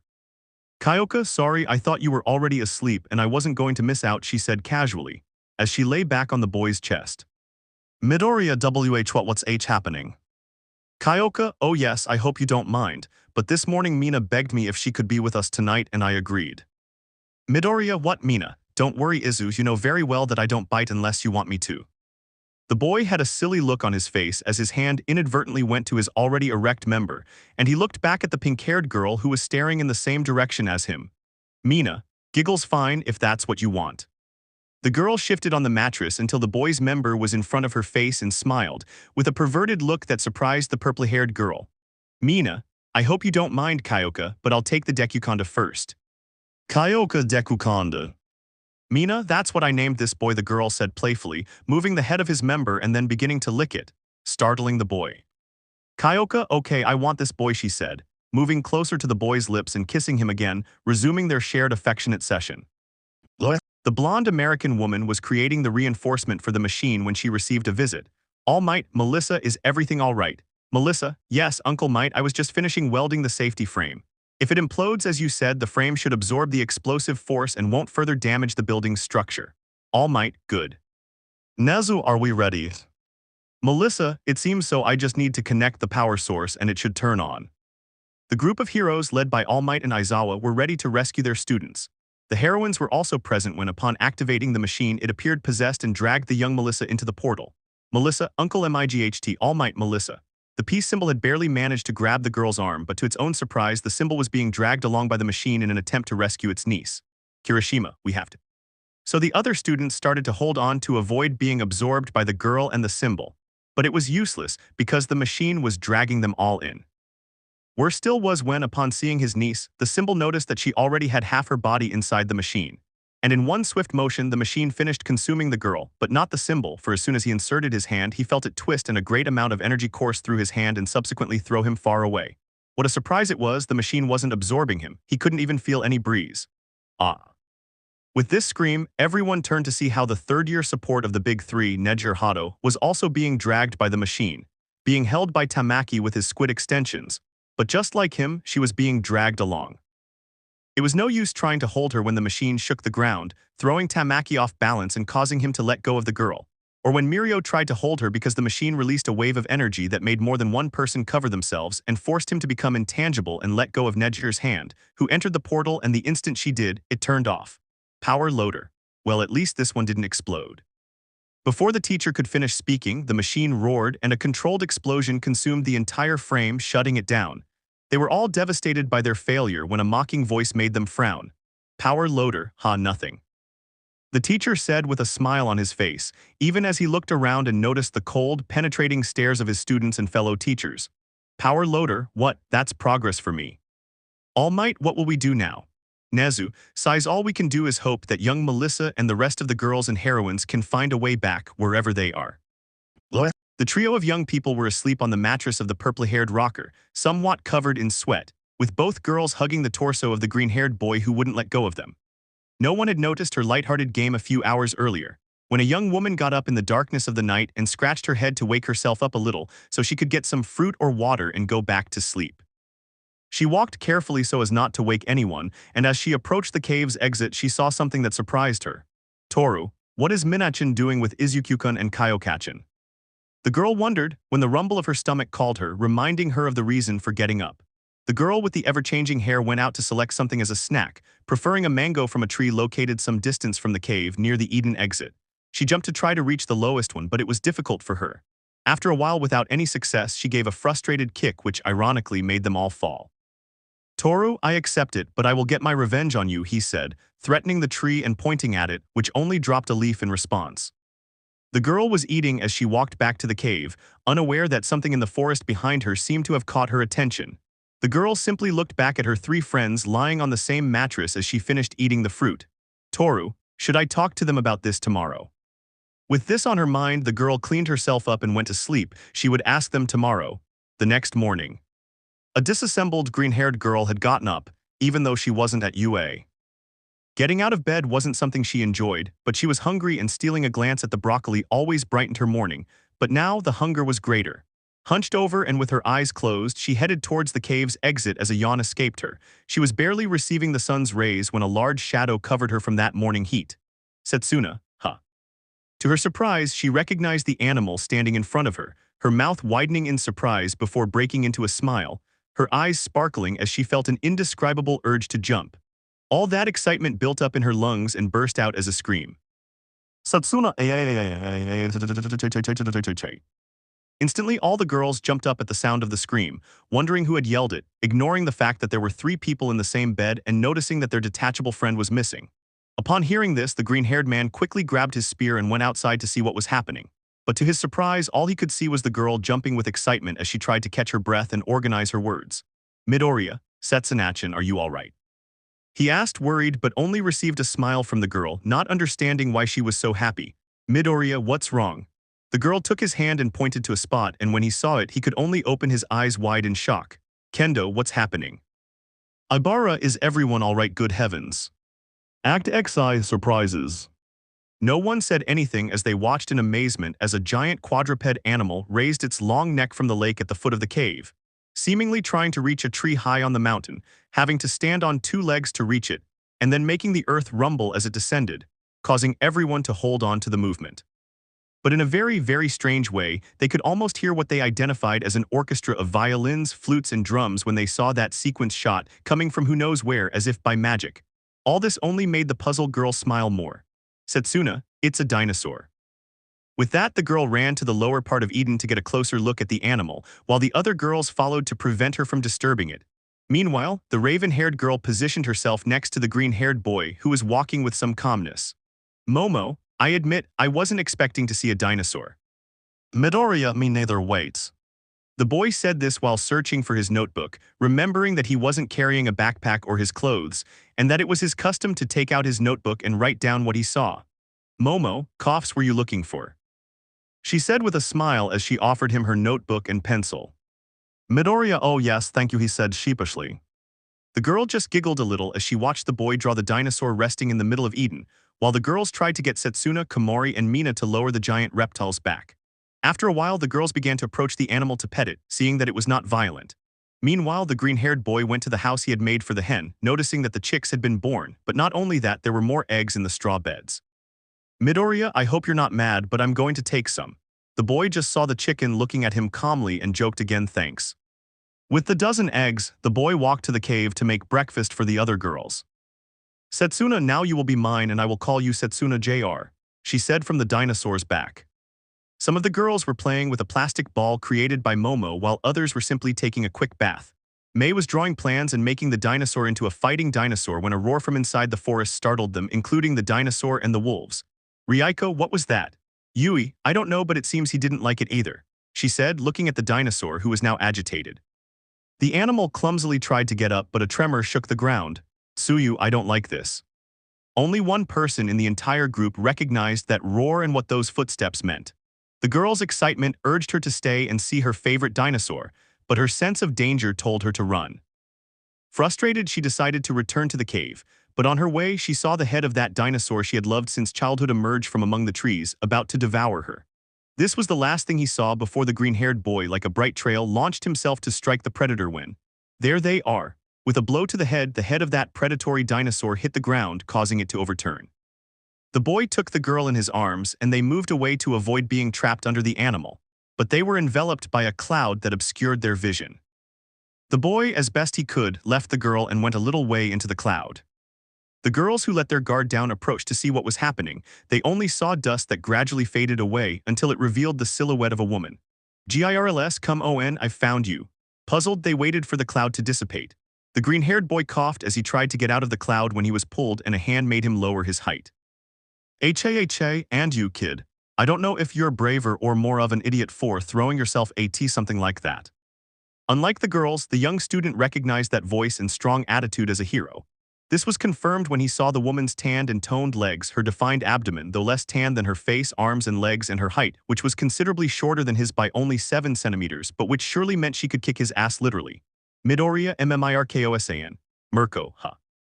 The heroine looked the boy up and down, noticing, of course, his nakedness, and seeing how the boy blushed, decided to play a little joke on him. Mirko, what's wrong? Did the rabbit get your tongue? She didn't let it show, but putting her arm around the green-haired boy and pulling him closer wasn't her best idea. She didn't want to show her embarrassment by pulling away, but she also didn't feel confident she could stay calm with a naked boy next to her, especially a young one. The rabbit smiled at the boy's embarrassment but was surprised when she saw two girls approach him and get close to him. Setsuna, come on Midori, is something wrong? Mina, you know you can tell us what's going on with you. Midoriya mffine. The boy looked everywhere, but wherever he looked he couldn't help but notice the women's breasts, and it was no wonder. On the one hand, if he looked too much he'd get a kick that, as Pony once said, will be so strong your grandchildren will feel it. On the other hand, if he looked at Setsuna's assets, he was sure she'd tease him about it all week, besides making fun of his shameless feet. And Mina, he knew that with her the only problem would be satisfying her at night, but the insinuations she'd make during the day would leave him walking around with an erection, and it would be embarrassing to go around like that. His only response was to look at his own feet. This went on until I heard some noise coming from the bushes. The boy was about to approach when he saw more familiar faces coming out of there.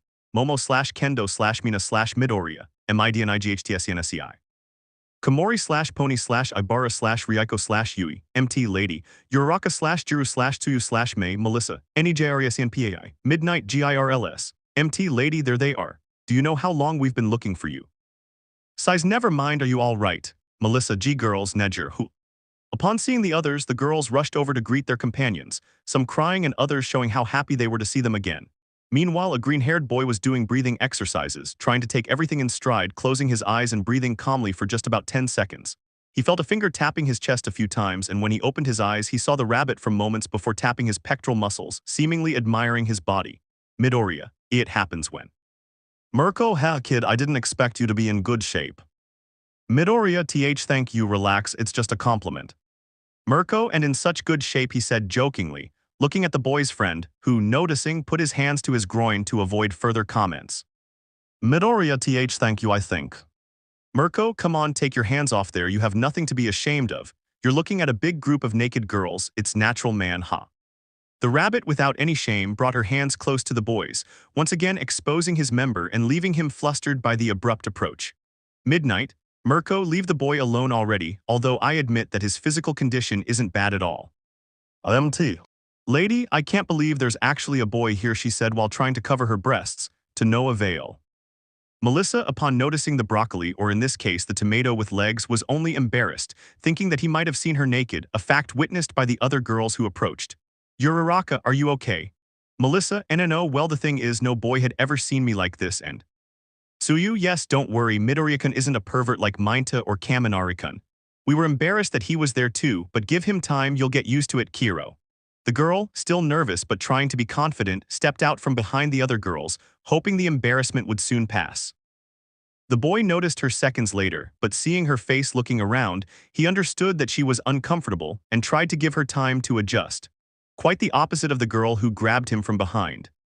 Nejair, hello Midoriya-kun, said the light blue-haired girl who had hugged the green-haired boy from behind and wrapped him in a hug, so the boy felt her breasts pressing against his back. It felt like the Chernobyl nuclear reactor about to explode. Midoriya, ho hello en Nenajair s senpai, help. Nejair, huh, what's wrong? Are you sick? Is something wrong? Why are you so red? The girl moved around the boy, asking left and right about his current condition, who had to resort to someone's help.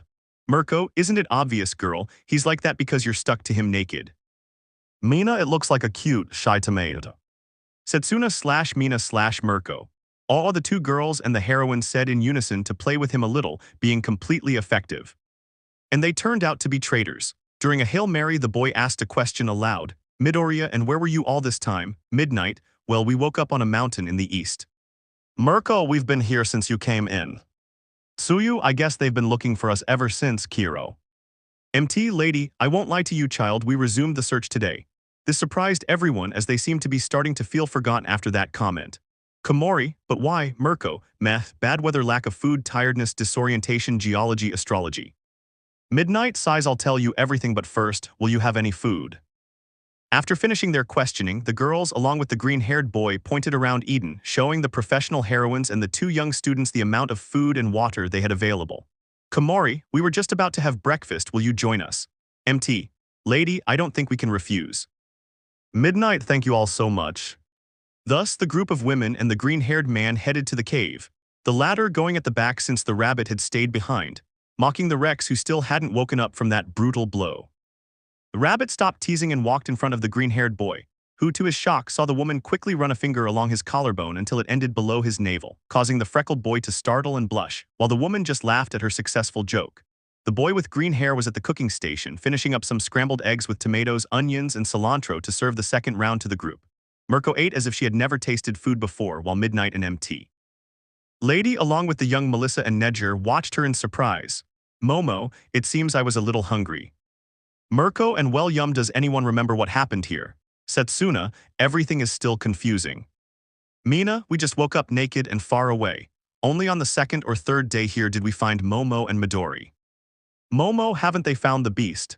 Nedger, yes, those dinosaurs were amazing.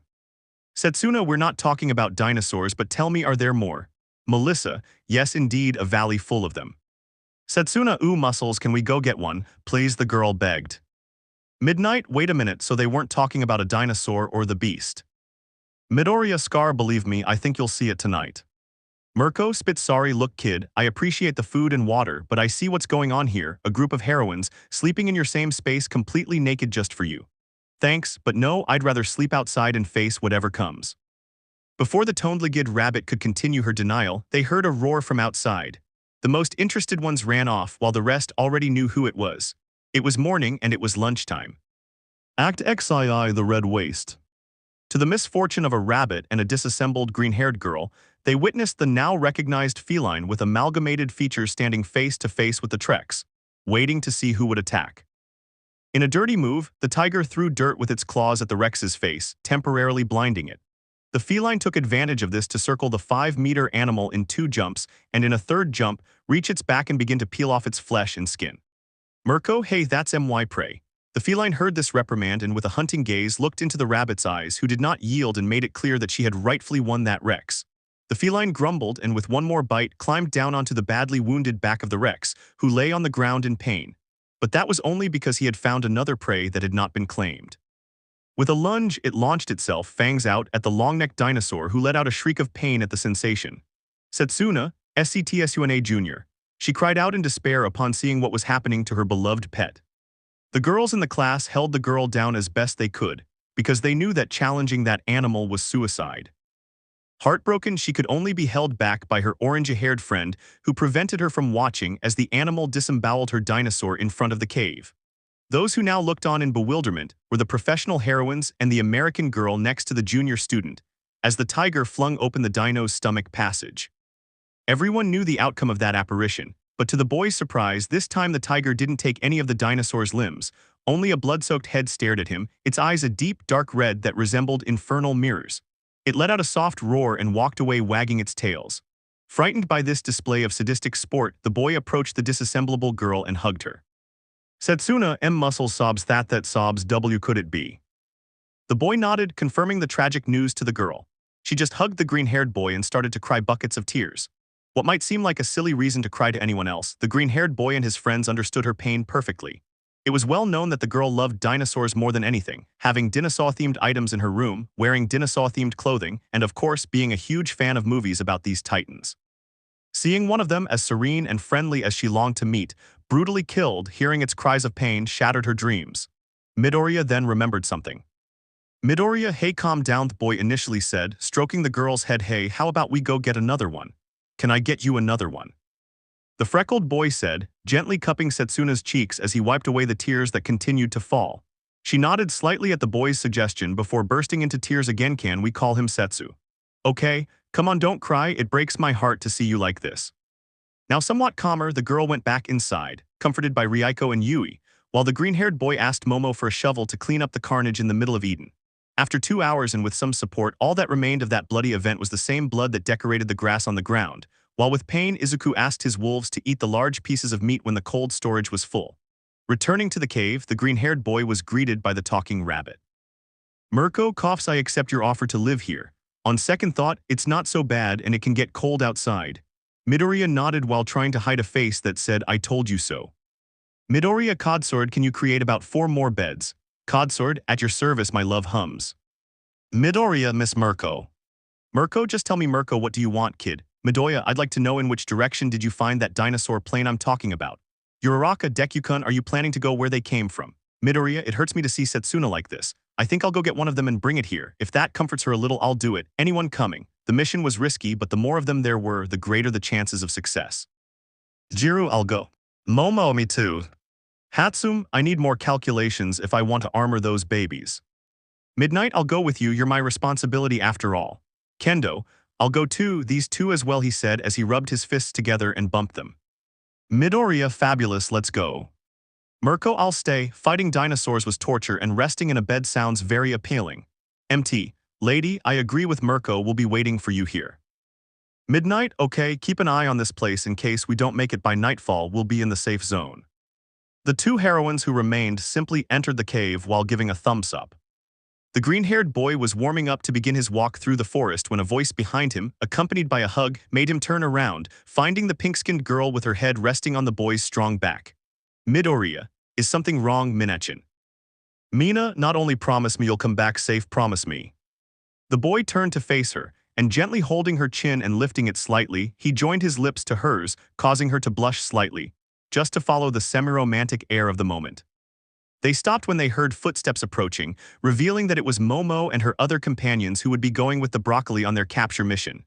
Jiru, ready, she said while moving one of her connectors like a small bow. Hatsum, I've already brought notebooks to write down everything we see. Midoriya, we're ready.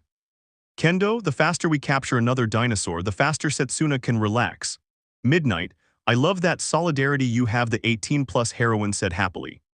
Midoriya, Midnight-sensei, can you show us the way? Midnight, of course, follow me. The green-haired man was about to leave Eden when he felt something approaching his leg, and when he looked down, he saw that his wolves didn't want him to leave. Midoriya, hey, I need you to stay here and take care of the girls. Mirko, PFF, I can take care of myself, kid. I'm not made of roses, she said while smiling proudly. Midoriya, well, I'm still concerned that you're safe, he said in an embarrassed tone. This response wiped any smile off the heroine's face, replacing it with one of surprise at the boy's thoughtfulness. Mirko, GMM, well, thanks kid, and don't break anything, he said this last part with a faraway look in his eyes and punched the green-haired boy in the shoulder, remembering the UA medical history from when he went to find a partner for the internship. The green-haired boy, with a touch of humor, simply smiled, captivating the girls who were watching him. Seeing that smile could definitely give them diabetes, and they would continue watching him for even longer. Without further interruptions, the young people were guided by the teacher, who gradually ventured deeper into the forest. The green-haired man noted down the small novelties he could perceive, such as the fact that the leaves of some trees changed abruptly compared to those behind him, in addition to the young engineer who was analyzing the fauna of the surroundings. Momo, meanwhile, was chatting with her teacher in front of the group. Momo, the last thing we built were generators to power a cold storage room and store the meat. Midnight, I'm relieved to see that they were able to manage their survival well. Momo, yes, before finding Izuku I was afraid of being here alone, but I was happy to see the other girls were here too. Midnight, oh, so you were alone with the boy first, she said, giving the raven-haired girl a look that embarrassed her, and the girl could imagine what her teacher was thinking. Momo, no, it's not what you think, we just spent a day together and… Midnight, and you started calling him by his name. The girl was getting redder and redder. It was no longer possible to hide the obvious from her attractive and daring sensei. The green-haired boy was at the back of the group, making sure no one was left behind. Mei was accompanying the green-haired boy, investigating everything she saw, while Kyoka was in front of her, providing cover and acting as a radar. Kendo, size, can we take a break? Midnight, I don't see why not. Let's take about 10 minutes, then we'll continue. Each one lay down on the ground to rest, noticing the leaves of the trees above them. Midnight, this island, I don't understand anything. The green-haired boy looked up at the top of a tree, hoping he could climb it to see how far they had gone from the cave and the mountain. Extending his hand, the boy tried to use one for all, but he felt his ability was less than he remembered. But with no other option using it, he began to jump between the thick branches until he reached the top of the tree. The view was breathtaking. He could see the vast expanse of green surrounding him. A few kilometers away, he could see what he easily recognized as his village. Even from a distance, the mountain remained imposing. Certain of his position and the route they should take back, he leaped from the peak and landed squarely on the ground, startling the girls who lowered their guard upon recognizing the boy. Kendo, so are we lost or are we on the right track? Midoriya, no, I could recognize Mount Eden from the summit. Even if we don't make it back today, I could still recognize the place from the treetops, so we won't get lost. Midnight, well, we have to keep going. If we can get there before nightfall, all the better. Guys, hi. Walking another 30 minutes through the dense forest, Everyone stopped seeing the thick green leaves and found a wasteland, where red and grayish rock dominated the landscape except for one or two green plants.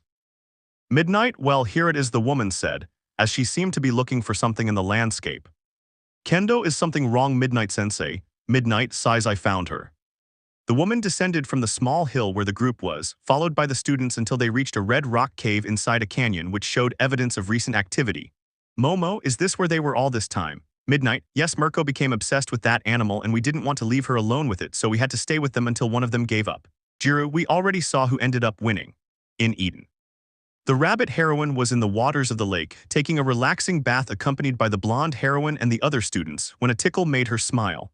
MT, lady, are you okay? Mirko, I'm great. With the group. The green-haired boy was looking at the notes May had made in his notebook when he noticed a particular word that caught his eye. Midoriya, the Red Wasteland. Heh, that's a good name, Mason. The woman looked at the green-haired man who had a smile directed at her. May, hee, well, I thought it was a suitable name. We can't just name it by terms like rocky area or similar. Midnight, it's a good name, more than suitable for this place. Jiro, okay, we're here now, where are the... Before the girl finished speaking, they could hear heavy footsteps heading in their direction. Everyone stared intently when they saw an animal's head, with large eyes and legs that made it 3 meters tall. They all remained still, until the animal began to run in front of them to follow a route. Kendo sighs, I was scared for a second. And instantly another and more animals of the same species began to run through the narrow canyon corridor, which could only indicate one thing. Midoriya, run. And as if the animals had been waiting for that word, dozens of dinosaurs began to run through the canyon, forcing the young heroes to run in the direction those dinosaurs were going. The green-haired man used one for all, but it had the same result as with the black whip. It was more difficult for him to manipulate the small percentage that he had previously handled well. May was lifted into the arms of the green-haired boy as she was falling behind, and it would only take a short time for her to be crushed by those dinosaurs and their powerful legs. They all felt the earth rumble, but the lack of exits from that cliff prevented them from getting out quickly, so running was their most viable option. The pink-skinned girl and the presidents of classes A and B were looking for a crack among the rocks to hide and take shelter from the onslaught, when a hole caught their eye. May/Momo/Kendo, there. The green-haired boy looked at the crevice. It was large enough to shelter the girls. Using the whip as best he could, he lifted Jiro and her sensei up to the crevice, while Momo and Kendo cut through the animals to enter the narrow space of rock. Kendo Midoriya, enter. The green-haired boy was about to take the orange-haired girl's hand, which she offered him as a form of protection when a swift blur of black fur charged at him. Jiro/Momo/May, izuku. Midnight, Kendo Midoriya. The man fell rolling into the center of the canyon, seeing that the figure that knocked him down was that bloodthirsty beast from a few hours before. The beast growled menacingly at the boy, then its gaze shifted to the crevice where the girls were. Midoriya, I have to get him away from them. Using the air gun, the boy hit the animal's torso, drawing its attention and earning a display of sharp teeth that excitedly sought him out. The boy started running, not only because of the onslaught of dinosaurs around him, but to escape from that predator. The boy tried to fire the black whip to gain some advantage, but the dinosaur's legs got in the way and started causing obstacles, hindering his escape. Midoriya, I didn't think this through very well. The green-haired boy was nearly crushed by the dinosaurs on multiple occasions while the girls desperately searched for a way to reach and help him. Midnight, I have an idea. The woman began to activate her quirk and, approaching the exit, released the sleep-inducing gas from her skin, which soon caused the animals to fall to the ground. Kendo, were they the last ones? The rocker plugged in her extension to find out if it was the end of the line, resulting in a success. Jiro, that's everyone, she said, giving a thumbs up. Momo, now we have to catch up with Izuku. Quickly, the women left and headed towards the rest of the canyon, while the boy desperately tried to dodge the footsteps of the 3-meter dinosaurs and at the same time avoid the claws of the feline. He partially achieved this, since there were several occasions where in dodging one or the other, he received scrapes from the runner's skin or scratches from the claws of the dark tiger. The boy kept running when he saw in the distance how the animals seemed to be descending in some direction. When he focused his gaze, he noticed that they weren't descending but falling abruptly. It wasn't until the feline itself stopped following him that, in its attempt to escape the stampede, it was struck by the powerful legs of the runners. The boy took a while to understand why he stopped chasing him and did this action when something spoke to him from inside his head. Cliff. The boy barely understood this. He felt a lack of ground beneath his feet only to see how he was falling through the air.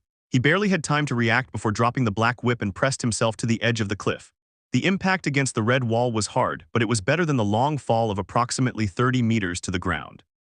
He looked down and could see the carcasses of the running dinosaurs. Luckily, he wasn't too far from the shore, so he began to rise with the whip. Finally grabbing onto the stone edge, I took a breath, which he felt would be the last, when upon opening his eyes, he noticed that the bloodthirsty Blackford feline was looking at him with disdain, growling with a speed that denoted its tiredness and annoyance. He was about to activate the whip and hang from another point, but the feline pressed one of its heavy paws against the boy's hand, causing him to let out an audible groan. He couldn't use his other hand to try to escape, as doing so would earn him a bite and surely leave him completely at the mercy of the beast. Midoriya could already imagine what was coming, as his eyes offered him no other options. The setting sun shining orange behind the feline made it look like a shadow of death, its tails dancing, yearning for its inevitable fate, and its red eyes which he could only imagine in nightmares. This was interrupted when a sound wave stunned both the green-haired boy and the feline, who, due to the abrupt movement, raised its paw, freeing the boy, who took advantage of this and got out of its reach. Upon seeing where it came from, she noticed the purple-haired girl had bracelets on her wrists that seemed to emit sound. Momo, meanwhile, finished loading a cannon and began firing rubber bullets at the feline, which nearly hit it. Annoyed, the cat lunged to attack, but Kendo enlarged her palms in an attempt to stop and immobilize it, only to be met with swipes from the animal's tails and claws. She recoiled from the sensation and was about to launch another attack, but the green-haired boy's descent from the sky stopped him in seconds. The boy glanced back for a few seconds only to receive a warning from the girls. "Girls, be careful." The green-haired boy looked ahead and barely managed to put his hand in front of him to avoid a bite, which landed squarely on his arm. Using all the strength he had at that moment, he kicked to send the animal flying. Growling and ferocious, he looked around. Clearly he was outnumbered, so with obvious annoyance, he roared again to climb one of the hills and retreat. "Midnight Kid, are you okay?" Midoriya, sighs. "Yes, breathes great," he said, raising an arm which began to bleed. Upon seeing this, Momo began to make a medical kit, while Jiro approached to examine the wound and Kendo supported the boy's arm on his back. Midnight looked up at the sky, beginning to notice some stars and the moonlight peeking out from behind some mountains. "Midnight, we need to find shelter and heal those wounds, boy. We can continue the search tomorrow." Midoriya/Momo/Kendo/Jiro, "That's a good idea." The group remained silent before laughing a little. They walked a little way until they reached a rocky area, where they gathered branches and grass to make a campfire, and using Momo's quirk, created some mats to rest on. Act XIII creation. The green-haired boy rested on the makeshift mattress that Momo had created so that he could rest from his chase with Scar. Midoriya. "Ow, ow, ow," the green-haired boy said as the raven-haired girl treated his wounds with a first-aid kit. "Momo, I'm sorry Izuku-kun, but I have to keep disinfecting you." Midoriya, "Yes, I understand." The girl used her palm and created a rubber cylinder for the boy to bite. He was about to take them with his free hand, but he was surprised when the raven-haired girl brought it to his mouth herself, which, embarrassed, he agreed to. "Momo, now it's going to hurt a little. I have to take out my fang on the count of 3, okay?" Midoriya inhales, "Okay." Momo, 1, 2. At the moment she said 2, the girl pulled the fang as hard as she could, startling the boy who bit the rubber object, but managing to remove it, causing the boy to grab her arm. "Midoriya, you said on the count of 3, he said, enduring the pain. Momo, 3, that's it, move." Creating a measuring tape, he measured the object previously embedded in the boy, as he approached the boy and sat down beside him. "Momo, congratulations Izuku-kun, now you have an 8-centimeter scar on your arm," she said, handing the machine to the green-haired boy. Midoriya, "Great," he said, holding the measuring tape. The boy stretched the tape a little further, finding a mark on it. "Midoriya, why do you have a mark at 14 centimeters? As soon as he asked, the girl's eyes widened, and she snatched the machine from the boy's arms. "Momo, cough cough, it was for a personal investigation." Midoriya, "Ah, okay." The boy stood up and approached the small campfire a few steps away, only to see Kendo, who was trying not to move his clawing palm too much. "Midoriya, how serious is it?" Kendo, "Oh, no, it's not that bad. They shrank when I returned to my normal size, so they won't be that different from cutting me with a kitchen knife." Midoriya, "Let me see." Kendo, "Really, man, it's nothing." The boy took the girl's hand and inspected it. The redhead didn't know why, whether it was the orange flames decorating part of her face and the moonlight bathing the other, the strange situation they were in, or the boy's delicate touch of her hand, a sign of his concern for her even though he was in a worse state than she was. All these thoughts brought a blush to her face, camouflaged by the orange of the flames beside her as well as the heat she felt on her face. Kendo, thank you for caring, Izuku. Midoriya, heh, well, no need to thank me. Kendo, come on, don't be so modest, he said, giving the boy a light tap on the shoulder. This was seen by the purple-haired girl who had 1,000 things going through her head. Jiru, why is she being so nice to Izuku? Does she like him? What? Subconsciously, she remembered the night they had spent together and how she still shared the green-haired boy with Mina in a threesome. Jiru, I guess more girls like you, I don't really blame them. Midoriya Kaiokachin. The woman put down her headphones to pay attention to the boy who was standing in front of her. Kyoka, what's wrong? Midoriya here, the broccoli said while offering the girl a tazo with food since he hadn't noticed the call for dinner. After finishing their meal, the small group decided they wanted to take a nap. May, ready? The girl wiped the dirt from her hands, indicating that she had done her work. Momo, can you explain that it's ready? May, it's not obvious, it's a safety barrier. With the fat we got from the dinosaurs we sacrificed, I managed to get some fat, liquefied it, and created a perimeter so that whatever wants to kill us will get burned first when it tries to cross. Also, with the spiked steel chain I asked you for, with every step they take, a red-hot chain will be embedded in their skin, the pink-haired girl stated proudly, while the others just stared at her. Kendo, wow. Momo, I never imagined I'd think of something so. Midoriya, no, I did believe she was capable. May, thank you, Izuku, she said happily at the compliment. Feeling a little calmer, Kendo, Midnight, and May went to sleep, while the green-haired boy leaned against a rock and stood guard. Jiro, hey, you should rest. Midoriya, yes, I'll do it in a moment, I'll just. The purple-haired girl knew that story, where the boy would do 1,000 things before going to sleep. Knowing the boy, he wrapped his jacks around the boy's neck and made him stand up from the rock he was sitting on, heading towards the mat Momo had created and on which she herself was sitting. Kyoka, Mama-san, can you watch Izuku so he doesn't get up? Momo, of course. The green-haired boy was about to protest, but he was thrown onto the mattress and covered with a blanket. He was about to get up when the purple-haired girl approached his ear. Kyoka, if you get up when we get back to UA, I'm going to ask Todoroki to burn your Almight stuff. The green-haired boy felt cold, so he had to agree, which earned him a smile from the purple-haired girl who simply approached and gave him a quick kiss on the forehead. Kyoka, you rest and I'll reward you. The green-haired boy didn't know what he was feeling at that moment. Fear for the fate of his Almight collection, euphoria for his reward, or sleepiness from his genuine exhaustion. Whatever it was, he decided to talk it over with his pillow and finally fell asleep. Kyoka, I'll do the first round, you make sure she doesn't get up, neither to practice nor to explore, please. Momo, don't worry Kyoka-chan, I'll keep a very good eye on him. The purple-haired girl moved away a little and sat down by the campfire to begin watching the area. Momo, who had agreed without any problem, was imagining something, or rather an emotion. Momo, will I have to keep an eye on Izuku-kun? Is it possible that he could? No, if someone finds out now you're dead. Kyoka can hear us, but what if she can't hear us? A plan was in the girl's head, and with this controlling her, she followed it. The girl created a small player and some music cassettes, she put them in and the calming music began to play. If anyone was still awake, the tranquility of the night, the warm embers of the bonfire, and the relaxing music created the perfect atmosphere for sleep. Kyoka moved her head to the calming music, and Momo, noticing this, decided to act. The raven-haired girl approached the green-haired boy's face again and carefully began to say his name. Momo, Izuku-kun. But there was no response. This only made the girl smile and move closer to his lips. At first it was slow and he was afraid she would wake up, but as the kiss went on there was more excitement and at times his tongue even played a part. The girl felt her heart beat faster with each kiss she gave the boy, while her excitement only made her continue. Momo, I miss this, Izuku-kun. You have no idea how much I miss this, feeling your lips. I wish I wasn't so shy and could show you how much I love you. That's what the rich girl was screaming in her head as she kissed and stimulated the boy. After separating from the green-haired boy, the raven-haired girl looked back in the direction of her friend, but she was still listening to that music. Momo, very good, she thought with a smile. More carefully than before, I lifted the sheets where the green-haired boy was sleeping and lay down beside him, looking at his face, no distance between us, remembering the day they slept together, and I hugged his torso as if it were my safe place. Momo, if I weren't so shy, I would have asked you to be mine a long time ago, and then I would be yours, she thought as she approached the boy and kissed him on the tip of his nose.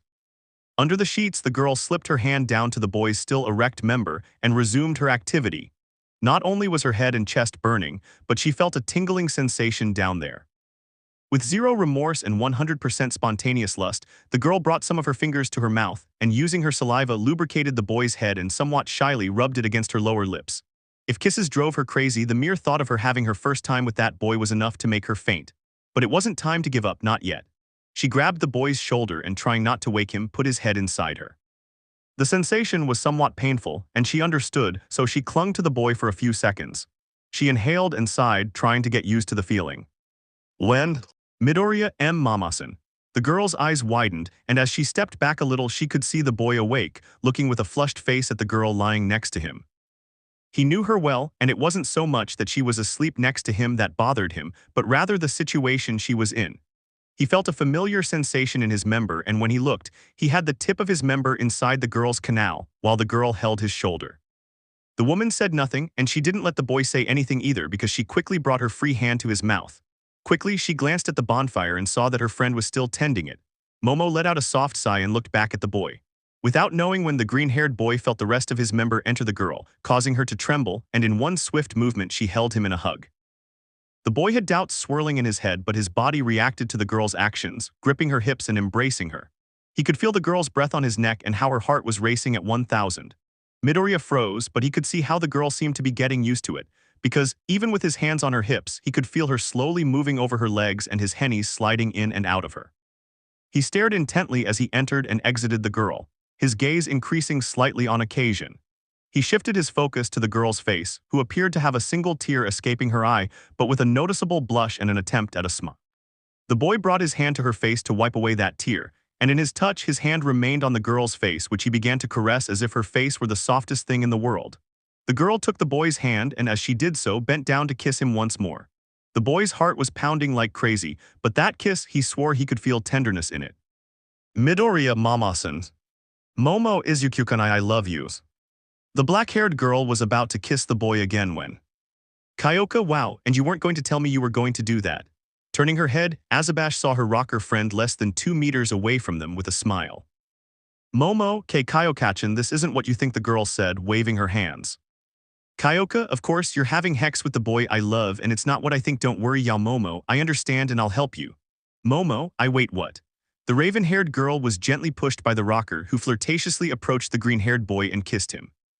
This would have made the raven-haired girl's head explode at first, but the spontaneity left her speechless, even more so when, after kissing the boy and leaving a trail of saliva, both the green-haired boy and the purple-haired girl stared intently at the raven-haired girl kneeling beside them. Kyoka and you. As if the purple-haired girl had pressed a button, the shy green-haired boy from before was replaced by one who fearlessly approached the girl, with a look that denoted desire and who did not hesitate to satisfy himself with the rich girl, who did not resist. Momo, izuku. That was all she said before being silenced by Kyoka, who kissed her on the lips. Now the rich girl could say she died of pleasure. When, as she was laid on the mattress, both the green-haired boy and the purple-haired girl had selected one of the girl's breasts and given pleasure to the aforementioned. She brought her hands to her mouth to stifle any moans or sounds that might wake someone else. Well, I just wanted to enjoy that moment with those two young men who kept sucking and biting his attributes.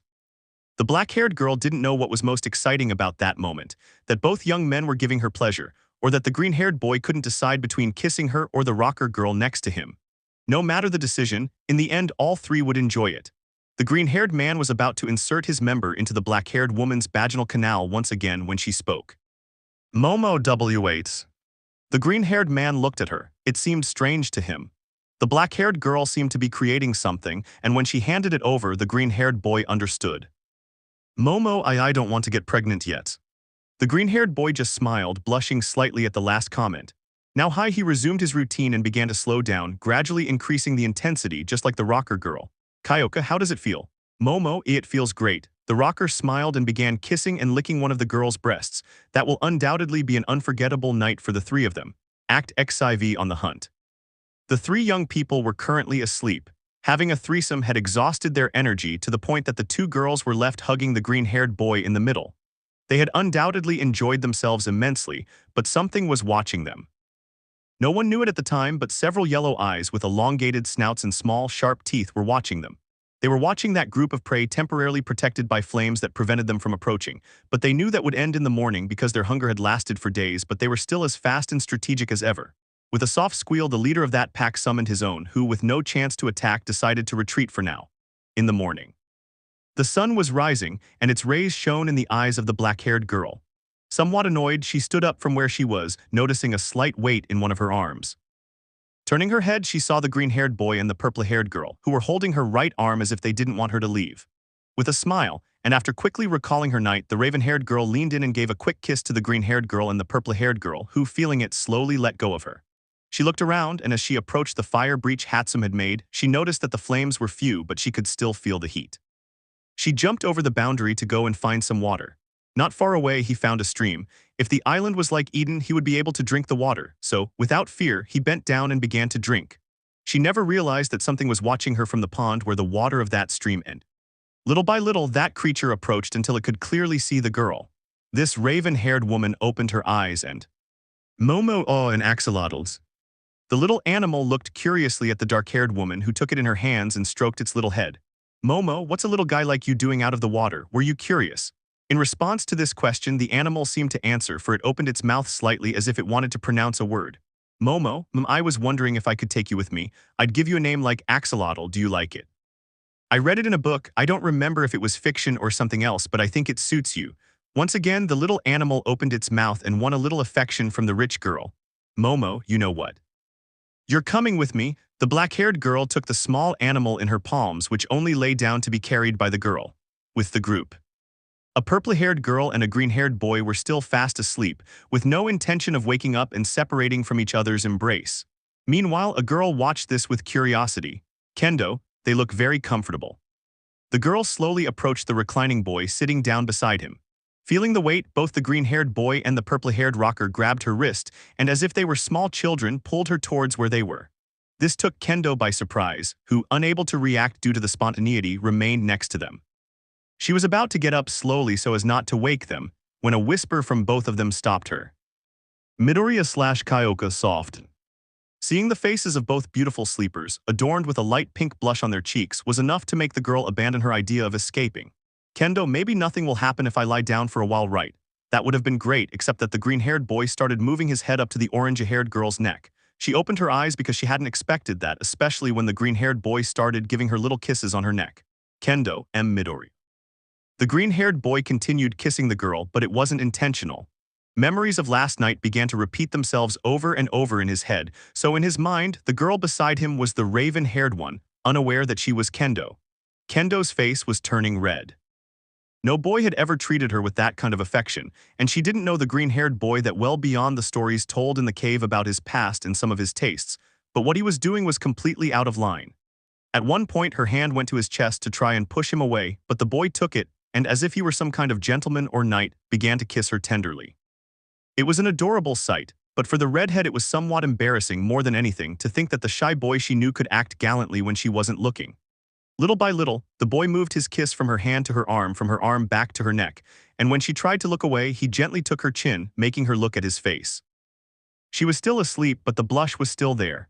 Her gaze went to the boy's lips, who was slowly getting closer to hers. I felt that trying to stop the inevitable was useless, and that I just had to give in. But before the space between them reached zero, a sound in the bushes alarmed her and she jumped out of bed to stand up. This woke the green-haired boy and consequently the purple-haired girl.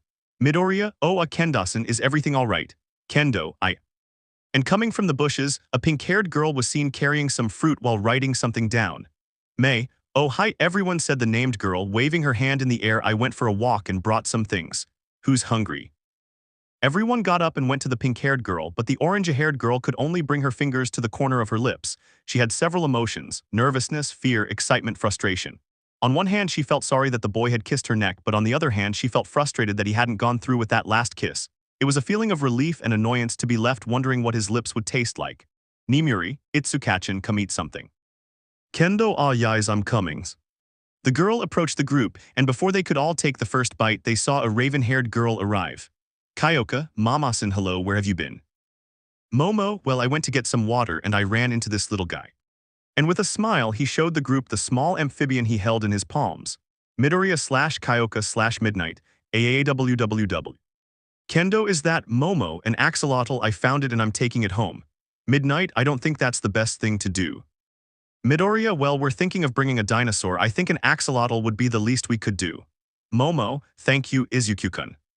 Kendo, and have you named it yet? Momo, that's right, axolotl. Midoriya, what would this little guy think? The boy said, stroking the small amphibian's head. Axolotl, I am what I am the present, the past, the future. I am the one who was at the beginning of beginnings, and I am the one who will be at the end of the end. I am the one who is everywhere and nowhere I am. Kyoka, maybe I'm hungry, and speaking of which. The rocker girl said as she handed a meat skewer to Azabash. Momo, thank you. Now the whole group gathered, sat down to lunch and continue their hunt. Kendo, midnight sense. Midnight, I think it'll be easier if they use my name.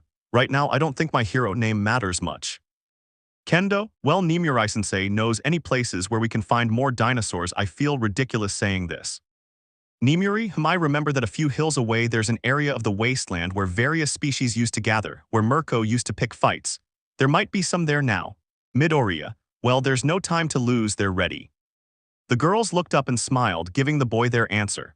They soon continued their journey to the area their sensei had shared. Thanks to Hatsume's ingenuity, she was able to reinvent the wheel, and using tree trunks, rope, gears, and a blowtorch she created, they built a means of transport that had to be pulled by something. Midoriya, fabulous, you're amazing, Mason. May Grandiosa should be my middle name. Midoriya, even if I'm not, I'll keep telling you, the boy said, unaware of what he said. The girl didn't take this with much humor, but rather as something more intimate, which only made her smile widen and a light pink blush appear on her cheeks. Midoriya, now just get up there and I'll throw it. Some hesitated to do it because it sounded like abuse, but the green-haired boy was willing to pull. He knew that of all of them, he was the only one capable of using his quirk to pull the handcrafted vehicle without any problems. Once in place, the boy lifted some bars on either side of where he was standing and began to jog. He knew that if he used all his power, he could destroy the vehicle. A few minutes passed where the boy could see the landscape from the front of the car cart. While exploring part of the wasteland, they were able to run along a path where dinosaurs had traveled. The main characteristic that fascinated the group was the crest on their heads, and at first they thought they walked on all fours, only to rise up on two legs to eat some fruit. Hatsume was taking note of this, using her quirk to capture every detail, the color of their skin, and the variety of defensive and offensive moves she could apply to them. May, I wonder if I can make babies for older people, haha, of course I can. The group was chatting peacefully when the boy stopped abruptly, causing some of them to be startled by the sudden movement. Kyoka, hey, what-oh? Little by little, the girls approached the head of the green-haired boy, only to see a dinosaur that was unknown to the group. This creature had a few black and red feathers on its back, almost like needles. It had a somewhat elongated snout and two arms that hung down to its knees, revealing 4 fingers, each longer than the one before it. It had no visible nostrils, and its size cast a shadow on the group. By blocking the sun's rays, they could see that both the sclera and retina of the dinosaur were yellow with a slight red tinge, making it look somewhat unsettling. Looking down a little, they could see a dead, armored dinosaur being used as a leg support by this hunter. Midoriya, on the count of 3, hold on tight. The dinosaur opened its mouth, threatening the group and revealing its rows of teeth bathed in saliva and blood. Midoriya, 1. The hunter menacingly began to rise, seemingly catching his breath. Midoriya, 2. And with great force, the dinosaur let out a roar that made the whole group scream in unison. Girls/Midoriya, 3. The quick boy turned around and started pushing the cart. The ferocious killer didn't hesitate to start running to catch his prey. Nimuri, Guis. Kendo, here it comes. Kyoka, izuku faster. Midoriya, if I do that, this hold up and will collapse. Momo, Hatsume. Hatsume, don't worry, I have an idea, Momo. I need wood, specifically boards, a saw, a very, very strong rubber band, and bolts. No. As the pink-haired girl listed the items, the raven-haired girl created everything requested. The moment things started appearing, the girl would build something while the green-haired boy could only apply more force and flee from the place and the dino. Kendo, can Nimurai-sensei? Nimuri, I don't think so. If I activate my quirk, it could affect Midoriya, and from what I can see, that thing doesn't have a nose anywhere visible. Those present could only watch as the dinosaur opened its jaws, just a few meters away from biting off the boy's leg when May say hello to my baby. With that, a wooden stick shot out, hitting the side of the fierce predator's face, which slowed down upon impact. The presidents of classes A and B turned around and saw the pink-haired girl on the head of a gun. Midoriya, size is it what I think it is? May, I present to you the continuous firing crossbow by Hatsume. The young woman opened her eyes after her presentation, only to see the dinosaur open its jaws, having a clear rival. May, looks like someone wants more. Everyone turned to look at the annoyed dinosaur who, with a roar, entered an area of trees. Kyoka, has she left? Kendo, I don't think so. And they weren't wrong, the giant hunter was hitting branches and trunks like a madman.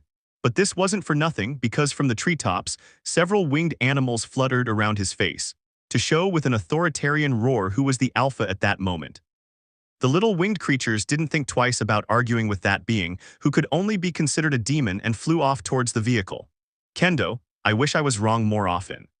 Momo quickly created a staff and with one blow struck the face of an apparent giant crow with dark feathers and yellow teeth. Kendo would whip some of them with his palms and knock them back into the trees. They could barely keep the vehicle in one piece, even more so when the winged predators went after someone against a green-haired boy. The boy kept pushing when he felt claws scratching his back. They were fast and cut like butter. The girls heard some of his moans and watched as not only was the boy being attacked, but the great predator moved the treetops, indicating that it was leaving the forest and heading in their direction. Izuku. The girl fired bursts of arrows at the winged creatures, which began to leave the boy, but not before leaving some marks on him. The boy was breathing heavily because of those scars as he continued pushing the vehicle. Momo, Hatsum, can you fix the vehicle? Hatsum, sure, but someone take the gun. The purple-haired woman approached the shooter's head, aiming at the violently swaying trees, while the young mechanic received materials to repair and reinforce the vehicle. Nimuri, we have to get out of here quickly.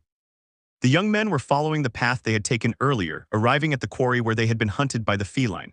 The girls were worried about the large amount of blood the boy lost on his way because they could see his red footprints on the ground. The group was leaving the vehicle when Azabash was leaving something inside it. Nimuri, Yaoyorozu, Momo, I'm coming right away. I'll leave this as a gift. The girl was walking quickly away from the vehicle when a series of roars made her turn around. The dinosaur was charging at the girl, approaching the vehicle. Kyoka Momo. Momo pressed a small button and the wooden vehicle that was in the wasteland territories flew away, sending splinters and wood flying everywhere, most of it becoming embedded in the black demon's leg. He stopped walking and fell to the ground, letting out groans of pain. The young people approached the president of Class A to see their results. That'll leave a mark or two. Kendo, I'm glad Monoma never messed with you. Kyoka, don't ever scare me again, the girl said while giving the other girl light taps on the shoulder, as well as threatening her with her connectors. Nimuri, for her part, held the green-haired boy, who was leaning against a tree due to blood loss combined with exhaustion. Remembering the boy's situation, Momo created some bandages and medicine to alleviate his pain. But without further ado, the boy collapsed until he felt his head hit the ground. Momo/Kyoka/Kendo/Mei, Izuku, Nimuri, we have to take HIM away now. Axolotl, the young ones don't know it yet, but this land is no place for humans, at least not for those from the outside world. If they want to survive, they'll have to give 1000%. Act XV Stalkers. The green-haired boy was lying on the floor. He could see the flames of a bonfire in front of him and feel its warmth. I blinked slowly until I regained my senses. He placed his hand in front of him and was thinking of getting up when a pain throughout his entire back made him stop. He was about to turn his head when footsteps beside him stopped him, and when he turned, he saw the redhead approaching him with a container of water. Kendo, you're awake, he said with a tone of relief. Midoriya, hello Kendo, arg, what happened? Kendo, you lost blood and the effort of pushing the cart with us pushed you to your limit. Yaoyorozu set up a medical team and we stitched you up with Hatsum's help. They told you not to move while they tried to heal you. Midoriya, that's strange, I don't usually get tired of things like this. And where are they all? Kendo, well, the girl said, taking out a damp cloth and cleaning the green-haired boy's face. We couldn't reach the cave, so we decided to make a fire. They went to look for some food, and I stayed here to look after you. Midoriya, I'm sorry for being a magnet for trouble. The boy was looking down when he received a light blow to the shoulder. Midoriya, ow. Kendo, don't say things like that. You saved us from being dinosaur food. Personally, I don't think healing you is enough of a way to thank you, Midoriya. Midoriya, don't worry, I'd do it 1,000 times over as long as they're all safe. The girl was wiping the last of the boy's face when she stopped and looked into his eyes. The night light made them shine so captivatingly that she could swear they resembled gazing into a greenish, shimmering sea in which she could swim forever. Midoriya, Kendo. Kendo, you know, I'd like to try something. May I? Midoriya, sure. What's it about? The boy was about to ask and expected to receive information, but his actions stopped when the president of Class B positioned herself over the green-haired boy, placing one of her hands beside his head and with her free hand arranging his hair and moving it out of the way of his face and hers, all to secure a kiss. The green-haired boy was surprised. Honestly, he didn't think the girl would do that. The kiss was somewhat awkward, but it was sweet and clearly heartfelt. Kendo didn't seem to show the frenzy of Kyoka, Mina, or Yaoyorozu. It was more tender and slow. She pulled away slightly from Midoriya, just enough to move her head slightly, and then their lips met again. They had both noticed that the other's lips had a strange, sweet taste that drew them back to each other. This had to stop when, in a wrong move, the green-haired boy hurt one of his wounds, causing Kendo to back away, scared and somewhat worried. Kendo, are you okay? Midoriya, yais, oh, I'm fine, ha. A silence fell between the two boys, but laughter at the spontaneity soon dispelled it. but one question made the boy stop laughing. Midoriya size Kendo. Kendo, yes, Midoriya, why was that? The girl sat down next to the green-haired boy and looked up at the sky, partially hidden by the leaves of the trees. Kendo, I was just curious about how it felt. Midoriya, I hope it wasn't awkward, the boy said, looking away. Kendo, don't worry. The boy heard movement in the direction of Kendo, but embarrassed, he didn't turn around, until he felt a soft touch on his cheek, identifying it as her lips. When he turned around, the girl was now standing, giving him a tender smile. Kendo, the truth is I liked it. The girl took the bottle of water and left. With this response, the boy couldn't help but smile foolishly and look up at the sky. Turning around, he could only see Momo's pet, who was looking at him curiously. Midoriya, how long have you been here, buddy? And the little animal just moved its head. It wasn't long before Momo, accompanied by Kyoka, Hatsum, and their teacher, returned from the shadows of the forest carrying a lamp. Momo, Izuku. Midoriya, hi girls. May, how are you feeling? Midoriya, grown, I'm still alive, which is a bonus. Nimuri, we brought some food, you should have something to eat. The boy, with the help of Kyoka, Momo, and Kendo, ate some berries they had found. They spent time with a small deck of cards that Momo had created. Specifically, they were playing Uno, where Kendo played on behalf of Midoriya while showing him the cards on the floor. They stayed like that for a while until sleep overcame them. Momo, yawns, is the Hatsum security trap ready yet?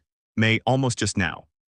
The girl released a pair of pliers, and a copper fence was now running through it, electrified by a generator Momo had created, giving them a secure perimeter.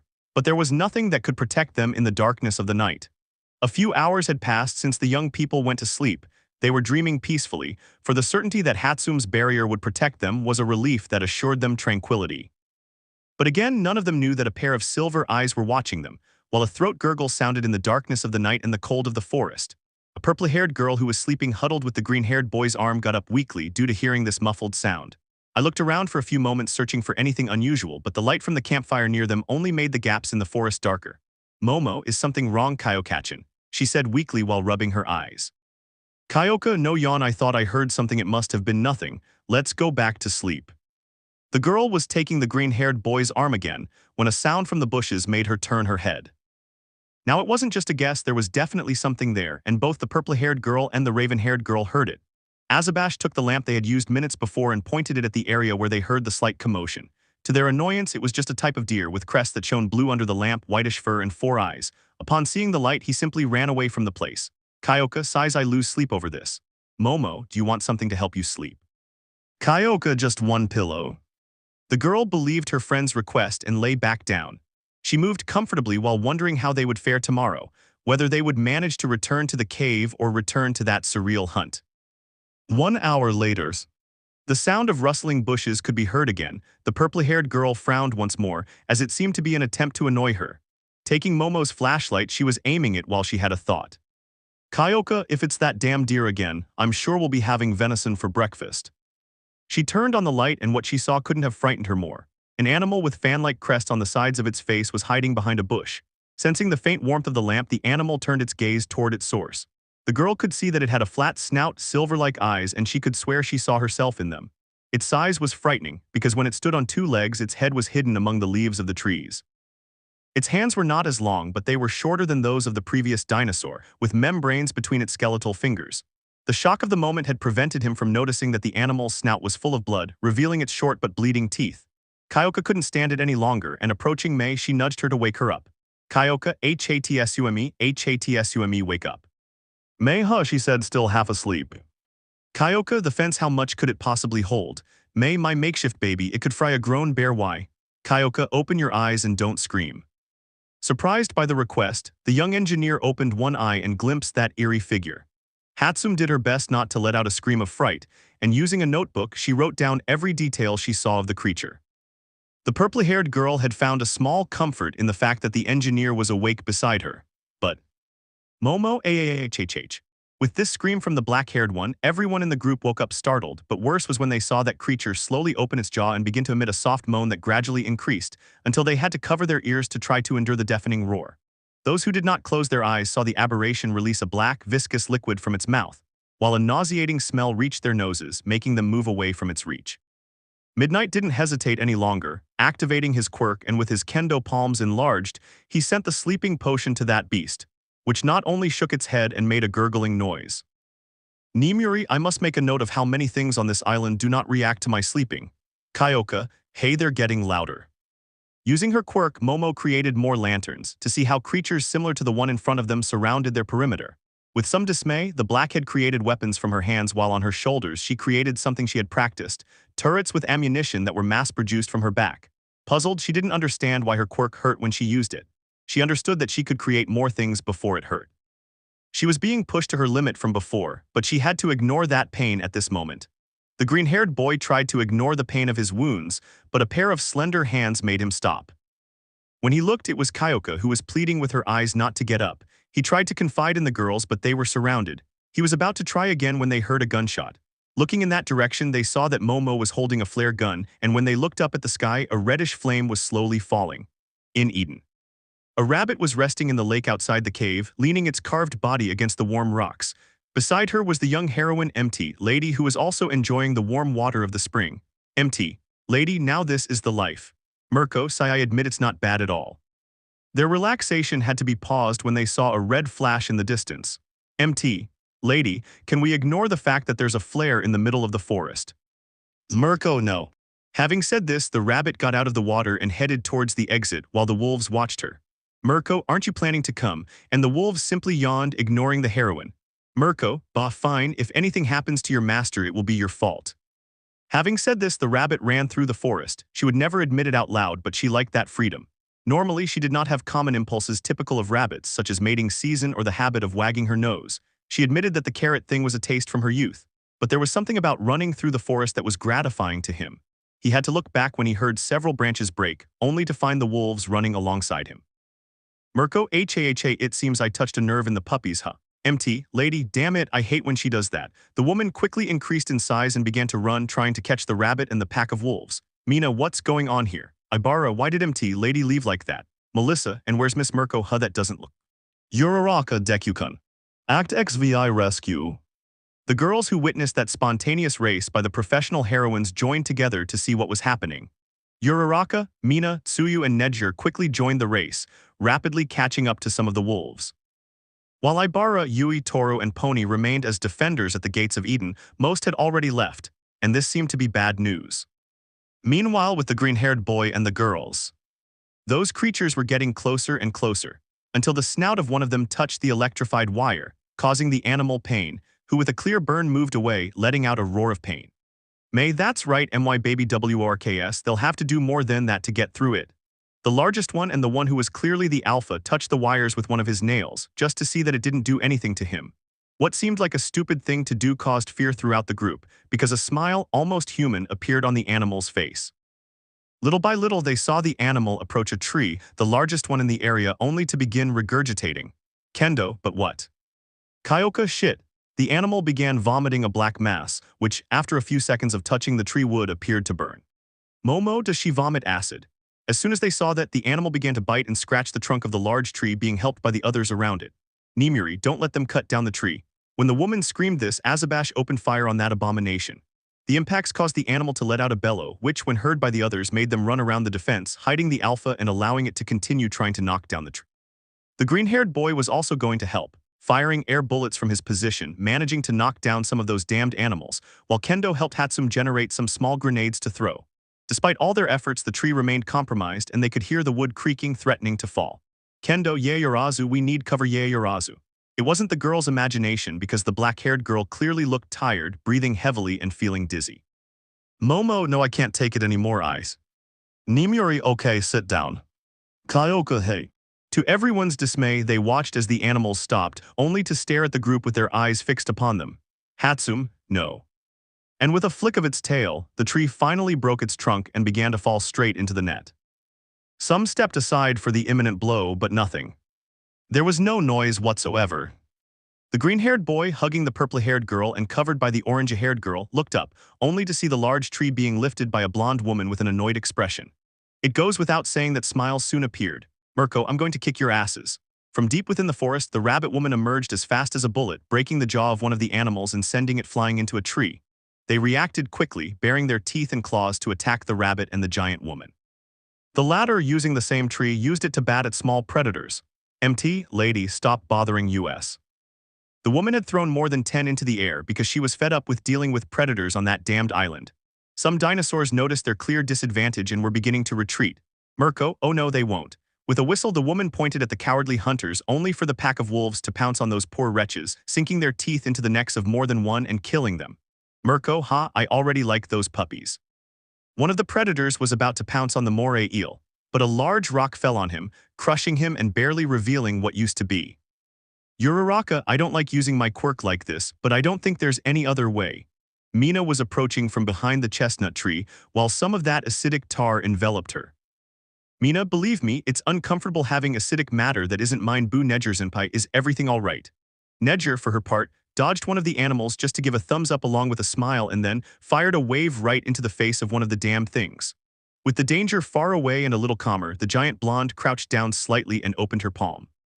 MT's lady get in, we're leaving. With that, all the girls climbed aboard, while Tsuyu used her tongue to help the green-haired boy up. I would never admit it, but it was a good excuse to touch the boy without being judged. Seeing that his plan had been thwarted, the alpha let out a retreating bellow, which everyone followed. The rabbit was about to chase them when the voice of the +18 heroine stopped her. Nimuri, Mirko, they're gone now, you can stop chasing them. Mirko, they never let me have fun the way I want, said the rabbit, as she headed towards the palm tree that the heroine was reluctantly extending for her to climb. The fear was over, and now they all returned to the cave, supported by the giant woman's hand.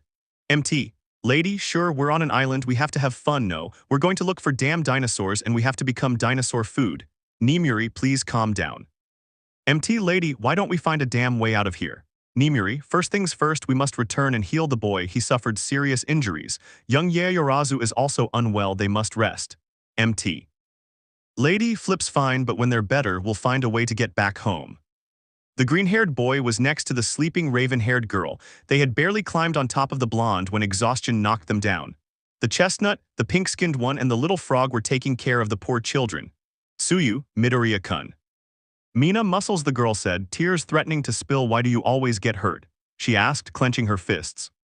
Almight, loader, how's the machine coming along? Power loader, the investigation is ongoing. Nezu, now young Miss Shield and young Nedger are lost. 2 days had passed since the girls from classes A and B, the young engineer and the green-haired boy were pulled into the machine, and yesterday All Might's niece, Melissa Shield, and the young third-year student, Nedger Hato, had been absorbed. All Might, if Dave finds out what happened, he's going to kill me himself. Ryukyo, excuse me, is Nedger here? Everyone looked at the heroine dragon who was outside the engineering warehouse in her hero costume. Aizawa, excuse me. Ryukyo, yes, they told me yesterday that they needed her for something, but she didn't show up to their practice with me yesterday or today. They told me that you would know. Nezu, well, All Might, she the young fairy. Aizawa, the power loader, I entered a portal yesterday and now it's lost. Ryukyo went blank. Her best girl, the best student she'd ever had as an intern, had disappeared. All the teachers looked at Loader with a face that made him go back to the machine. Ryukyo, what?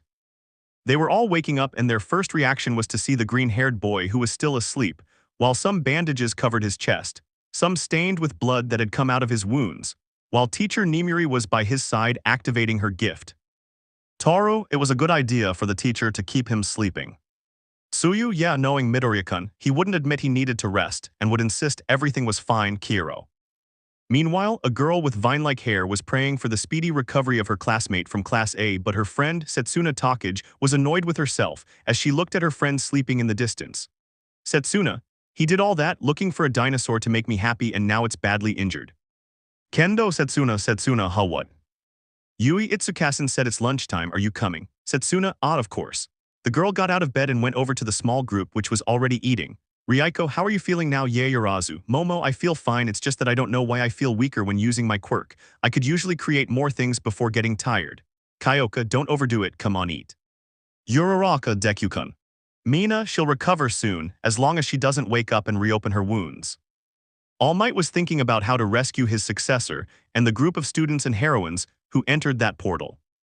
Power Loader had assigned the entire engineering wing to recreate the machine, or at least to analyze what his #1 student had created. Power Loader, does anyone have anything? Student 1, no sensei. Student, nothing here. Power Loader, sigh, sometimes I don't know why I feel proud of that girl. Student, I have something. The boy's scream drew worldwide attention, especially when he obtained information from the same tablet. Power loader, play IT fast.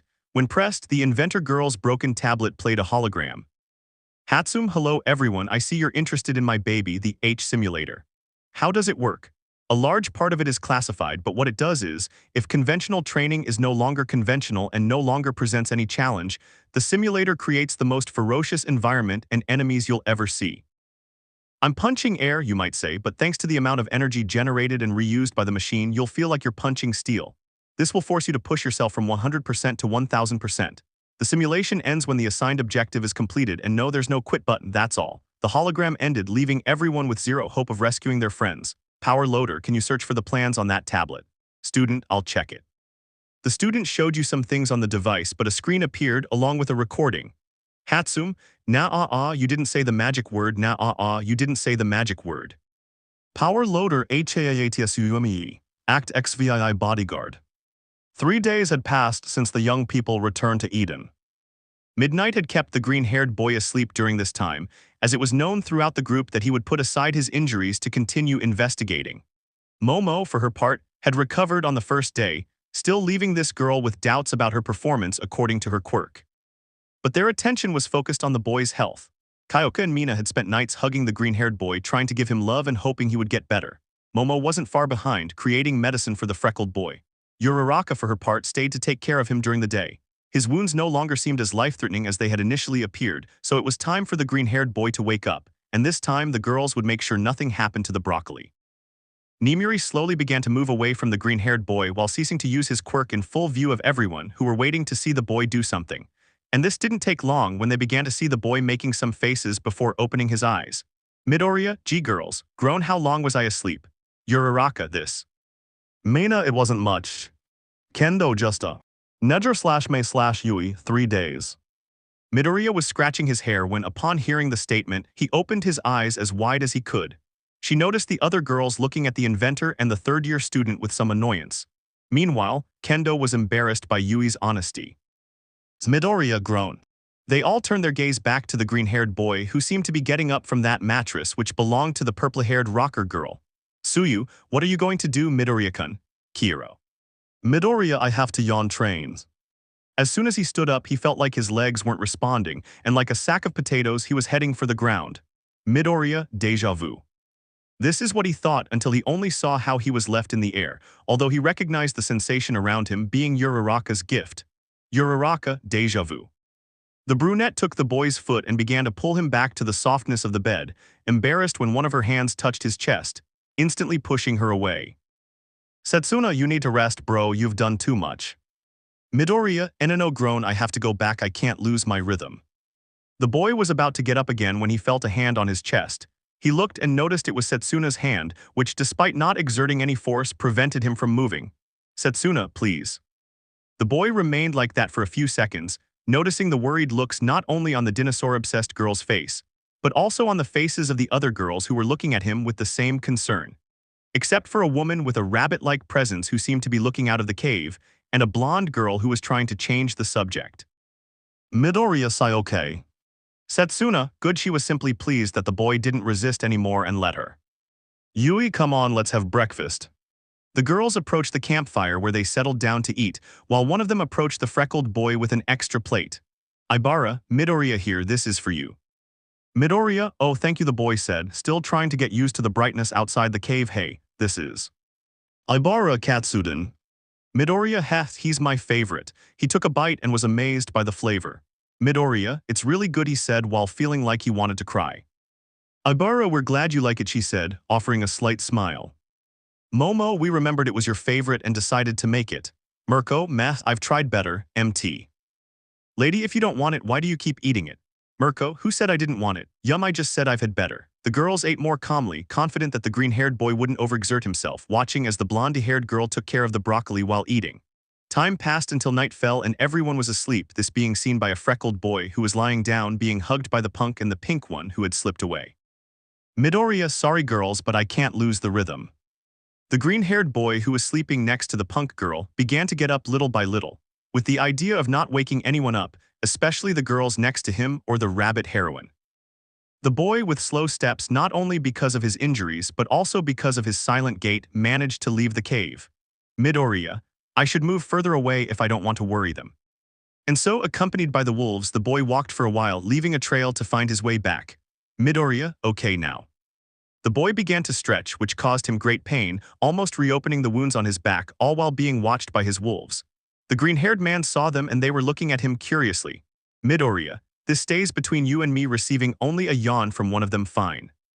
Thus began his intensive training, lifting some heavy stones like dumbbells and larger ones to perform squats. He felt his muscles burning and tensing with each repetition, but he couldn't stop now. Midoriya, inhale, exhale, the physical inhale/exhale, done, inhale/exhale, now one for all. The boy pointed to the sky and squatting down fired. Midoriya, shoot style still works. Then the boy started jumping to take off, leaping from log to log like a bullet. Midoriya, everything's fine for now. The boy kept practicing, forgetting his surroundings. Midoriya, yawn, that would be yawn all for today, let's go. The boy called his wolves, who accompanied him to the cave. Tiredness was evident in his eyes despite having slept for 3 days. The exertion throughout the night had left him exhausted and now he only thought about sleeping. The boy, sore and tired, approached the purple-haired girl's bed again and lay down without moving much. Midoriya, sighs finally. The boy closed his eyes and prepared to sleep for 5 seconds. Beep, beep, beep. The green-haired man opened his eyes and saw a clock near his desk, owned and created by Hatsum, which was chiming, announcing the sunrise. Kyoka, yawn, good morning, Green. Mina, were you able to sleep? The boy just stared at the ceiling, wondering how he managed to train for 8 hours straight. Midoriya, this can't happen again. And so 5 days passed, during which the green-haired boy secretly went to train in the forest. The girls never noticed his escapes, but they were aware that the boy looked increasingly tired, even noticing dark circles under his eyes. One of these days, there was a meeting. Momo, are we all here, girls there? Uraraka, Kyokachin, do you hear something? The punk girl buried one of her earbuds in the floor and listened to her surroundings, checking if the green-haired boy was nearby. Kyoka. Kendo, okay, we've all seen it, haven't we? Yui, are you referring to Midoriya's condition these past few days? I think it's pretty obvious, the raven-haired girl from Class B said directly. Nejer, it's true that he looks more tired. Nimuri, it's inconsistent, assuming we've been watching him all day. Pony, could your green-haired friend be hiding something? Kamari, what did he say? Melissa, she wonders if Deku isn't hiding something. Most people were left thinking this, and it turned out to be a good thing. Kendo, if he does anything, it will be at night. Momo, we have to keep an eye on him today. Kyoka, shh, I hear footsteps. The girls changed their position in the lake and acted as if nothing had happened.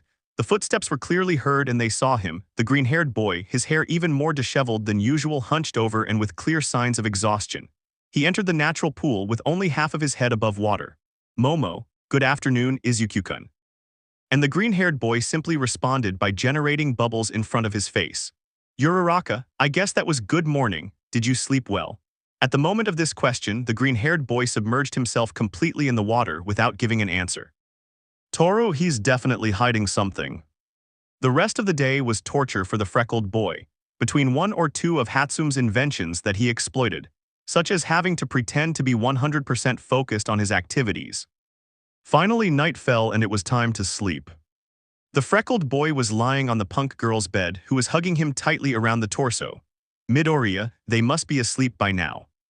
The boy took the purple-haired girl's arm and gently began to remove it. Kyoka, what are you trying to do, Green? She relaxed a little to figure out what he was going to do. He sighed and with a slow gait stood up and walked away.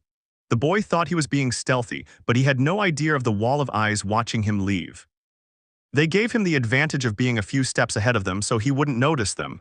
Momo, let's go. Mina tarara. Uraraka/Toru Ashidasan. Mina, yes, so you shut up. The offended girl complied with the request and they followed the broccoli-haired boy, walking for about 5 minutes until they heard a bang in the distance. Kyoka knew what she had to do, so burying one of her connectors, she listened as the boy seemed to be struggling to do something, only hearing groans and the occasional curse word from him. Kyoka, is he doing what I think he is? Approaching a little closer, he saw that it was what he suspected. The girl, without fear or shame, came out from where she was hiding, watching as the boy kicked stones and destroyed them, or failing that, they hurt him. They all followed the punk's actions, taking a surprise at what their partner interest was doing. Midoriya, maybe if I increase the percentage I can kick harder and try with materials stronger than stone, I need to train more intensively. Kyoka, don't forget that we might not notice. The boy felt his blood run cold, and when he looked behind him, all he noticed was Kyoka's connectors flying quickly through the air to hit his neck, causing him to clutch in pain. Midoriya, G-girls, Kyoka, are you going to tell us that it's not what we think you're doing? Momo, Izuku-kun, we told you that you couldn't train, your wounds could reopen. Mina, look at how muscular you are, you have bags under your eyes, you look more battered. Tsuyu, it's not healthy, Midoriya-kun, Kiro. Midoriya, girls, you have to understand, I have to do this. Kyoka, why is it so important that you kill yourself? Midoriya, because. Uraraka, Deku-kun, please. Midoriya, I can't stop because if I'm not strong enough, any of you could get hurt. Some thought the boy had an obsession for some more personal or even selfish reason, but it was Izuku Midoriya they were talking about. The boy couldn't have a single ounce of selfishness in him. Hearing him say all of that during the exhaustion, the pain, and everything else just to keep them safe was a balm to the hearts of the girls present, so much so that they couldn't possibly be angry with him. Kyoka, Tusk, idiot. The girl yelled as she stabbed him once more, causing him to close his eyes. The boy covered himself again in pain, only to find that he couldn't move his arms because something was preventing him. Looking down, he could see the punk girl hugging him while an angry face with an embarrassed blush looked in another direction. More than one of the girls, except for Mina and Momo, were surprised by the closeness between the punk girl and the boy, while the latter was embarrassed by the display of tenderness in front of Uraraka, Tsuyu, and Toru. Midoriya, Kyoka-chan. Kyoka, why are you such a sweetheart, idiot? The boy, trying to guess whether it was a tender gesture or an insult, felt someone else approach and hug him too. She was taller than the two of them. Momo, don't worry us like that again. And someone else. Mina, I wouldn't know what to do if I lost your muscles. The three girls were hugging the freckled boy, while three others watched them from a few steps away. Uraraka. Toru, let's go. Uraraka, Tsuyu, it's obvious you want to hug Midoriya too, Achikachi, Kira. Uraraka, yes, but. Toru, come on, what can you do? And taking each other's hands, Tsuyu and Hagakure joined the hug, bringing smiles to everyone's faces. Momo, let's go home. Act XVII, apologies. The green-haired boy was returning to Eden, because, after being found training a few minutes ago, the girls convinced him to return. And convinced means that Uraraka used her quirk on the green-haired boy and they took care of bringing him back floating. Standing before the cave, the annoyed glares of the Class B girls were immediate. Kendo frowned, Yui and Ryuko were their usual expressionless faces. Ibara prayed the green-haired boy would understand that overexerting himself wasn't healthy, and Komari with her height and face couldn't be taken seriously. The first to go for him was Pony, who didn't hesitate to approach and hug him. Pony, you are okay, tell me what you don't experience. A Turkish novel, he said in his typical Spanglish. Midoriya, oh, what are you talking about? He asked while gently patting the blonde equine's head. She didn't get an answer because the other girls just shrugged, equally unaware of what she was talking about. Komari, Midoriya, we were worried sick about your condition. What were you thinking? What are you laughing at? The little brunette said, watching as her companion tried to calm his laughter. Komari, if you keep laughing I'm going to get angry, stop laughing already. Midoriya, haha, shut up Izuku, shut up, that's what the boy thought, unable to stop himself from laughing. Well, the little girl had to lift her head to see the green-haired boy's face, even though he was 1.66 tall and the brunette was only 1.52 which was funny to those present. The girls couldn't have been angrier at that scene in front of them. Komari could only cross her arms and look away, her face clearly showing her annoyance. The green-haired boy walked towards the girl and crouched down a little to be at her level. Midoriya, sorry for laughing, Komari-chan. Komari, you had me worried. The green-haired boy managed to hear the last part of what the brunette said, which made him have to apologize to her. Midoriya, I'm sorry for making you feel that way, I apologize to everyone for worrying you. Everyone's anger had subsided after that scene with the brunette, but the apologies made them feel better. Kendo, okay, Setsuna, anyway we couldn't be mad at you forever. Mirko, hey, if you're going to have a session with him, do it far away. I don't want to hear your moans while I'm trying to sleep. Said the rabbit as she left the cave, heading straight for the lake. The girls, along with the green-haired boy, got so high that some of them activated their quirks without realizing it. In Ibara's case, she began to create strange flowers from her hair. Komori started to create mushrooms around herself. Momo started to create small matryoshka dolls. Uraraka had stopped touching the ground a while ago. Mina had secreted a viscous liquid all over her skin. Meanwhile, the rest of the girls were blushing more and more. Midoriya, for his part, was starting to feel dizzy because of the pro-hero's assumption. Setsuna, well, it doesn't bother me. Komari, WHWHAT, and the boy fell backwards straight into the lake. Mirko, hey kid, I know I'm hot, but don't expect me to do it with you. The next day. Midoriya yawned, oh, I don't remember anything. The green-haired boy who was just waking up was about to get up when, looking to both sides of the bed to his surprise, Kyoka and Momo were next to him looking beautifully asleep. Midoriya, oh, I remember now. Looking around, he saw that most of the girls were still asleep, except for two, and that the work table was free and one of the beds was also free. Two places whose owners I recognized. Getting up carefully, he went outside and saw Hatsum and Melissa apparently working at the foot of the relief. Midoriya, yawn good morning, girls. Melissa, hi Deku. Hatsum Izuku, hello Midoriya, what are you doing? Melissa, well, these past few days we noticed that not everyone was aware of some of the tasks here, and we thought. Hatsum, conduct a brainstorming session. Midoriya, hey, that's Mirko, nonsense. As the three young men looked at the heroine, they noticed that she seemed active. Midoriya, Miss Mirko. Mirko, what do you think this big body supports itself? The young men looked towards the entrance of Eden, watching as the wolves entered exhausted and seemingly tired. Mirko, you puppies need to learn to keep up. Melissa, so that's why I didn't see them. Mirko, whatever. The rabbit woman leaped into the cave, just to deliver a warning. Mirko, everyone up, there's work to be done and it's a nice day. The complaints came quickly with some pleading for 5 more minutes and others cough MT.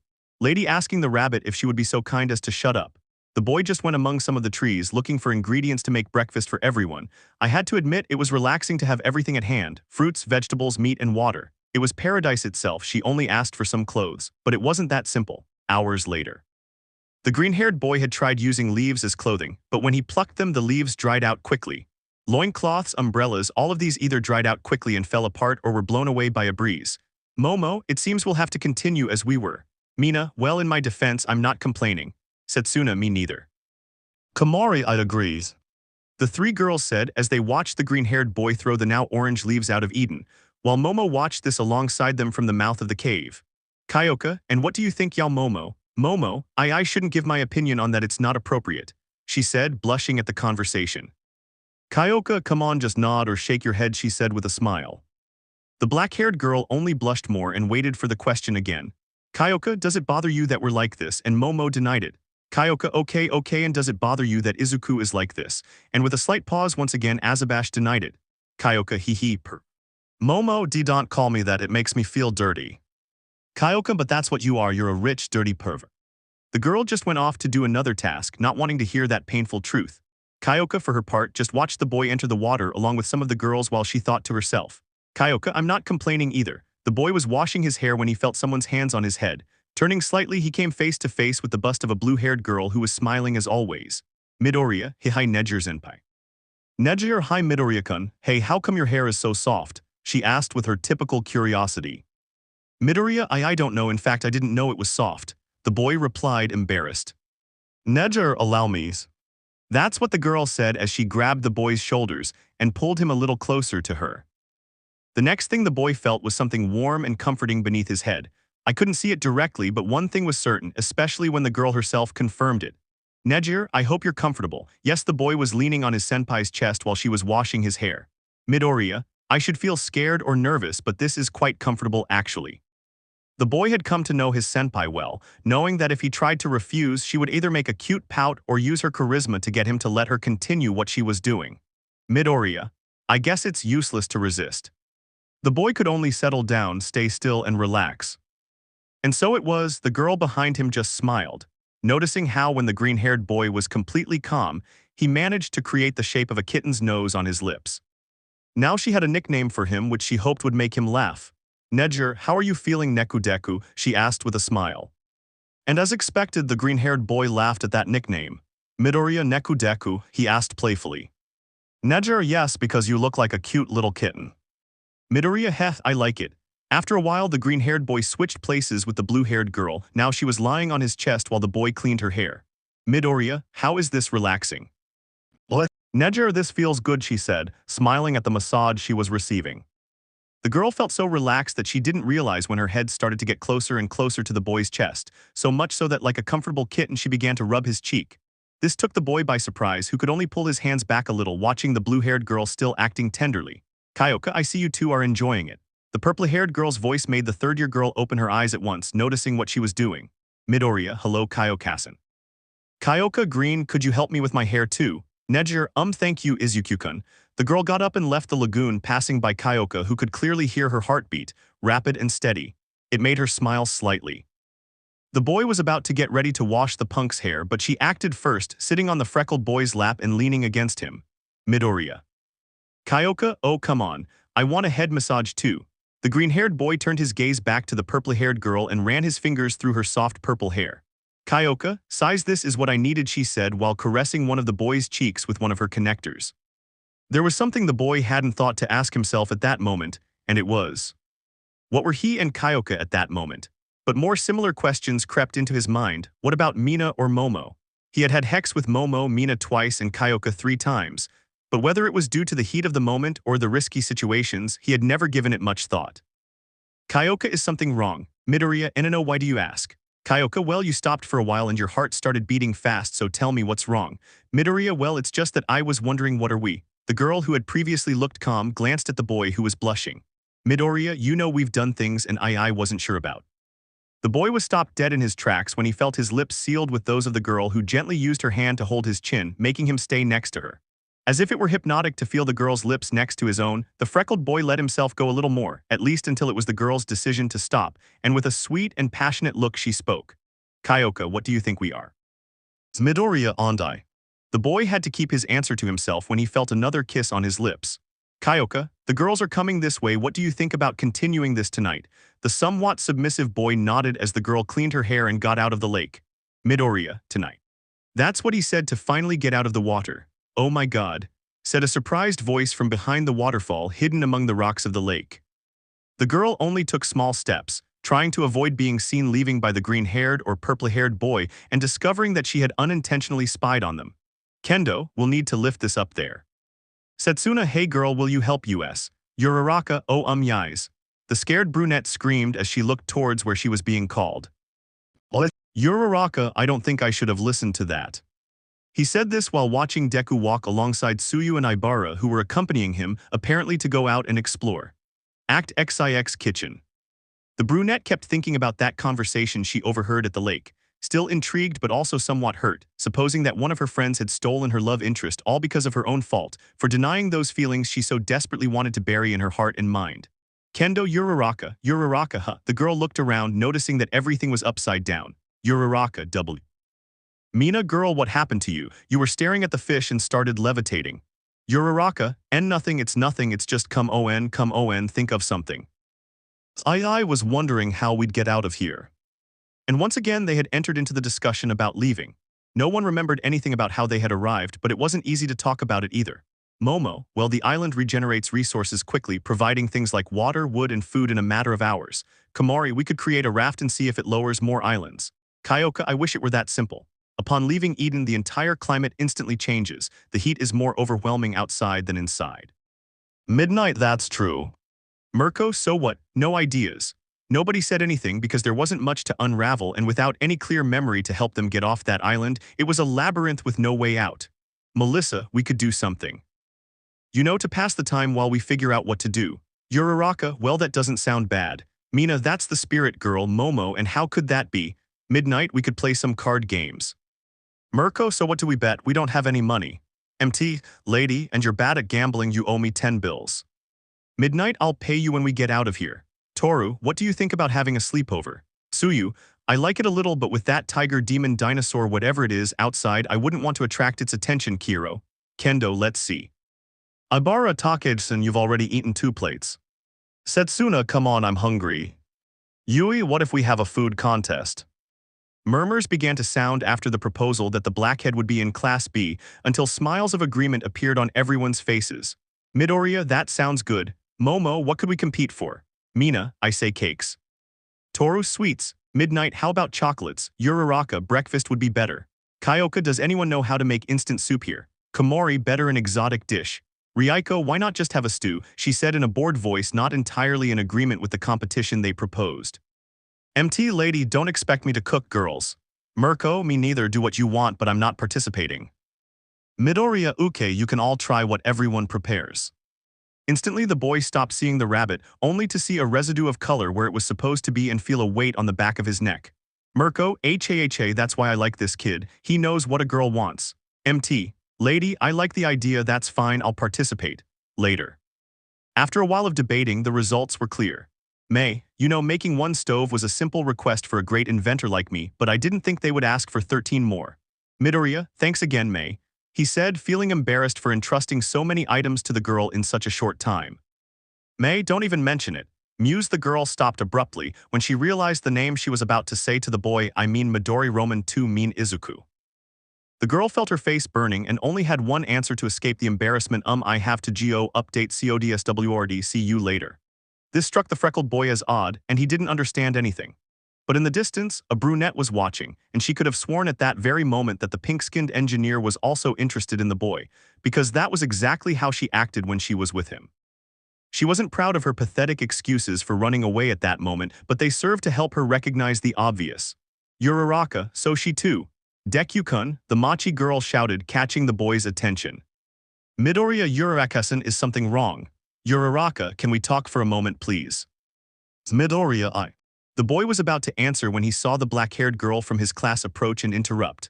Momo, excuse me Midoriya, but I need your help with the cutlery we'll be using. Midoriya, oh sure, I'm sorry Uraraka-san, I can't right now but we can chat later, okay? Uraraka, I understand, that's fine, we can talk later. Machi could only watch the freckled boy walk away a little while she chatted with her president, as she didn't want to cause a scene in the group or embarrass him in front of the other girls. So she moved away and got ready with the other girls in her place. Midoriya, cough cough, well, welcome everyone to. The boy said, seemingly acting in one of those reality TV shows, about to show a cooking episode strangely on par with a naked survival series. Midoriya, I'd better not think about that, make up a name. Today we have 3 dishes to prepare, an appetizer, a main course, and a dessert, with 45 minutes of time for each dish. As we see, Eden provides us with everything we need. Some felt strange at the boy's voiceover narration, but that changed because seeing him act so calm and somewhat excited was contagious, paying attention to what he said. There was no grand prize for some, they just wanted to pass the time, while others, no longer so saintly, imagined that they would collect their prize at night. Midoriya, meanwhile over here we have the judges. They will taste each of your dishes at the end of the allotted time. Mirko, they better be good-looking girls, MT. Lady, this will be interesting. Midnight, I can't wait to see how it all unfolds. Midoriya, the winners will advance to the next round and those who don't will get to taste the dishes alongside the judges. So give it your all and plus ultra.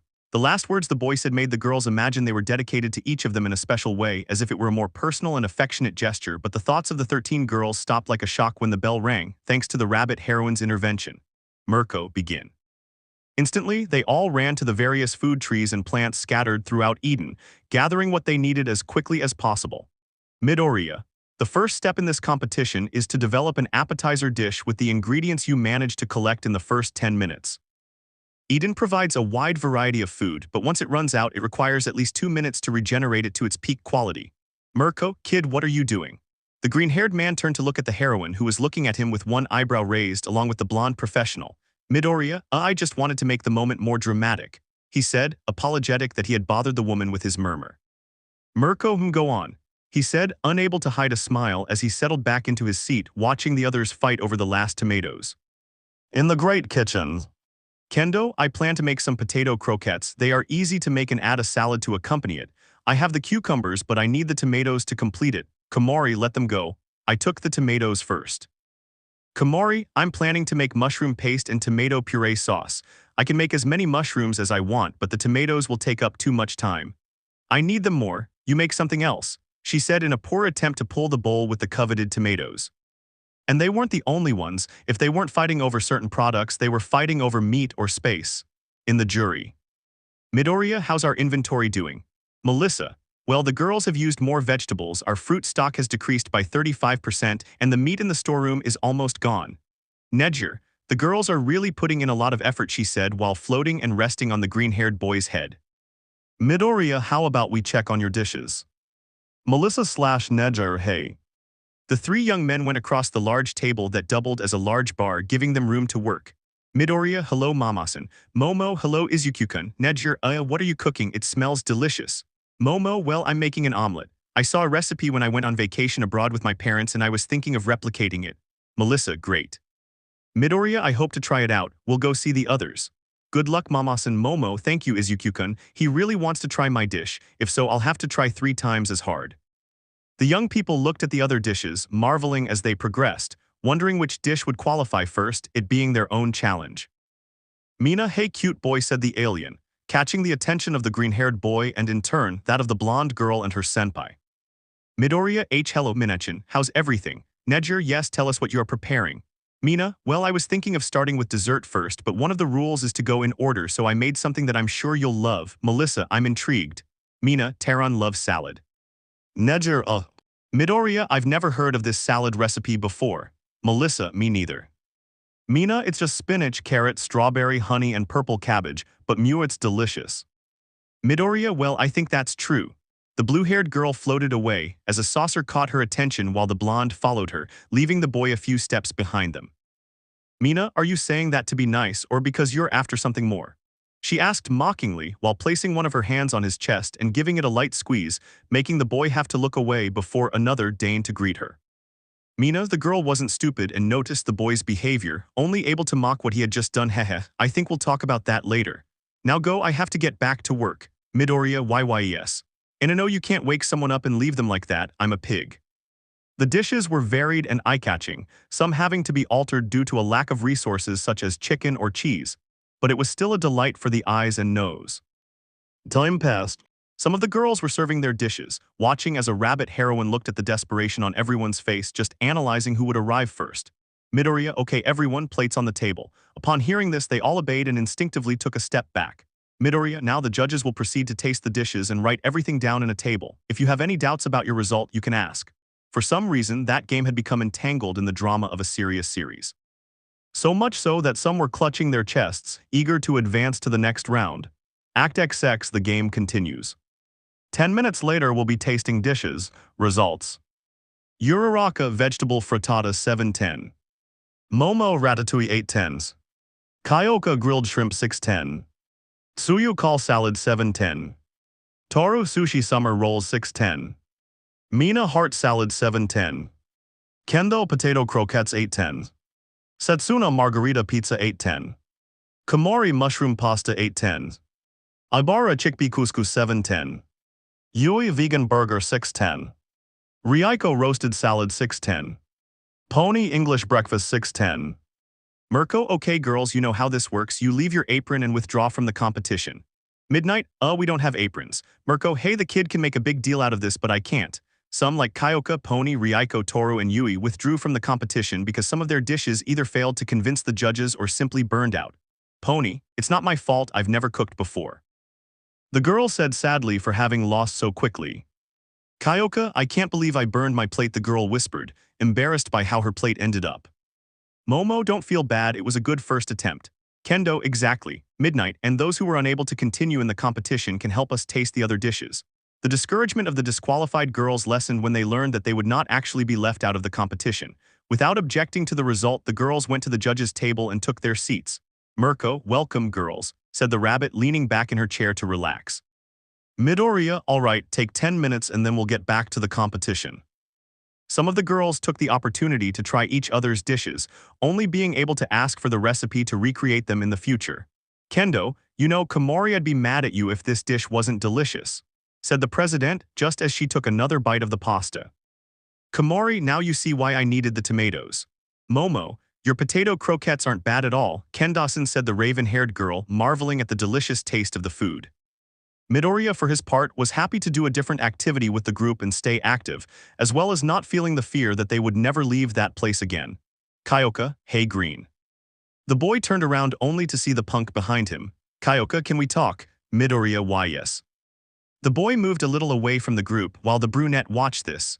Uraraka, should I? The girl couldn't think straight when a quick approach from her frog friend startled her. Suyu, Achikachan, try this, Kiro. Uraraka, huh, oh sure, thanks. Meanwhile, the freckled boy approached the cave entrance along with the purple-haired girl who stopped a few steps ahead of him. Midoriya, hey, Kyokasan, is something wrong? Kyoka, it's nothing important, but don't you think something's missing? Midoriya, what do you mean? Kyoka, well, I don't know if the others will agree, but, you know, do you think it would be a good idea to? Midoriya, ambient music. The punk girl had taken a while to ask the boy if she could play something to lift her spirits, and he had read her request in less than a minute.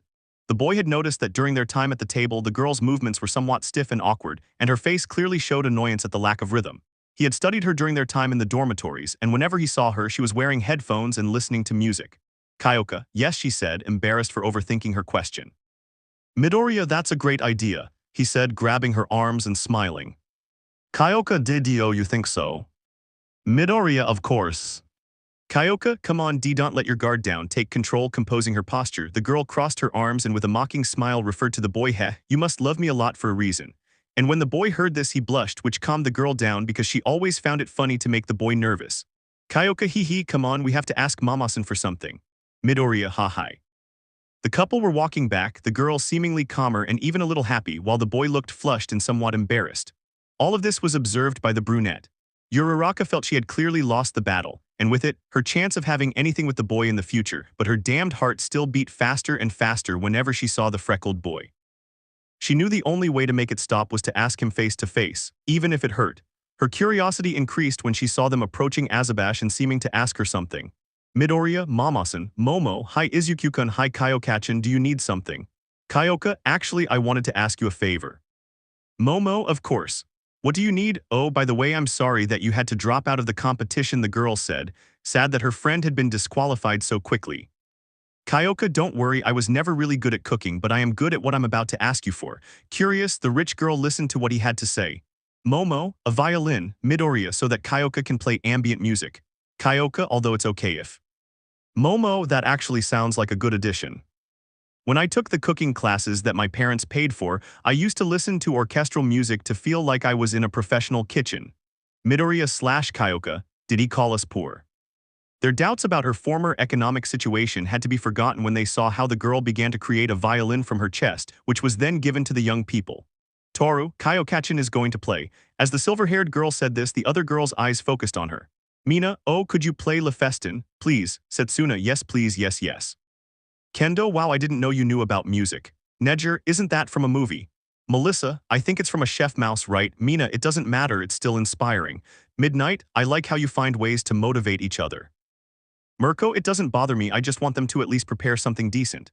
MT, lady, the last time I heard good music was because I ate at a restaurant. It was because a man wanted to be my manager, but in the end I put him in his place, although I am glad that he paid the bill first. Kyoka, yes, I can play that song. Some hugged the girl, who just laughed at such a cloying gesture. Nejer, hug, said the third-year girl, just to join in the gesture, and for the others to follow suit. They didn't know if it was because of her innocent nature or because of the happy atmosphere, but everyone except two professional heroines accepted the proposal and enveloped the girl in a big hug. Kyoka, hey, you're going to break the violin, she said, embarrassed, as she was practically enveloped from all sides. Midnight, let yourself be loved, little one. Kyoka, okay, this got weird. After pleading a little more, the girl just coughed to pick up the violin and sit near the judge's table. Midoriya, are you ready? Kyoka, yes, now you go and be dramatic. Midoriya, hey. Mirko, cough cough. The young men turned around and looked at the rabbit with a bored expression, wanting them both to stop playing and continue with the show. Midoriya, I'm sorry, Mirko, kid, you'll really make me kick you if you waste time. Midoriya, cough cough, all right. As soon as the boy spoke, the purple-haired girl started playing the piano, drawing the attention of the others and creating the desired drama. Midoriya, for the next 45 minutes you will be able to develop the dessert, and by unanimous decision, not unanimous at all, you will make a drink instead of a dish. Needless to say, the girls who were listening smiled when they heard the news. It meant they wouldn't have to overthink another dish that someone else might choose. Midoriya, prepare your desserts and be careful while cooking. On your marks, get set, go. The girls quickly dashed out of their places to grab the food they would need for their desserts. Momo/Mina, it must be something Izuku-kun loves. That's what the two girls were thinking, wanting to do something special for the freckled boy who had stolen their hearts. Meanwhile, the boy watched with intrigue as they searched through Eden for something they could use. Pony, fascinating. Ryuko, I didn't think I'd ever see a live cooking channel. Yui, I hope Kendo or Setsuna do better than me, she said with her typical seriousness. Toru, Midori, who are you supporting? The girl asked with a smile, wanting to know what her friend thought. Midoriya, I support them all. Ryuko, that's a very quick answer. Yui, and somewhat anticlimactic. Midoriya, but it's true, I support all of you, you give your best, and that fascinates me, he said, embarrassed by the cold and expressionless looks of the girls who were staring at him. Ryuko and Yui didn't know the freckled boy very well. They were in different classes and had never bothered to get to know him. But hearing how he spoke about everyone, including them, was pleasant, and they even wanted him to repeat it.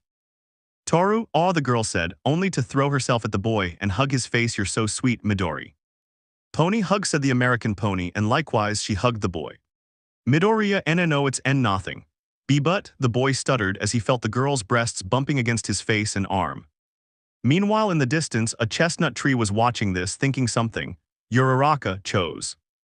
The boy was looking around, trying to control his natural impulses, when he came across the brunette who was staring at him. I missed this a lot since he seemed to have a sad look. Midoriya, I should talk to Uraraka-san, see what's going on. Perhaps it was that feeling, perhaps that tiny fraction of a second where their eyes met, but they both wanted to talk to each other. Uraraka, maybe I can give Deku-kun something special. Act XXI nerves. The cooking competition continued for a while longer, and both the green-haired boy and some of the girls and the heroines who were members of the jury took a few turns to see with their eyes how they prepared what would be the dessert and the drinks. Uraraka, I was thinking of making mochi, but that would be predictable. Maybe they'd like some chocolate-covered bananas. I hope Deku-kun likes them. The mere thought of her romantic interest, along with the conversation she had with the punk girl the night before, caused the brunette to put on a sad face, remembering that apparently someone else was with him now. No, it doesn't matter. Even if someone else has won Deku-kun's heart, I'll show him that I'll still be a good friend. And if Kyoka won his heart, then I'll make a dessert that they'll both love, she thought with determination. Whether by the grace or mockery of fate, when he looked up he found the one he had thought of.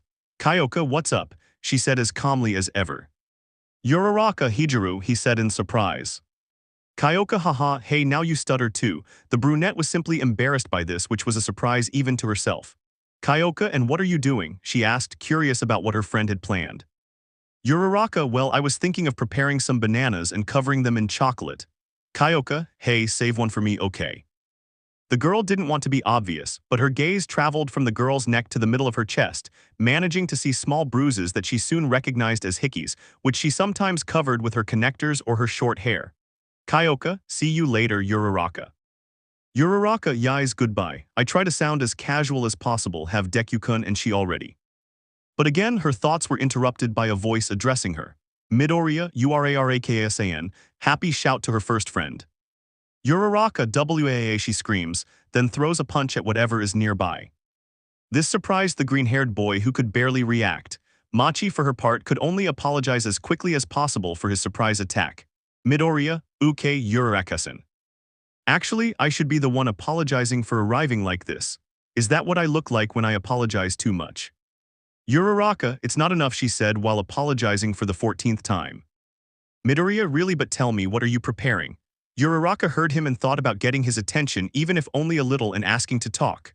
Uraraka, well, I'm making chocolate-covered bananas. Do you like them?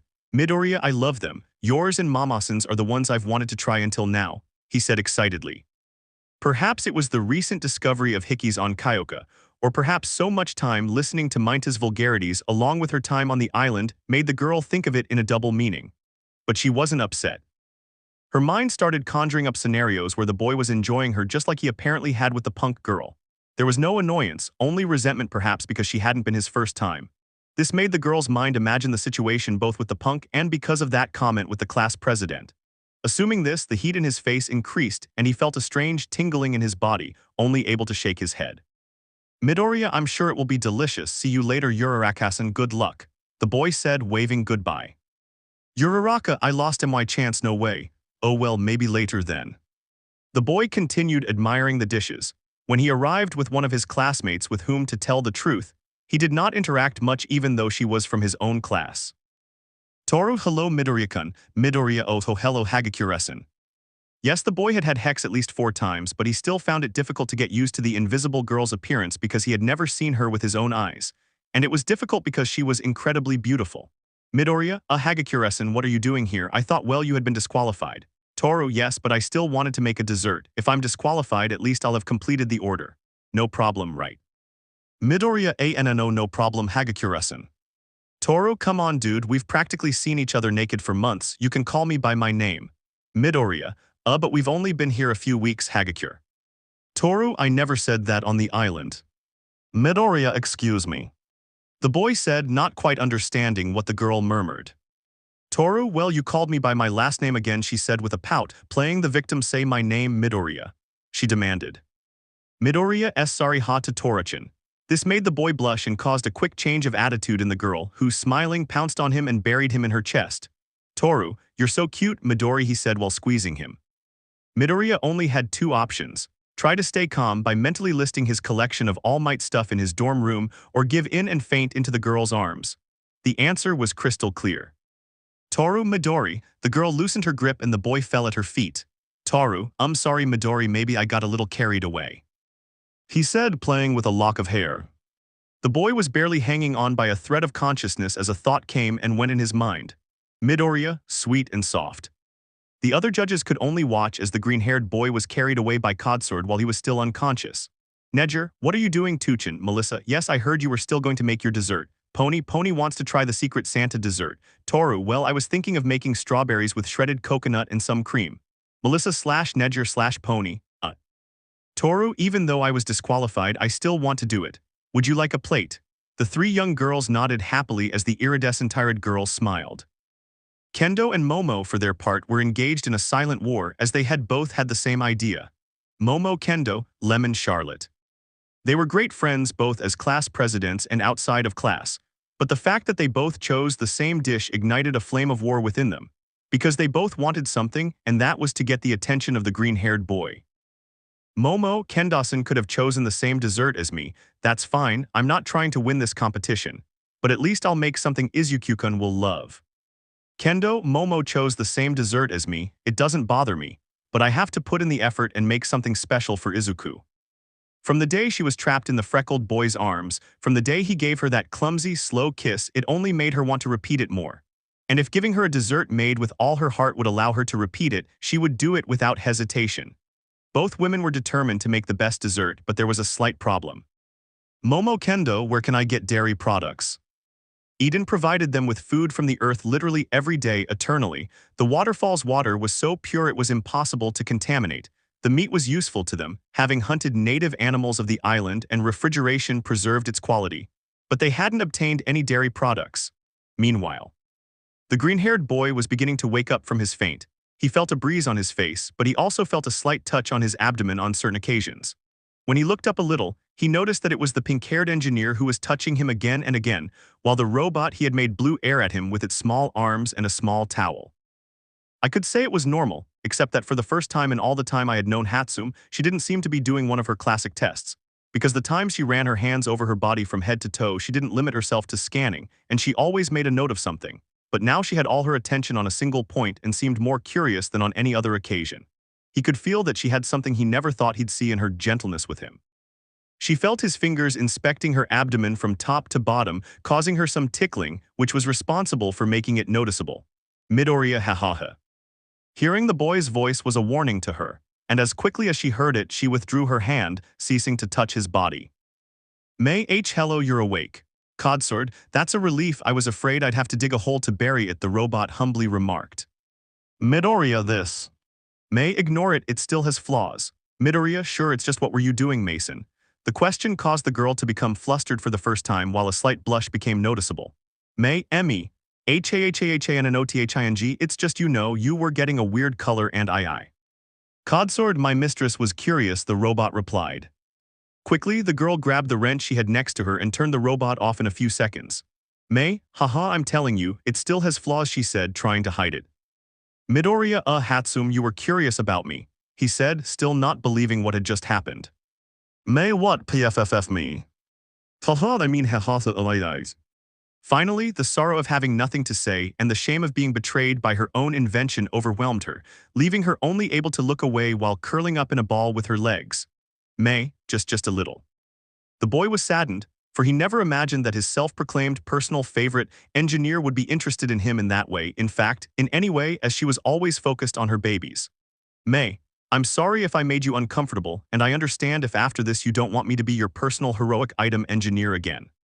The tone of voice in which she spoke was one that shook the boy's noble, chicken-hearted nature, making him feel a pain that could be likened to a heart attack.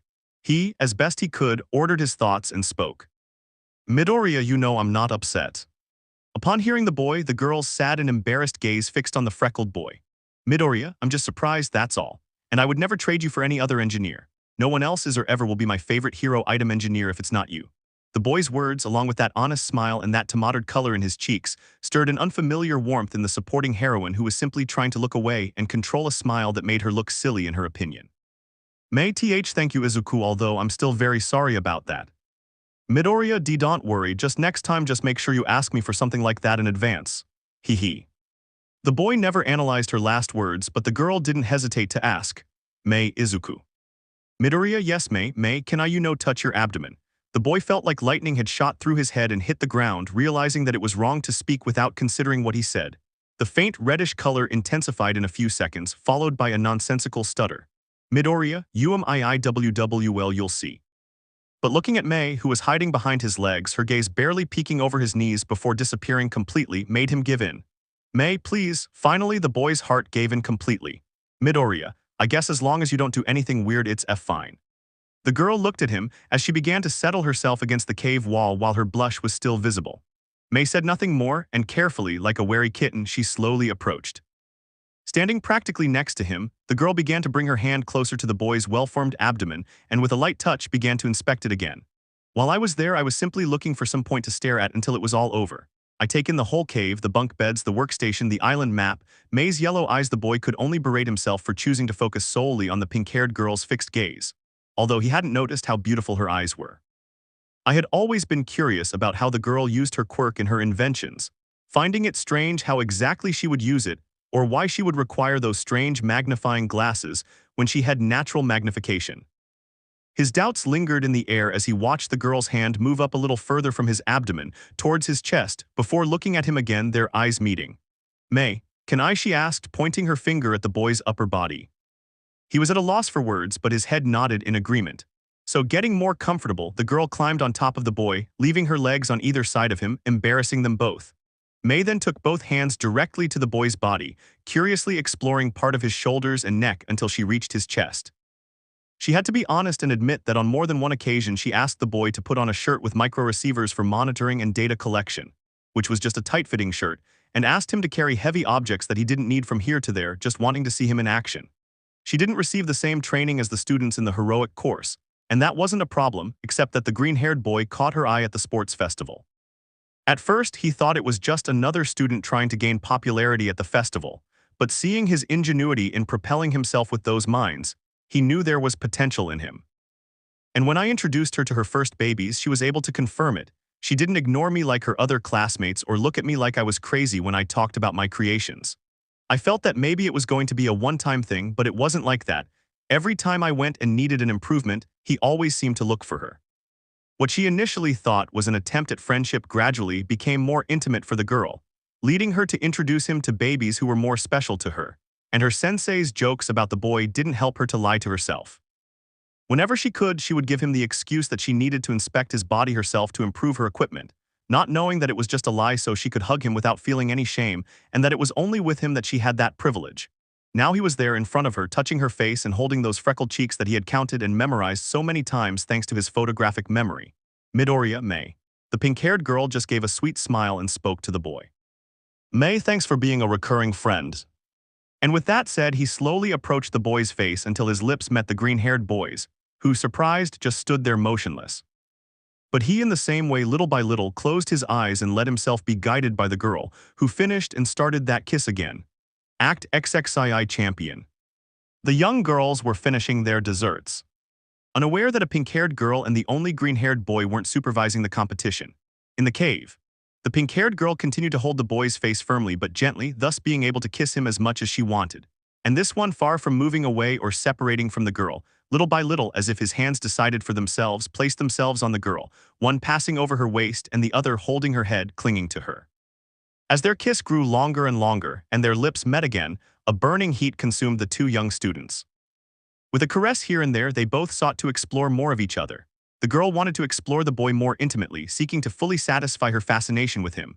The boy, however, had to admit that he wanted the same thing, to know the girl's body as well as she knew his. With slight movements, the green-haired boy began to move his hand to the girl's seductive bust, while she, on the contrary, went lower and lower. But before touching each other and giving in to anything more with a mutual look, they both stared at each other, seeking each other's approval. Midoriya, you. May and you. And thinking about it for a few seconds, before deciding if they wanted to do that, they gave each other a slight smile before adding, Midoriya/May, you can. Having agreed to the other's request, the girl began to lower her hand further and further until it reached his waist. Meanwhile, the boy held one of the pink-haired girl's breasts. May. A Mona sound he never thought he'd hear from the engineer girl. It was adorable, tender, exciting. Wanting to hear it again, the boy gave her a light squeeze. This made the girl's cheeks flush and she brought one of her hands to her mouth trying to stifle the moan. The girl's cute expressions along with her sounds was a combination that made the boy excited, causing his member to become erect in the girl's hand, who carefully placed her fingers on the head of the member, Midoriya. And then it was the pink-haired girl's turn to see and hear the boy's soft sounds. She'd found him adorable before, but in this situation it was quite arousing. Hearing him moan at her touch was something she adored. From the depths of her chest she longed to hear him more and more as he too gave her pleasure. Watching their own actions was hot, but seeing their faces, so red and breathing heavily at their display of mutual love. With their hearts beating rapidly and the heat of the moment, they both moved closer again and kissed. They both would have gone further were it not for the sound of a bell being struck, along with a series of unintelligible shouts. Like a balloon being popped, that blow killed all the passion that existed between the two young people, who, out of fear, separated. They remained silent for a few seconds, while the heat between them subsided and allowed them to speak. I think we should go with the others, don't you think? Midoriya yies. As soon as the boy had gotten back on his feet, the pink-haired girl took advantage of his distraction and gave him a quick kiss before leaving the cave. The boy said nothing, but he hoped to understand what had happened between the two of them. Outside. One rabbit had tapped a metal plate, signaling to the others that time was up and it was time for everyone to present their desserts. Momo lemon charlotte, Kendo lemon charlotte, Uraraka chocolate-covered bananas, Tsuyu brownies, Mina strawberry and chocolate cake, Setsuna milkshakes, Komori fruit popsicles, Ibara mochi. The other women's eyes were immediately drawn to the tables laden with different desserts, eager to try them all. Mirko, very good girls, I hope you've outdone yourselves this time. Little by little the girls were evaluated, although there was still one green-haired boy missing, which was the reason why some were eager for his evaluation. Midoriya, I see you two made the same dessert, he said smiling. Momo Kendo yies. Midoriya, well, I can't wait any longer. The boy tasted Momo's dish first, finding it wonderful, all while wearing a smile on his face. This pleased the raven-haired girl and made the orange-haired girl beside her nervous. Midoriya, it's pretty good, Mamasan, he said smiling, taking another piece to his mouth. Momo, thank you Izuku-kun, she thanked warmly. Then it was the orange-haired woman's turn to try her dessert, who expected it to be as good as she had hoped. She was anxious, but everything stopped when she saw the boy bring a piece of the dessert to his mouth and taste it carefully. Kendo felt her heart racing, pounding harder than ever before. Not even the UA exams had made her as nervous and scared as knowing the boy's opinion about her cooking. But her fear lessened when she noticed how the boy couldn't stop until he finished the plate in the same way. Midoriya, that was so good, he said to himself, still unable to get over the taste. It was then that a blush appeared on her cheeks, only for her to look away and for a smile to appear. Kendo, thank you Izuku, it means a lot to me, she said, adding the last part with embarrassment. The black-haired girl was beginning to frown slightly when more words from the boy caught both of their attention. Midoriya, but I have a question, how did you get the milk to prepare it? The boy's innocent question caused both the raven-haired girl and the redhead to blush unexpectedly, as they had both had the same idea. They weren't sure whether to be proud of it or not. Momo WLs. Kendo will tell you later, you should try the other desserts, she said, trying to forget the subject. Midoriya, okay again, it was very delicious, girls. Both remaining calm, they sighed when they could no longer see the boy, wondering what explanation they would give for such an embarrassing answer. With Setsuna. The toothy, green-haired girl from Class B was having one of her own drinks when the green-haired boy approached her table, and she, as she usually did, tried to embarrass him. Setsuna, hey buddy, want one? The girl asked, smiling and handing the boy a drink.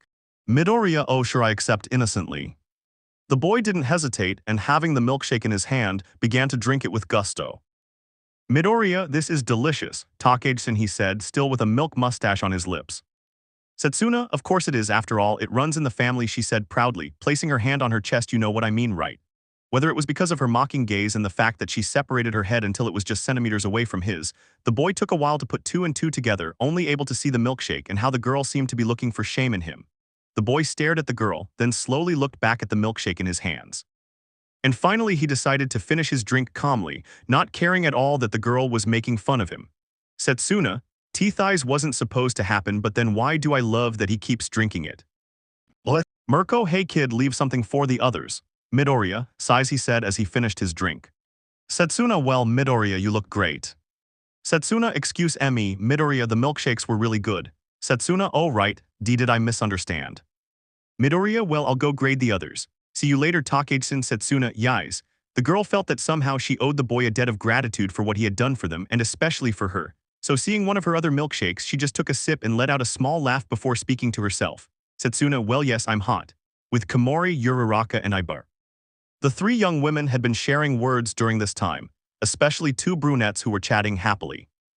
Komori, to tell you the truth, I hadn't thought about doing what you did. Uraraka, me neither, it was something spontaneous. Ibara, I saw that you hadn't done anything for machis and I thought it would be a good idea to try. I hope there's no problem with that, she said, bowing her head apologetically. Uraraka, no, calm down, and not the owner of the machis to get angry or not, it's a competition and you decided to make them.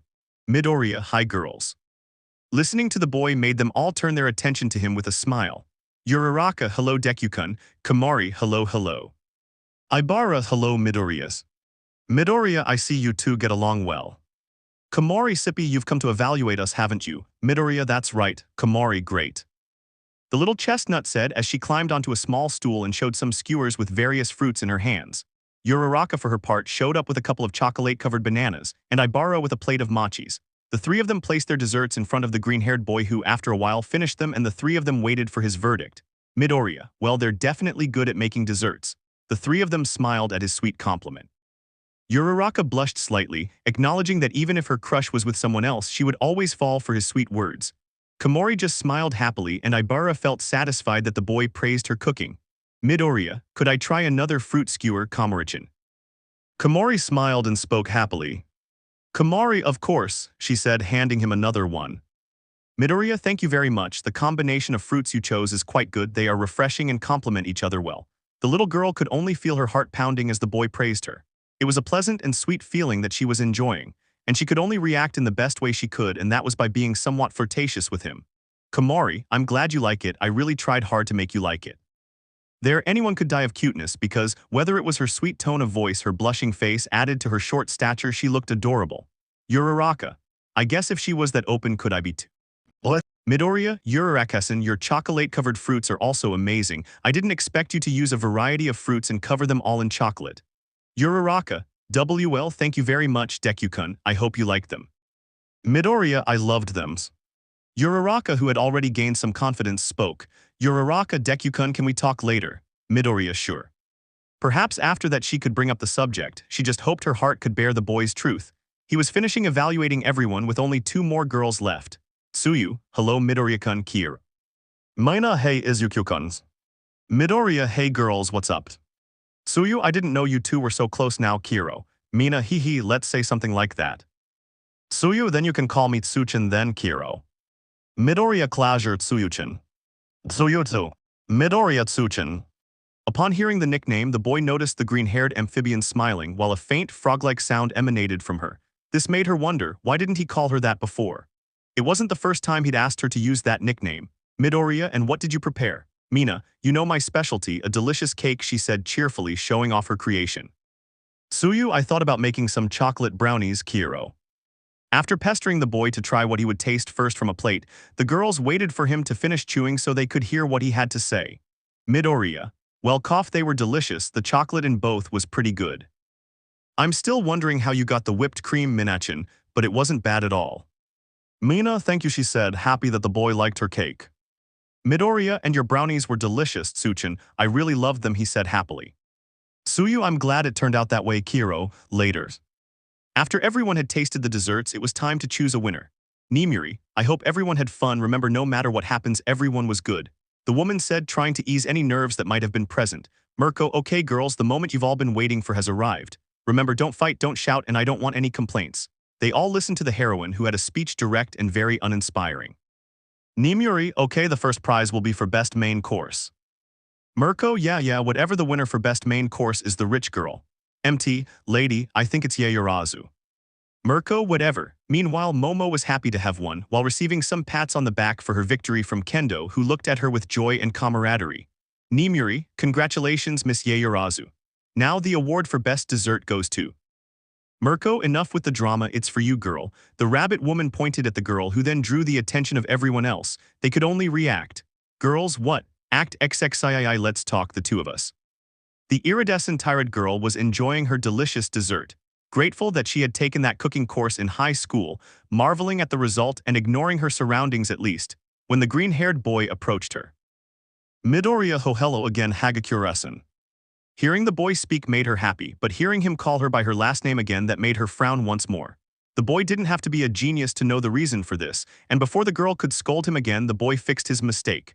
Midoriya, I would have said that before if you hadn't scolded me to Torichin. The boy said, trying poorly to keep the girl from getting upset. And it worked because the frustrated look on the girl's face changed, trying not to laugh at the boy's rigid and static pose and his ridiculous but funny joke of acting casual. Hagakure, well after that I can't be mad at you Midori, she said defeated. Midoriya I see you finally finished your dessert. Hagakure that's right do you want to try it? Midoriya sure.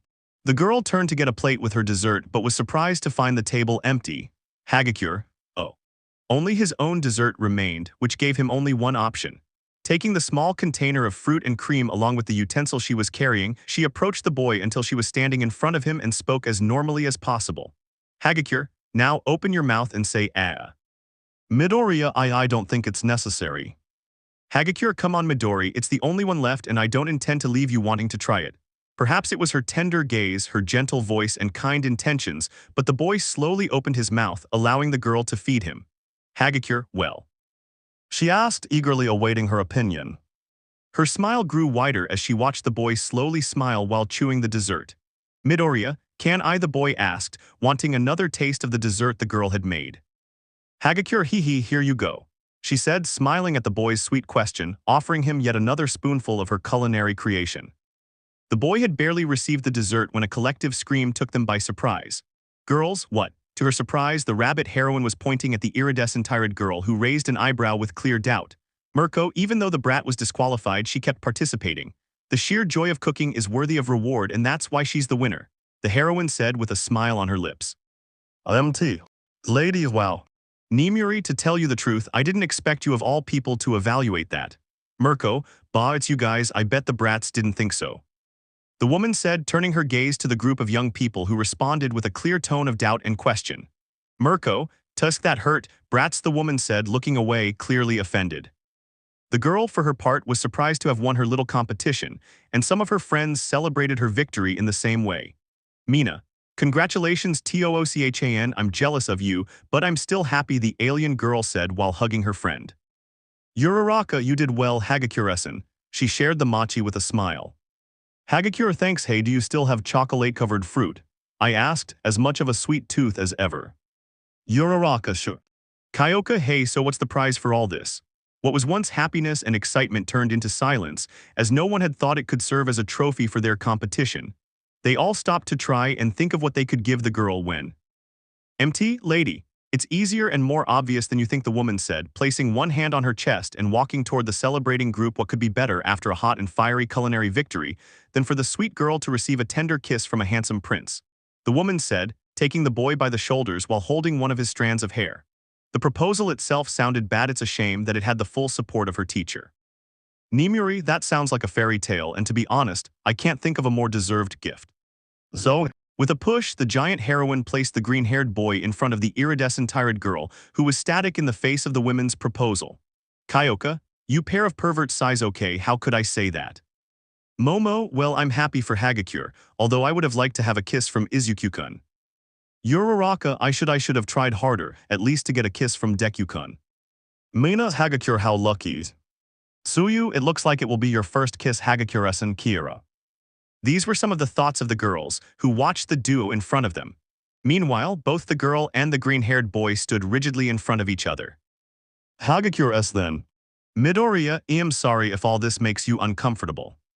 Hagakure inhales and exhales, well I've been naked in combat, I don't think a kiss is anything out of the ordinary. Midoriya, are you sure? He asked, starting to turn red. The sunflower nodded slowly as she gathered her hair behind her ear. Finally accepting, the girl took another step and closed the distance between them. He in turn gradually moved closer and closer until he kissed her on the cheek. As she felt the green-haired boy kiss her, she could feel his heart beating fast and strong in her chest. That was the first time a boy had kissed her, even if it was on the cheek, it was something wonderful and charming. Even more so when she saw the green-haired boy gently holding her shoulders so he could kiss her, admiring her tender face. She even felt a sadness she had never known before when she stopped feeling the boy's lips move away from her. Finally, the green-haired boy moved away from the girl and opening his eyes saw that she had a blush on her cheeks while looking into his eyes with a series of emotions. Surprise, happiness, sadness, and excitement, being somewhat more noticeable. Nimuri, how lovely. The woman shouted, clapping excitedly. After cleaning the entire place, the sun began to set and everyone went back to the cave to end their day. Some of the girls were making jokes about how the kiss with the green-haired boy went. Others seemed to have a certain curiosity. Komari, how did his lips feel? Hagakure, well. Setsuna, was it soft? Hagakure, aye. These were some of the many questions the girl was receiving from all sides. Meanwhile, a few steps behind her was the green-haired boy walking alongside three girls. Momo/Mina/Kyoka. So then, the three girls said in unison, wanting to know the boy's opinion about what had happened. Midoriya, WLE it was. Momo, can you say it in one word? The girl said, trying to make it easier for the boy. After thinking about it for a while and remembering the softness of her skin, her lovely gaze and gestures, or her fascinating eyes that changed color, he could only find one word for that. Midoriya, magical, words that only the boy could use to describe something as special as a kiss. Satisfied, they walked a little faster to the cave, leaving the boy to think. Midoriya, although I'm not sure if Hagakure minded in any case, I think I should apologize. Meanwhile, with Hagakure, the girl was lying on her bed, pretending she was tired and wanted to sleep after cooking so much, but it was just a lie to have some time alone with herself without finding a reason why. Ever since the boy kissed her on the cheek, she couldn't take her hand off where his lips had once been. Besides, the mere memory of what had happened caused a celebration inside her.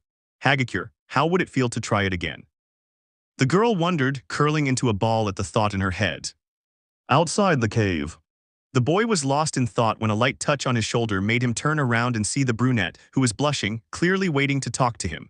Midoriya, oh ho hello Uraraka-san.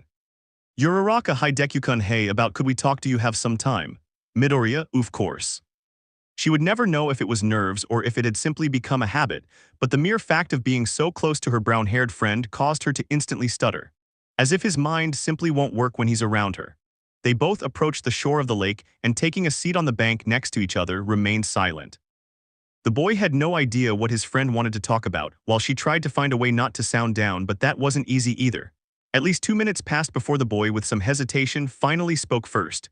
Midoriya, cough, so what did you want to talk about? Uraraka sighs. Midoriya, you Uraraka-san, is something wrong?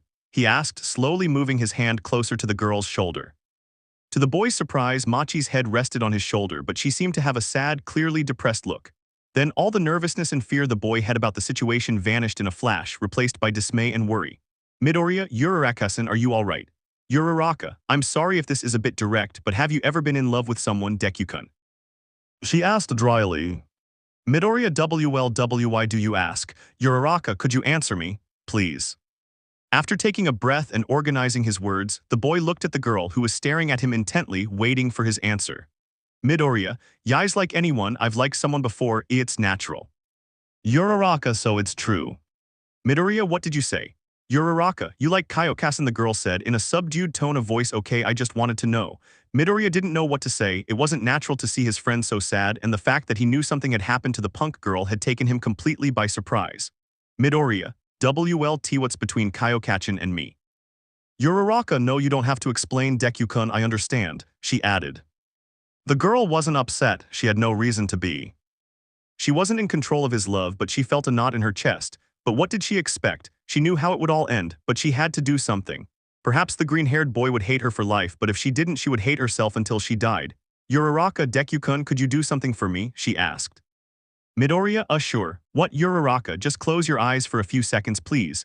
The boy obeyed, and after seeing the girl one more time, closed them. Slowly and gradually, the girl approached the boy, feeling her heart beat faster as her face drew closer to his. She could feel his breath against her cheeks, which turned red as she imagined what was about to happen. Placing her hand on his cheek, she closed the last of the distance between them, their foreheads touching. Finally, what she had long desired was there, just a few centimeters away, practically touching her lips to each other. It seemed as if time had stopped for the girl, granting her that gift, just the two of them on the shore of a lake, practically and literally in the middle of paradise at sunset with the boy she loved. Uraraka, do it, achak. Finally, she joined her lips with the boy's, shedding a few tears of happiness. She was living a dream, but she knew it could end up being a nightmare. But she wanted to live in the moment, however fleeting it might be. She expected that in a short time the boy would push her away or simply hate her, but what she received was a bigger surprise to which she didn't know how to react. Because the boy, far from pushing her away in the same way as he had done, placed one of his hands on her cheek and hugged her by the waist, bringing her body closer to his, being both completely united. Uraraka stopped kissing the boy to appreciate his action, and out of breath she looked at the boy. Uraraka, inhale and exhale Deku-kun. Midoriya inhales and exhales Uraraka-san. Seeing his adorable green curls, his flushed face with those freckles, and his emerald eyes were just one example of the many reasons why she fell in love with the boy in the first place. With a sweet smile and after placing her arms on his shoulders, I speak, "Uraraka, I love you." He whispered his words so clear to the boy, only to see him approach once more and kiss him again, allowing himself to be swept away by the boy's lips. Those lips he had so longed to feel joined to his own. Act XXIV Tornasol.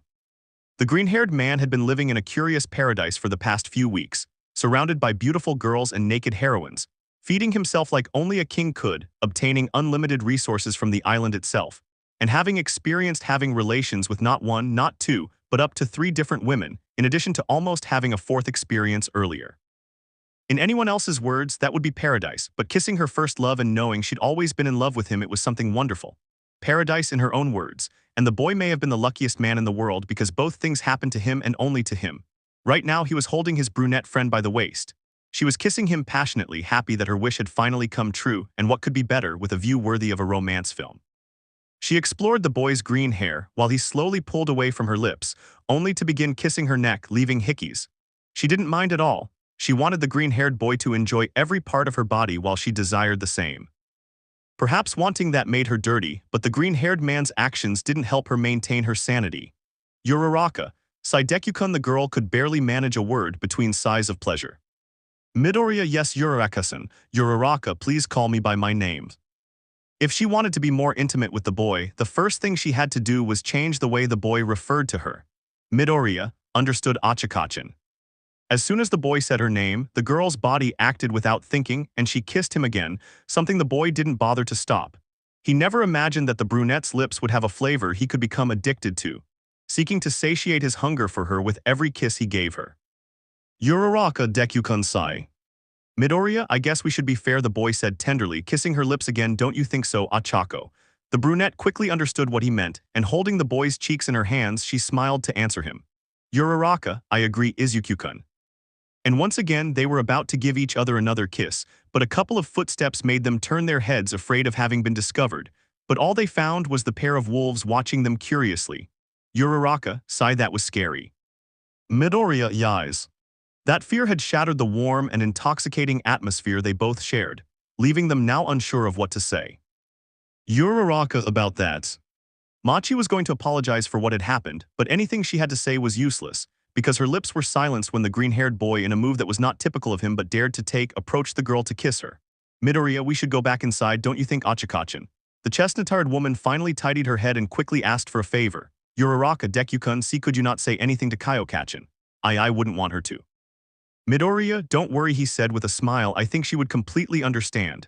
His smile remained on his face, but that puzzled the brunette, who was unable to ask for any explanation before the boy left. After spending a few more seconds on the shore of the lake, she brought her fingers to her lips and her neck, remembering what had just happened. Uraraka, Deku-kun, he kissed me. After repeating it a few more times, the girl smiled, pleased that her wish had come true. Uraraka, thank you. A blonde man was in a cafe drinking coffee, or rather, observing it. Almight. I hope Midoriya Shonen is alright along with the rest of the girls and Melissa if Dave finds out he's capable of betraying his country to get her back. Hey Toshi. A man's voice calling for the former symbol of peace echoed through the street, sending a shiver down the old hero's spine. He knew perfectly well whose voice it was. Almight to Dave. The man shouted as a large amount of blood came out of his mouth amid screams, what are you doing here in Japan?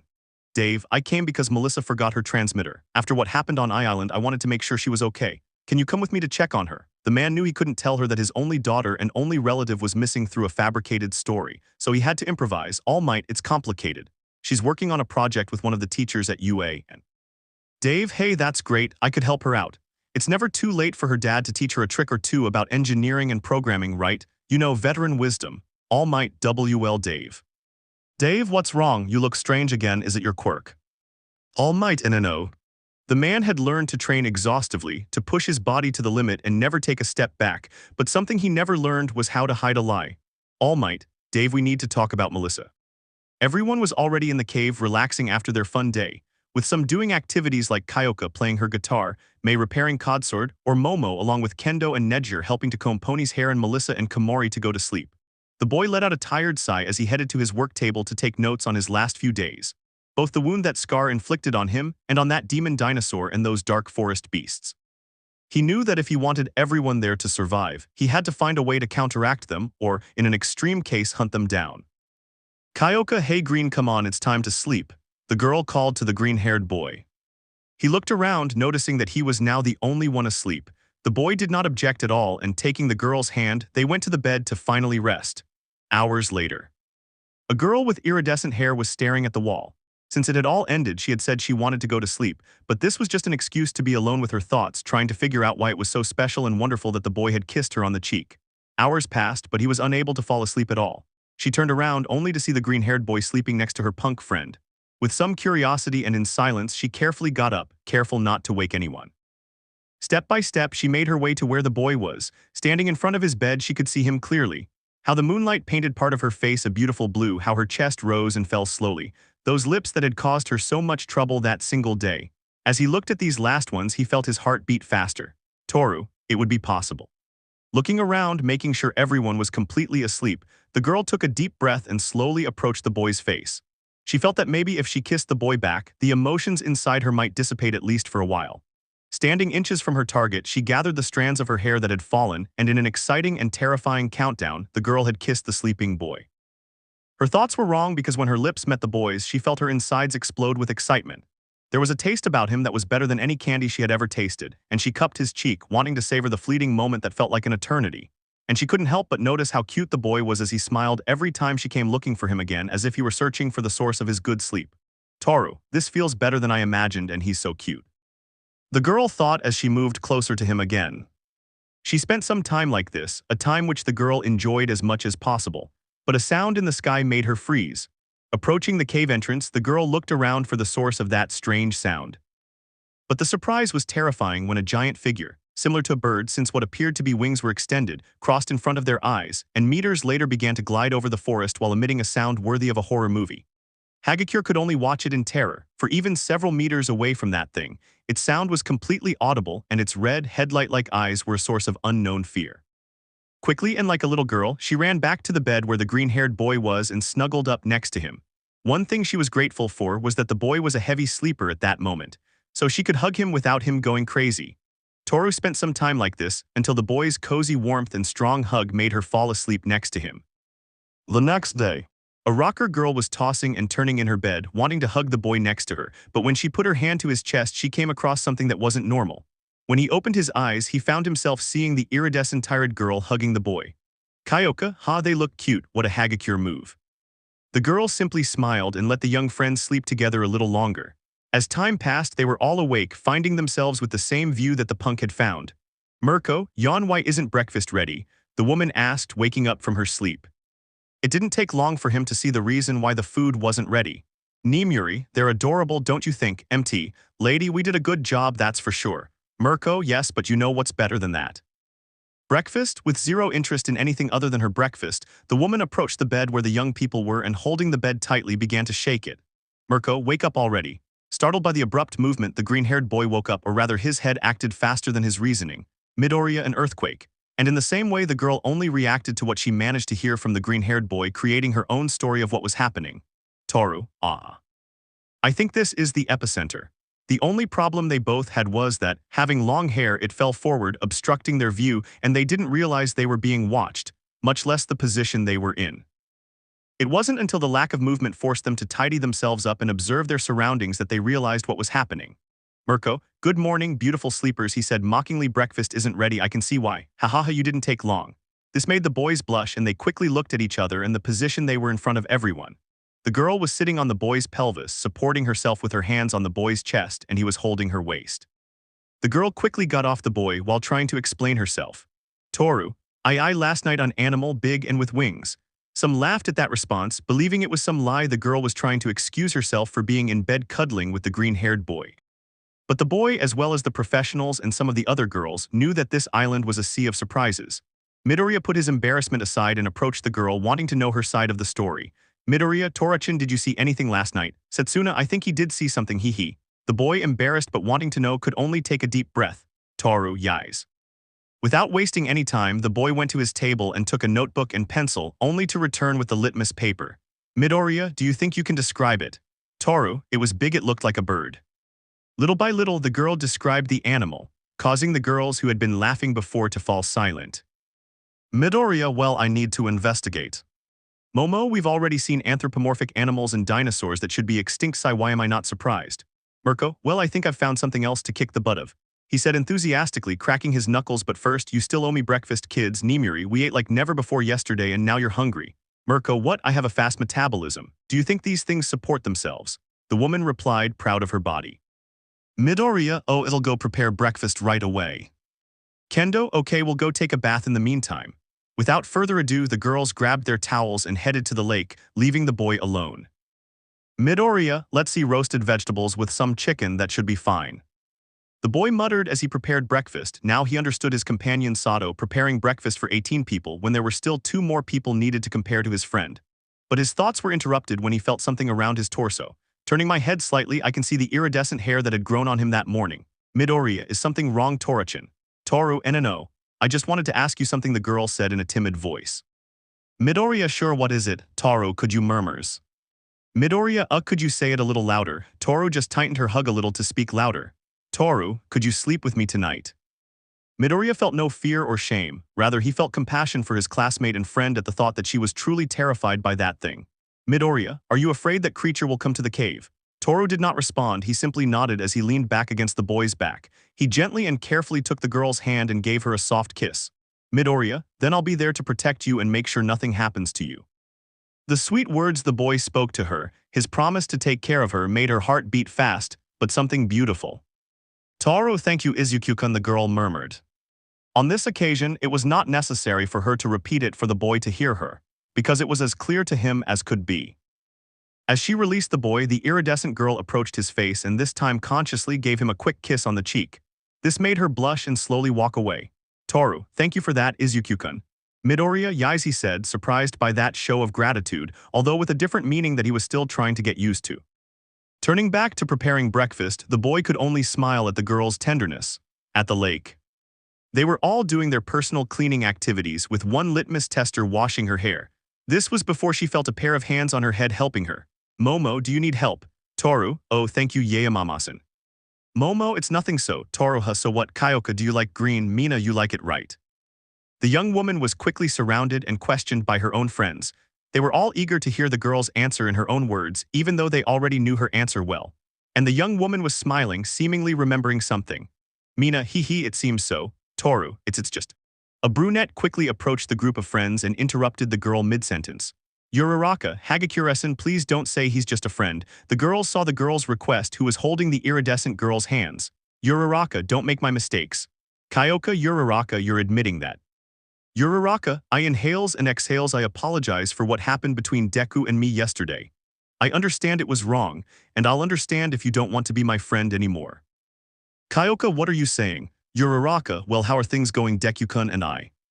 Mina, hey, are you going out? Don't try to hog him all to yourself, Kyoka-chan, the alien said irritably. Momo, that's rude, Kyoka-chan. Kyoka, but I never said that. Uraraka watched this with bewilderment while the iridescent girl listened attentively, surprised because she hadn't expected Kyoka to go out with the green-haired boy, not at that moment nor in that way. Besides, it seemed that something had happened between Uraraka and the boy she liked. Uraraka, is everything all right? Momo, yes, there's something you should probably know. The brunette girl listened attentively to her president, looking for an explanation. Momo, we've all kissed Izuku-kun. And finally the girl's brain shut down, and at the same time a rainbow-haired girl felt her face redden with surprise. Toru/Uraraka, what, Mina, this is going to require a couple of biscuits and a large pot of tea. The girl joked, finally scratching the back of her neck while laughing.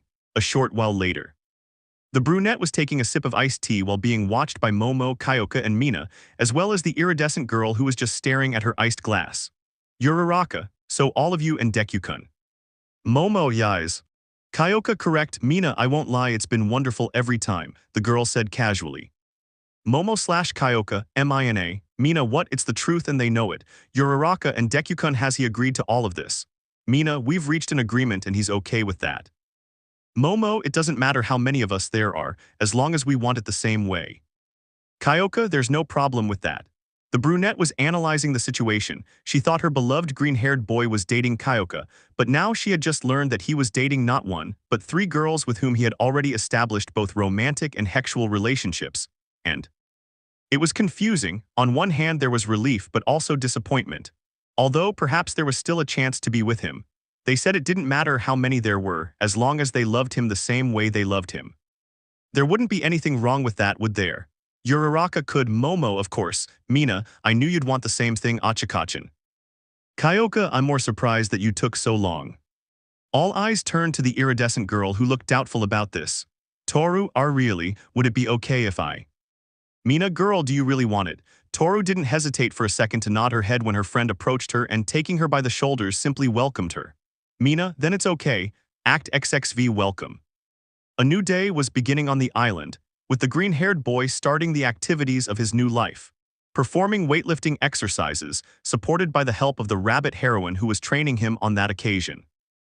Midoriya, 42, 43, 44, the boy counted in his head, while doing some chest raises with a large rock with the heroine mocking him while sitting on the rock.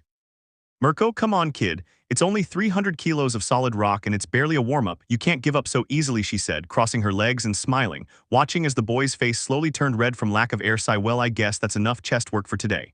The woman jumped down and told the boy to throw the stone. Relieved, he used all the strength he possessed and threw it, disappearing from the sight of the rabbit and a few others present. Mirko, when they told me you were strong, I imagined you would be even stronger, especially with All Might's recommendation from you. Midoriya, it's just this place seems to do something with quirks. Mirko, boy, there's no need to feel ashamed for being weak, the woman said, placing her arm around the boy's shoulders. Look at me. The boy obeyed, but as if his eyes were acting on their own, he looked at the woman's body. Mirko, okay, not too much, he said, sounding slightly annoyed. I mean, she was also a weak little bunny, fierce yes, but weak, just like you. Midoriya, ouch. Mirko, yes, but with good training you'll be able to crush skulls like grapes between your knees. And with a movement the woman exerted force in her legs, showing how well toned they were. It was fascinating in a way, although the boy didn't quite understand the conversation. Midoriya, so. Mirko, what I'm trying to say is no excuses now, give me 100 push-ups, 2 sets of 50. Now. In a few seconds the woman's calm and even professional attitude changed abruptly, and like a soldier she demanded progress. He threw himself to the floor and started working. Mirko, you'll need some weight. Midoriya, what's so funny? The boy couldn't say anything when he clearly felt something soft yet heavy being placed on his upper back, only to notice how the woman was using him as a stool and functioning as a weight. Mirko, come on kid, you still owe me 95 more reps. And with her gaze fixed on the green-haired boy, the white-haired girl watched as he carried out what she asked of him. Mirko, I think he really has potential, he thought with a smile.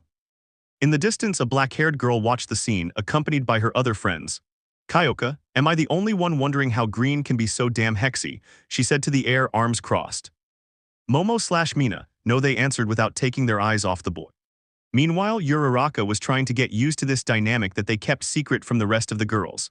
I would never have imagined, much less clearly heard, how the refined class president or the cold, almost expressionless punk girl called the green-haired boy hexy. Uraraka, well, I don't know how he can be so cute either. She said while playing with her fingers and turning a light shade of red. Mina, come on Achikachin, I'm sure you can call it hexy too. Uraraka, what Mina, or you Tuchin, she said, making the same joke. Toru WLII. Momo, come on Minechin, don't pressure them. Mina, I'm just playing. Some laughed as they watched both the brunette and the iridescent girl try to hide their embarrassed expressions when a blow made them turn to look at the green-haired boy again. He was on the floor while the rabbit woman looked at him. Mirko, well, I guess that'll do for today. I won't be so nice to you tomorrow, brat. Midoriya, of course, he said, his face buried in the ground. Mirko, now go take a bath, you stink. The girls heard this and saw it as a good opportunity to talk to the boy. Momo, okay, are you ready? Uraraka, WL, I think I can do it. Kyoka, and you, Hagakure. Toru said nothing but resolutely nodded her head. Mina, then let's go there. With a touch of joy from the trio of girls, they went down to the lake to take a shower and help their friends confess their feelings. Meanwhile, the 2 girls walked a few steps behind them, nervous about how everything would unfold. Upon reaching the water, they could see how the green-haired boy was clearly relaxed with a smile. Until they saw the class president approach the boy and appear to be talking to him. Toru, what do you think Momo is doing? Uraraka, I don't know. With hesitation, they both watched as the boy approached them. Their hearts beat faster than ever before as they watched the boy get closer and closer to them. Midoriya, hi girls. Toru, hello Izuku-kun, come on, just breathe, the girl thought as she felt her cheeks burn, wishing she could be invisible at that moment. Uraraka, hey Deku-kun, is something wrong? Midoriya, well Momo told me they wanted me to help them wash them, am I wrong? They expected that kind of help from Mina, even from Kyoka knowing how she apparently acted with him, but it was a surprise that the idea came from their president, although well it wasn't that they minded or that they were going to pass up that help. Uraraka, well we would appreciate it. She replied while her friend beside her nodded. Midoriya, of course. The first was the brunette, who felt the boy running the small bar of soap down her back, starting from her shoulders to her neck, feeling a pleasant tickle. Then she felt the boy slowly move down her back with soapy hands. The sensation of the boy's softness was tempting, making her feel as if she were back in that paradise of the day before. It was a pleasure to feel the boy's hands cleaning every corner of his being, and even though it was somewhat lascivious, he wished that the boy would not stop, but quite the opposite, that he would continue more and more. Unconsciously, the boy gradually leaned back further and further. Midoriya, your back is done. Uraraka, now could you help me with my arms? Midoriya, oh sure. He said hesitantly, but still with feelings from the previous day. The boy gently took the hand of the brunette who was lying on top of him and carefully began to clean it. Her skin was like touching a petal, so soft and precious that it would be a sin to mistreat it. After finishing with his hand, it went down his forearm and then his arm. Midoriya, ready.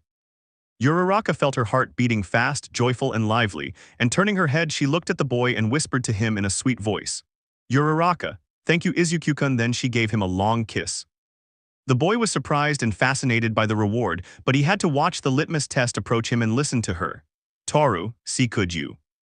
Smiling at how cute the girl looked with her cheeks flushed when she asked for help just like the brunette. Midoriya, of course. The girl stood in front of the green-haired boy who, surprising the girl on this occasion, put his hands to her hair. Midoriya, I was thinking well I don't know if I'm bothering you, the boy said, moving his hands away a little, thinking he was bothering the girl. Toru, no, he answered quickly, holding the boy's hands above his head, actually it's nice. Seeing that the girl was looking away, the green-haired boy returned to his position and began to massage the girl's head. It was a lovely and relaxing feeling for her, even leaning on the boy's body while he continued performing that task. He treated her like a princess, he was careful in everything he did with her. How he held her hands delicately, how his movements were slow and gentle, and how he caressed her. She wanted to turn around and forget about the bathroom, wanting only to fill him with tender kisses right there. She had never felt anything like that in her life. Midoriya, done, he said, finishing the girl's bath. Before the silver-haired girl knew it, some time had passed and she was completely clean. Toru, thank you Izuku-kun, Midoriya, it's nothing, he said with a smile. Both the brunette and she looked at each other for a few moments, and as if they were speaking with their eyes, they both took a breath. Uraraka, Deku-kun. Midoriya, yes, is something wrong? Toru, see can we do the same thing you do with the girls? Stunned by what he had just heard, the boy was speechless. Uraraka, well we talked to the girls and… Toru, they told us to talk to you so. The boy turned his gaze to the trio who were with them at the lake, seeing that they possessed smiles that knew exactly what was happening. Uraraka, so. Midoriya, do you really want to go out with me? Toru wasted no time and approaching the green-haired boy, he took his hand and getting closer to him, kissed his cheek. Toru, more than anything. And then the brunette approached the boy to kiss him as well. Any idea he had of getting out of the water at that moment crumbled, because there he had to fulfill the desire for kisses from both girls who were looking at him with an abysmal desire. Momo, hey, don't hog him, said the raven-haired girl appearing behind the boy. Kyoka, you can't have him all to yourselves, the punk joked, taking the boy's arm and pressing it against her chest. Mina, here we all share. Both girls watched as the boy was forced to look around to kiss each of the girls. It was strange, but if it meant they could all be with him, they didn't mind at all. Uraraka, you know, the brunette began, touching the green-haired boy's chest. I think I can get used to this, she said as she approached the boy and made him look at her, just to steal a kiss. Toru didn't stay behind. When after the brunette separated from the green-haired boy, she approached and without saying anything, carefully took the boy's face and kissed him on the lips. Mina, something tells me tonight will be fun, she commented gracefully, a blush rising in her cheeks and a smile spreading across her face. This comment caused both the green-haired boy and the two new members of his harem to instantly feel embarrassed. Kyoka, I'd say that's a bit early. Mina, come on, we've done this before, what makes it different now? She asked with a pout. Momo, not everything we do has to be based exclusively on Hex Minachin. Kyoka, yes, it can be great, but it has to be deeper than that. Uraraka, aren't they ashamed to talk so easily about those topics? What? Toru, this is kind of embarrassing. Midoriya, WLII wouldn't say it bothers me, but I already promised Torachin that I would spend the night with her, just to be sure that that thing wouldn't reappear during the night. Mina, grown fine, she said dejectedly. Midoriya only let out a small laugh at the pink-skinned girl's reaction, and approaching her, he kissed her forehead, minimizing her pout a little. Midoriya, maybe later. The instant she said this, the pink one jumped on him and began kissing his face completely. Mina, you're a sweetheart, Midori. Midoriya, yais tea, that's just how I am. Some laughed. No matter how much time passed, it was easy to embarrass the boy. That night, after another day in paradise and everyone having already eaten dinner, they were getting ready for bed, with a green-haired boy holding a pillow while the iridescent girl was preparing the bed. Toru, well, choose whichever side you want. Midoriya, fine, you make yourself comfortable and I'll get comfortable as best I can. Having agreed, the girl allowed the boy to enter the bunk first, his back against the cave's rocky wall. Then in the same manner, she settled herself beside him, allowing him to easily get out and stand up. Nimuri, rest everyone. Girls A, rest midnight sensei. Girls B, good evening. Nejir, good yawn evening. Melissa, see you tomorrow. After turning off the torch that illuminated the interior, everyone went to sleep, except for the iridescent girl and the green-haired boy who stared at the top of the bunk, unable to fall asleep. The green-haired boy was surprised by the surprise. Now he seemed to be dating 5 girls from his own class. It was a real shock. He didn't know exactly how his mother would react if she found out, whether she would cry tears of joy or scold him for having several girls chasing after him. Meanwhile, the sunflower was more worried and scared of seeing that animal again. Toru, Izuku-kun whisper. The green-haired boy tilted his head to look at the girl, who was observing him without any particular expressive feature. Midoriya, yes, Torachin. Toru, could you hug me? The girl didn't say anything else, but it was clear to the green-haired boy that the iridescent girl was afraid. So carefully and trying not to overwhelm her, he approached and rolled her up.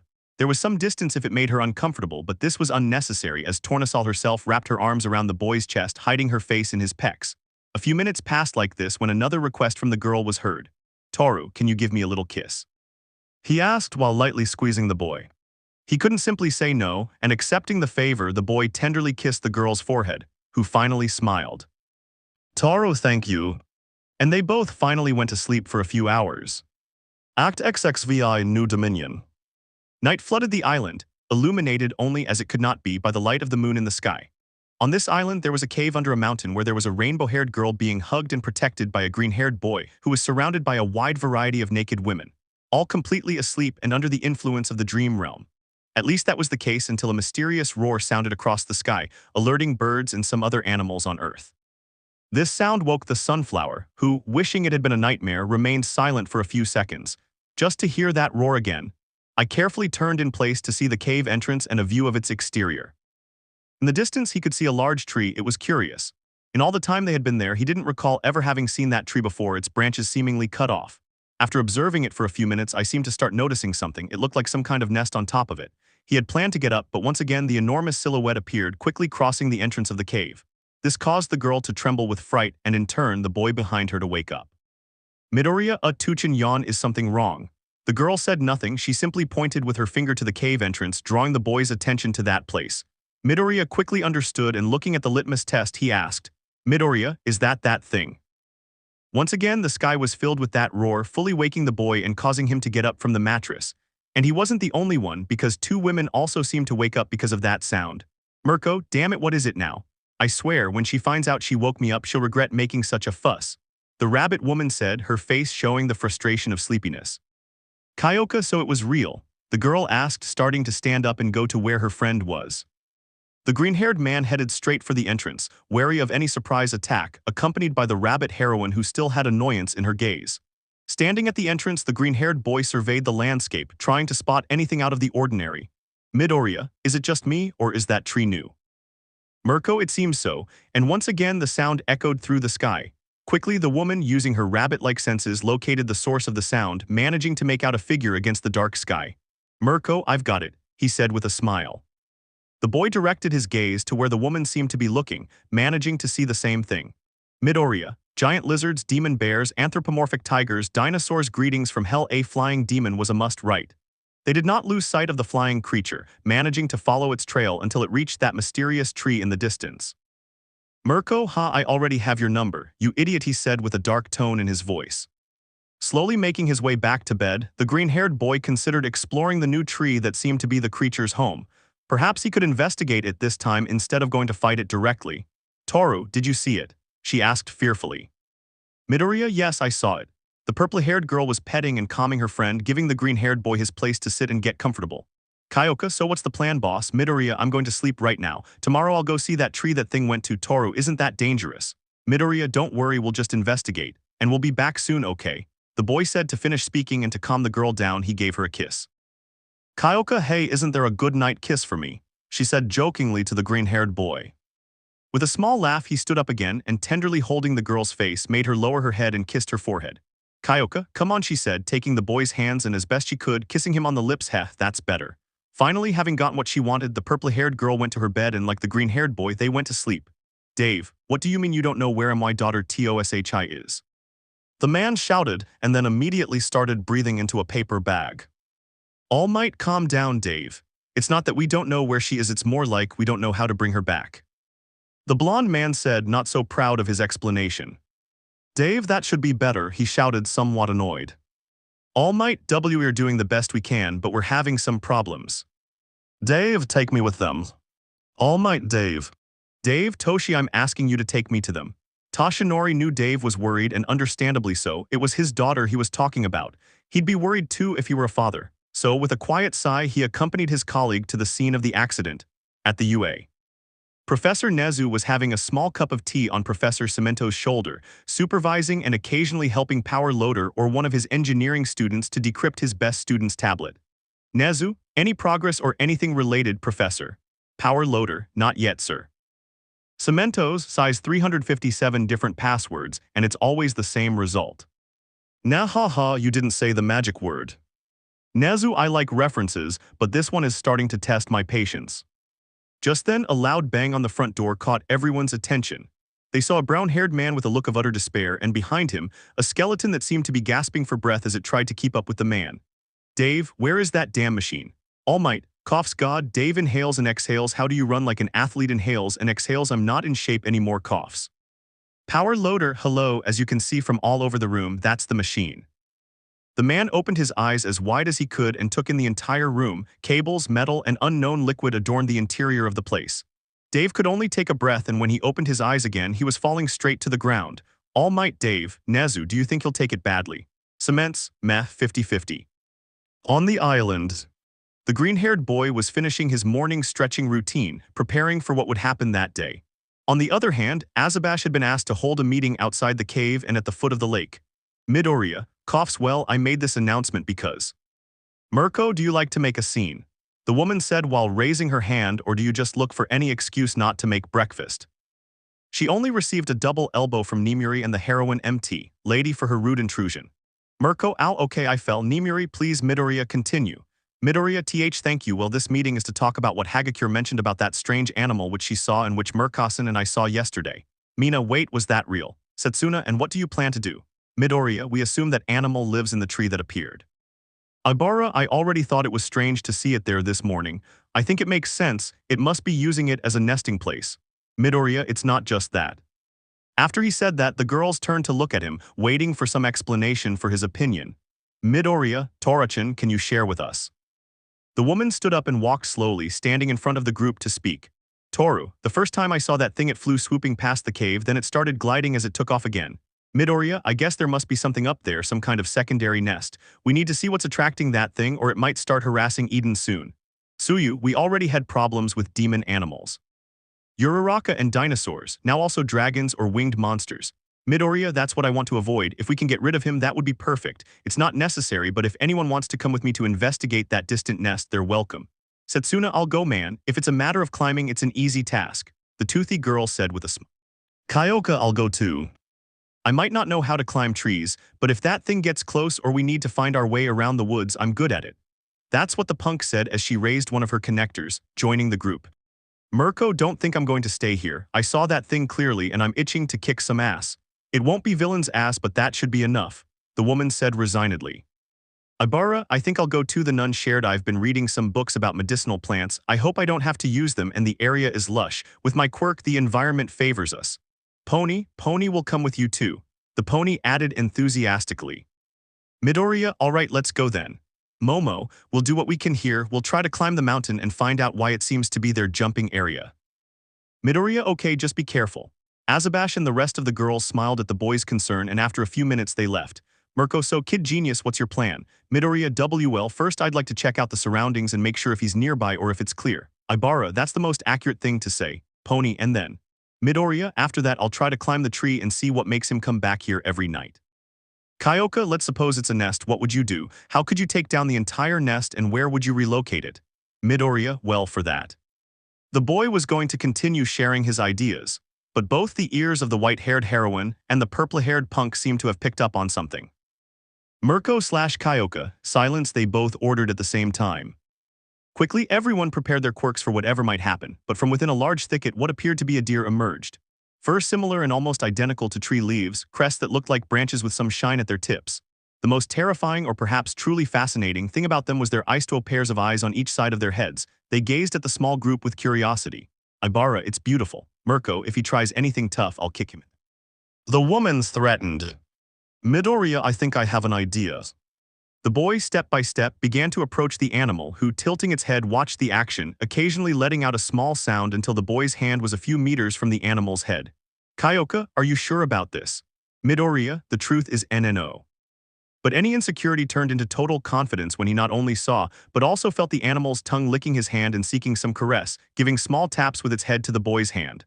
Ibara, he seems to be friendly. Pony, it's so pretty. The surprise and excitement of seeing a peaceful animal like the one they were witnessing was shared by the young people, who could not pass up the opportunity to approach the discovered specimen. Ibara, its fur camouflages perfectly with the environment. It must be an evolutionary improvement. Kyoka, it's likely, but knowing this island, it could even be magic. Mirko, Tusk, hey kids, did we come here to see a stupid deer or to hunt that other stupid flying animal? The rabbit's annoyed tone caused the animal in front of them to look at them, and as if fleeing from a predator, it ran away. Pony. Midoriya, I guess we have to keep going, we're still a little ways from that tree. Some of the girls nodded, somewhat sad to miss out on this unique research opportunity. Mirko, Sai, listen, I know I sound like a grump, but believe me, out here I've seen things that could eat us like we were a simple gummy candy. I can handle myself fine, but I'm still a hero, and you're my responsibility whether I like it or not. They had to be honest. They had come to think that about the heroine, but they also had to understand that neither she nor the two professional heroines accompanying them in Eden had found this place quickly. They were lucky unlike them. They hadn't tried to survive nightmare beasts. Perhaps they should have been more understanding and listened to what he was saying. Mirko, come on, the woman said, drawing the boy's attention with a smile. If you find him again, we'll take him back home or you can fight him, whichever you prefer. Setsuna, it's a deal. With renewed spirits, the young people continued their walk until they reached a new area of the forest. Mirko, wow, I've never seen anything like this. And it was no wonder because around that mysterious tree, whose trunk was incredibly gigantic and almost dry in appearance, there were corpses of different types, some canine in appearance, some larger than a watermelon, even with traces of blood around them. Mirko, that's disgusting. Ibara, that's why I prefer to eat plants. Mirko, girl, plants are living beings too, and predators don't care if you eat grass or broccoli, they'll eat you whether you eat meat or not. The green-haired girl was about to protest the shameful and out-of-place accusation, but the voice of the disassemblable green-haired girl became the center of attention. Setsuna, I guess we'll have to climb then. Midoriya, that's right. Setsuna, then let's get to work. That was the last thing she said before detaching her torso and beginning to levitate. Act XXVII Leadership. A chestnut-attired man was working diligently in a room, attempting for the 10th time to create a new blueprint of that machine, using as a guide recordings from some security cameras in the area or the few blueprints that remained intact or in one piece. He was trying to figure out how to rescue his daughter and the students abducted by the machine. But despair, anxiety, and worry about his daughter's condition gnawed at him. She was the only thing he had left as part of his family, and the idea of losing her was something he didn't want to imagine. He once again crumpled his plans into a ball of paper, which he then discarded, only to hold the bridge of his nose in frustration. Almight, Dave, Toshi, I can't lose Melissa. After Island, I swore nothing would happen to hurt her but this. How am I going to get her back? The man wondered as he held his head, but then he felt a hand placed on his shoulder. Almight, Dave, I promise you'll get Melissa back. She's all right. Shonen, Midoriya, and the other girls from classes A and B are with her, and there are pro-heroines there too. They should all be fine right now. The blonde man said optimistically, wanting to ease his friend's tension. Meanwhile, at the same time on the island, the group that had stayed in Eden had split into two groups, one that would explore the mountain and the other the surroundings of the cave. Using the collected bearskin, the black woman created what was necessary to protect themselves from the cold that awaited them above, and with the giant woman's quirk she helped them climb the mountain, determined to find out why that animal seemed to be visiting their home. MT. Lady, well, for obvious reasons I'll stay here with some of the girls. If anyone falls, it'll be easier to catch them being giant than up there.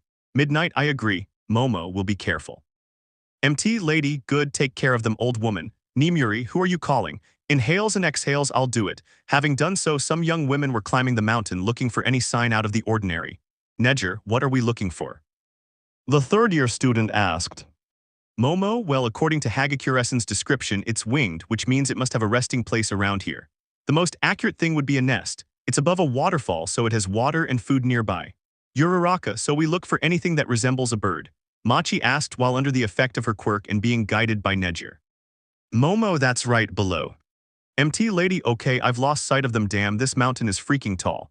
Kendo, do you think they're okay? MT. Lady, yes, the old woman knows what they're doing. I'd say for now we should relax. She said somewhat doubtfully. She had been a heroine and was good at manipulating certain media outlets and the masses by being the center of attention, but something she wasn't exactly an expert at was being a leader. This was her first time looking after students in a hostile environment. MT. Lady, the woman said, pointing at the redhead, I'm leaving you in charge, I'll be back in a few moments. The woman said, beginning to return to her normal size and heading towards the cave. Kendo, oh right, then for now we need to take a look around, footprints, food, scratches. I want to know if that animal has been lurking or just passed over Eden. Girls there. Meanwhile, the woman had gone to the cave, searching the green-haired man's workbench for something that would help her guide the young women. A list, tasks, anything that would help her keep the situation under control. May, do you need anything? The engineer asked. MT. Lady, damn it, where were you? May, meh, I was on my mattress fixing this baby when I saw her come in. No one except Izuku and me went near the table, so I know she needed something, I explain. MT. Lady, cough cough, well, I want to know how does that boy do what he does? She asked, wanting some guidance. May opened her eyes slightly at the unusual question. May, MT. Lady, let me explain. When I gave them advice on how to act in front of the cameras at UA, the boy was completely nervous, even though it was a hypothetical situation. But here he acted like a true leader. May, for her part, was thinking about this, finding his leadership admirable and how he cared for everyone there. May, yes, that's usually how he is, she said with a smile. MT. Lady, do you have any idea how she does it? May, well, from what I've seen, he's just trying to protect those he cares about. MT. Lady, protecting those she loves, that's kind of cheesy, sigh, forget it, I think I should go back now. May, okay then. MT. Lady, the woman could be a great heroine, she had a wonderful debut, but she was still missing something that was made clear to me throughout her school life. Responsibility. Right now I had the responsibility of looking after a group of student heroines. If anything happened to them, if I wasn't good enough to protect them, it would be entirely my fault. Because they were my responsibility as the adult in charge, as the heroine I aspired to be. Everything. When I finally returned to where the group was, I noticed that they were already being freed by Kendo. Damn, even the girl was a better leader than her and she was only a first-year student. Kendo, OMT. Lady. Look, we started an inspection around trying to find any sign of the beast, and… MT. Lady, little girl, come here. The surprised redhead obeyed and standing in front of the heroine waited for some indication. MT. Lady, just call me Takeyama, it must be annoying to say the title here if there are no cameras or anyone who needs formalities. Kendo, oh well, Takeyama-san, he said to the girl, more with doubt than certainty. You, yes, that should do the trick. Coughs, look, from now on you're the leader. Kendo, but why you? Look, I'm great and I know it, she said, tossing her hair back with a flourish before turning her gaze serious and mature, but I also admit that I'm not good with responsibilities and from what I've seen, you're the best qualified to be a leader here. Kendo, I know you'll do fine, child. Of course, I'll make sure you're all right, it's my job as an adult, she said with a slight smile. Now tell me, what should I do? Kendo thought about it for a moment. It was strange to have to send a professional when she was still a student. She had received accolades for being a good student and a team leader, but she didn't think she would ever achieve anything like that. But she felt that if a professional hero told her she was a good leader and believed in her, then she would give it her all. Kendo, okay, we should look for any indication that the animal has approached the surrounding area. Then I'll do it. They both walked a few meters outside Eden. Searching for what the girl had asked for, a few minutes passed before, after a warning, the heroine and the redhead went to meet the group of students, apparently witnessing something. So what did you find? It was a surprise when little Komori held a surprisingly large feather above her head, noticeably bigger than the girl herself. It had a few bloodstains running along its length. Komori, now I feel smaller, the girl said with a pout looking at the ground. Mina, what kind of animal can drop a feather this size? Kendo, we don't know yet, but it looks like he's been bringing food up there if he's covered in blood. Then we have to keep an eye on the girls up there. All those present looked at the mountain, managing to visualize figures rapidly approaching the ground. Moments ago, the 18-plus heroine was climbing the steep mountain with help from Nejir or Tsuyu. Tsuyu, this one's well secured. Kiro, Nejir, this one too. Nimuri, don't look down at alls. Toru, KKK, the girl shrieked as she clung to the rope that was holding her. Momo, sighs too late. It was difficult and terrifying, but little by little they were able to reach terrain where it was more possible and less complicated to stand up. Uraraka, wah. Tsuyu, you shouldn't have used your quirk for so long. Uraraka-san, Kiro, the frog girl said, offering support while holding her hair. Uraraka, I thought I could handle more now. Regurgles. Nejir, well. They all looked at the blue-haired girl and where she was looking, understanding her reaction. Nimuri, is it me or is it the island of Muve? And it was true. As if the Earth's tectonic plates were moving faster and more noticeably, the island's geography changed shape almost instantly. Areas that had been clearly drought-stricken were now a sea. Where there had been snow, there was now vegetation. What was once a great canyon had now become a river. Momo, this is terrifying and beautiful at the same time. Tsuyu, it looks like a living island. Yui, with everything we've seen, it wouldn't surprise me. Nimuri, we can observe the landscape later. Now we have to look for that thing's nest. Momo, oh right, coughs. Everyone form groups of 2. If anyone sees anything, report it and will come immediately. Girls, yes. Then they all split up to cover as much of the mountain as they could. Group 1. Nimuri, I must admit that although this place is somewhat terrifying, it has beautiful scenery. Momo, that's true.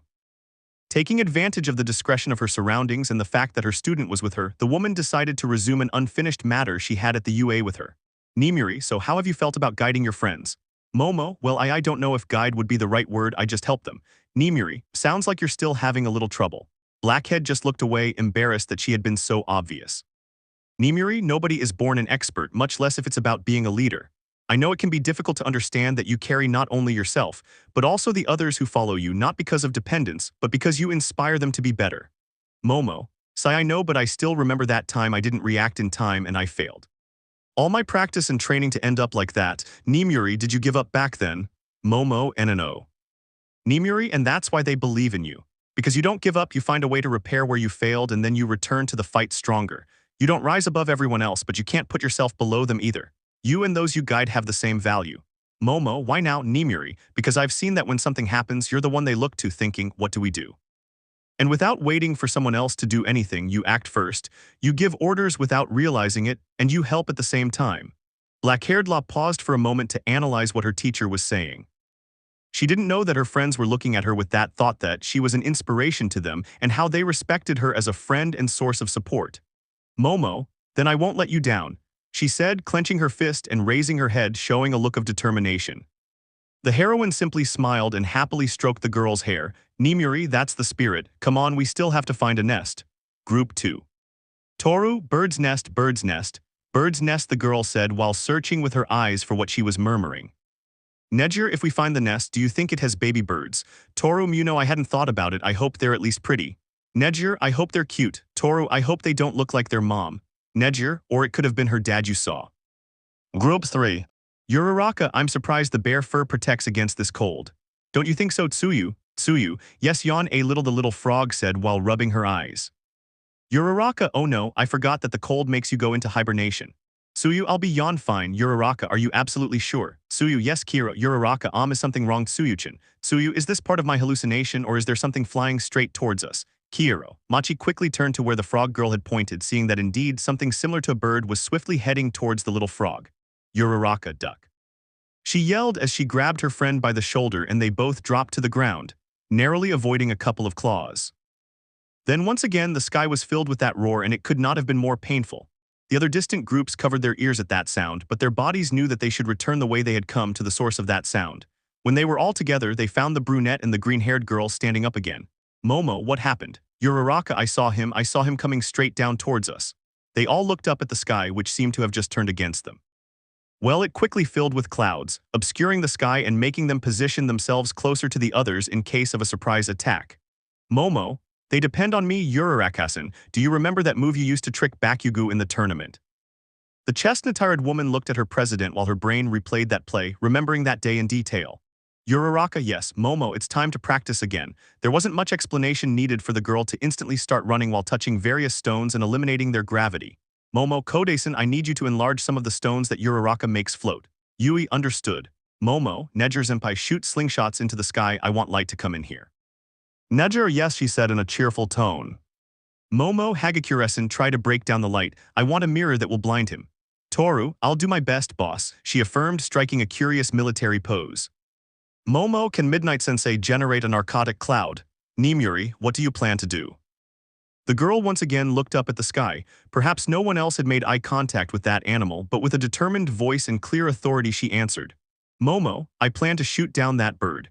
Act XXVII, the ladies and the beast. The green-haired boy was climbing that dry tree as best he could, using the momentum of one for all while his companions and the rabbit heroine followed him. Setsuna, don't you want me to give you a ride, cute boy? The toothy girl said, putting on a mocking smile.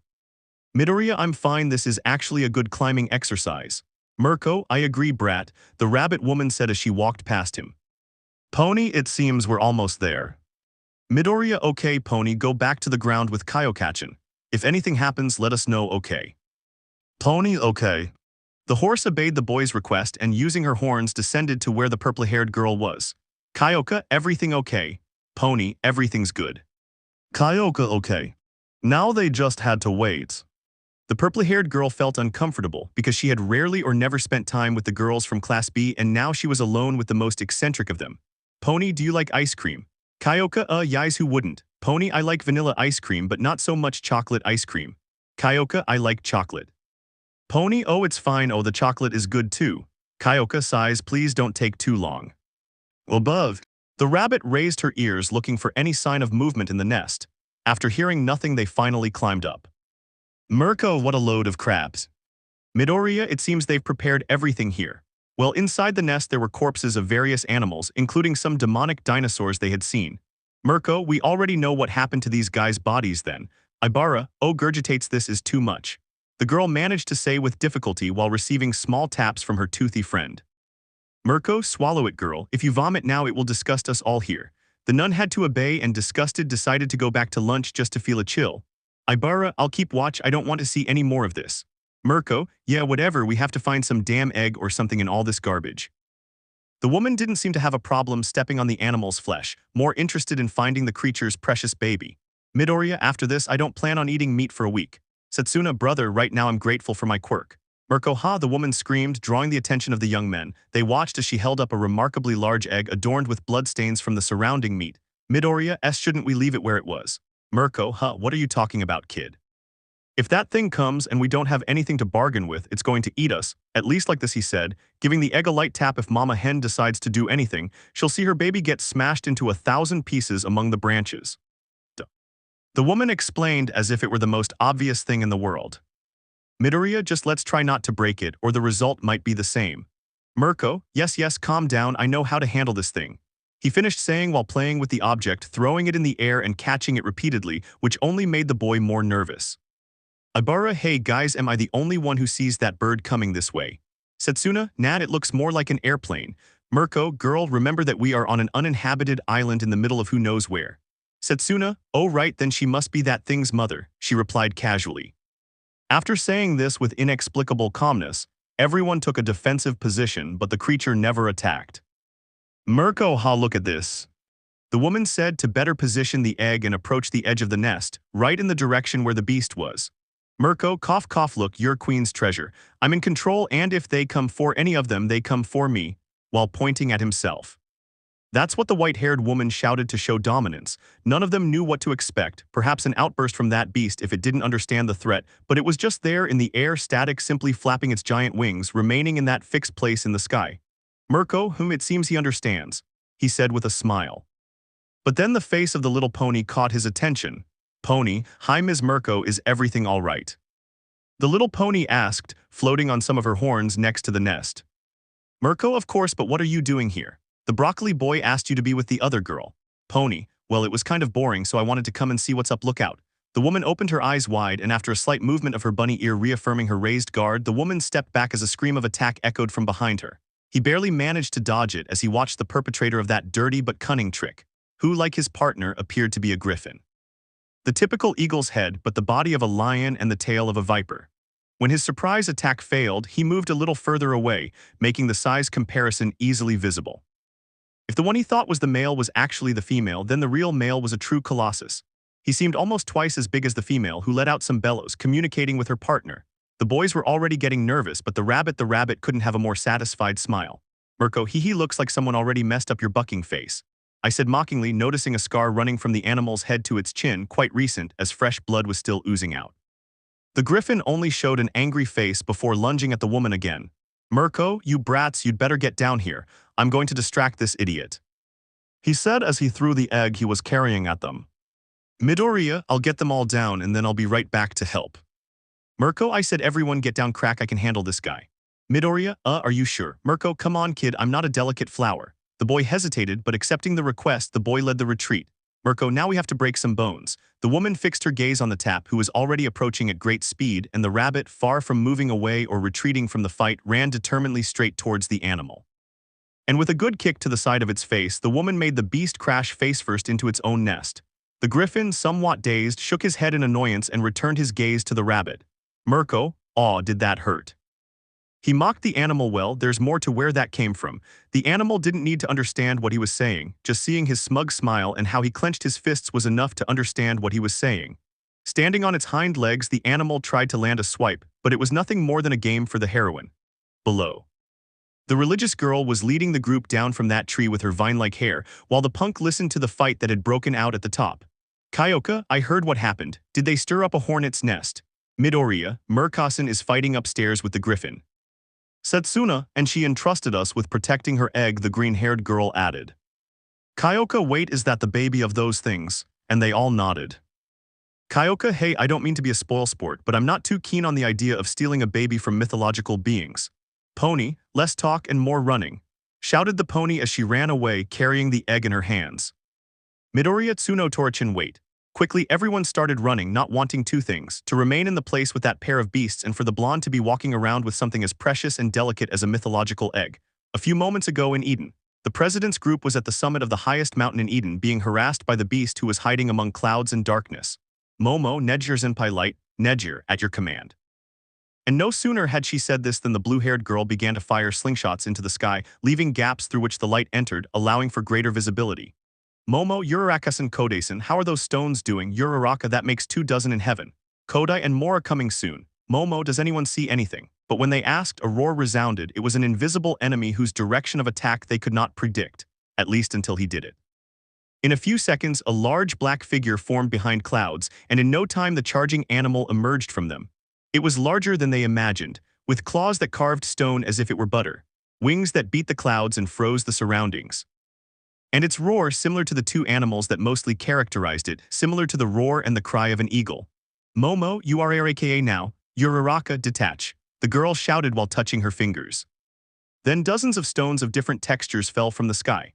Everyone was looking for a place to take cover from the hailstorm. The beast would never have expected such an attack. Rocks crashed against its entire body, forcing it to descend violently down the mountain. Momo, Nejire.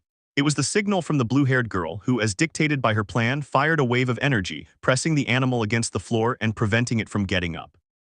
The animal was breathing heavily in response to the attack, when a sound in front of it caught its attention. Toru, hello, said the iridescent girl a few steps away from him. All the girl received was a roar, and in response she answered with a flash so powerful that all the griffin could see were different colors simultaneously and nothing at the same time. Momo, Nimuri-sensei, Nimuri, yes, it will be time to say good no. But as if in a fit of anger and pain, the animal rose up, spreading its wings, attacking and moving wherever it pleased. Just as she was about to take cover, the heroine was thrown out straight into the precipice. Uraraka, Midnight Sensei, Nedjir, Ochhan, be careful, but just like her sensei, the chestnut was thrown away by a swipe of the animal. Momo, Uraraka. When they realized it, the girls were already surrounded by that ferocious predator, who didn't look happy at all to have been tricked by that trap, managing to reveal a bleeding scar. Toru, and what now? Tsuyu, I think there's only one way down from here, Kiro. Momo, 1. And instantly the girls jumped off the cliff, leaving the animal bewildered by the suicidal act. But his eyesight, as sharp as it was perfect, made him see something, small figures in what was his home. Letting out a slight sound of annoyance, the animal positioned itself on the shore, managing to see more figures at the foot of the mountain, in addition to a curiously gigantic one, and once again it roared, making part of the mountain shake as it extended its wings, demonstrating its ferocity and dominance. He then went to his home and confronted the invaders. A few moments later in Eden, MT Lady along with Kendo Neger and Uraraka were ensuring the sudden descent was safer. Meanwhile, the blonde heroine reprimanded them for their actions. What the hell were you thinking, old lady? I thought you were going with them to make sure something like this didn't happen. Nimuri, sorry, but it was a risky situation. Momo, we were ambushed by that tap end. Komori, a griffin. Mina, girls speak in Spanish, not all of us are geniuses with an above-average IQ. Melissa, Seiya, mythical animal with features of a lion, an eagle, and a snake. The blonde said, explaining the meaning. The pink-skinned girl looked at the girl for a few moments before turning back to the raven-haired one. Mina, as I was saying, she continues speaking in a language with an above-average IQ.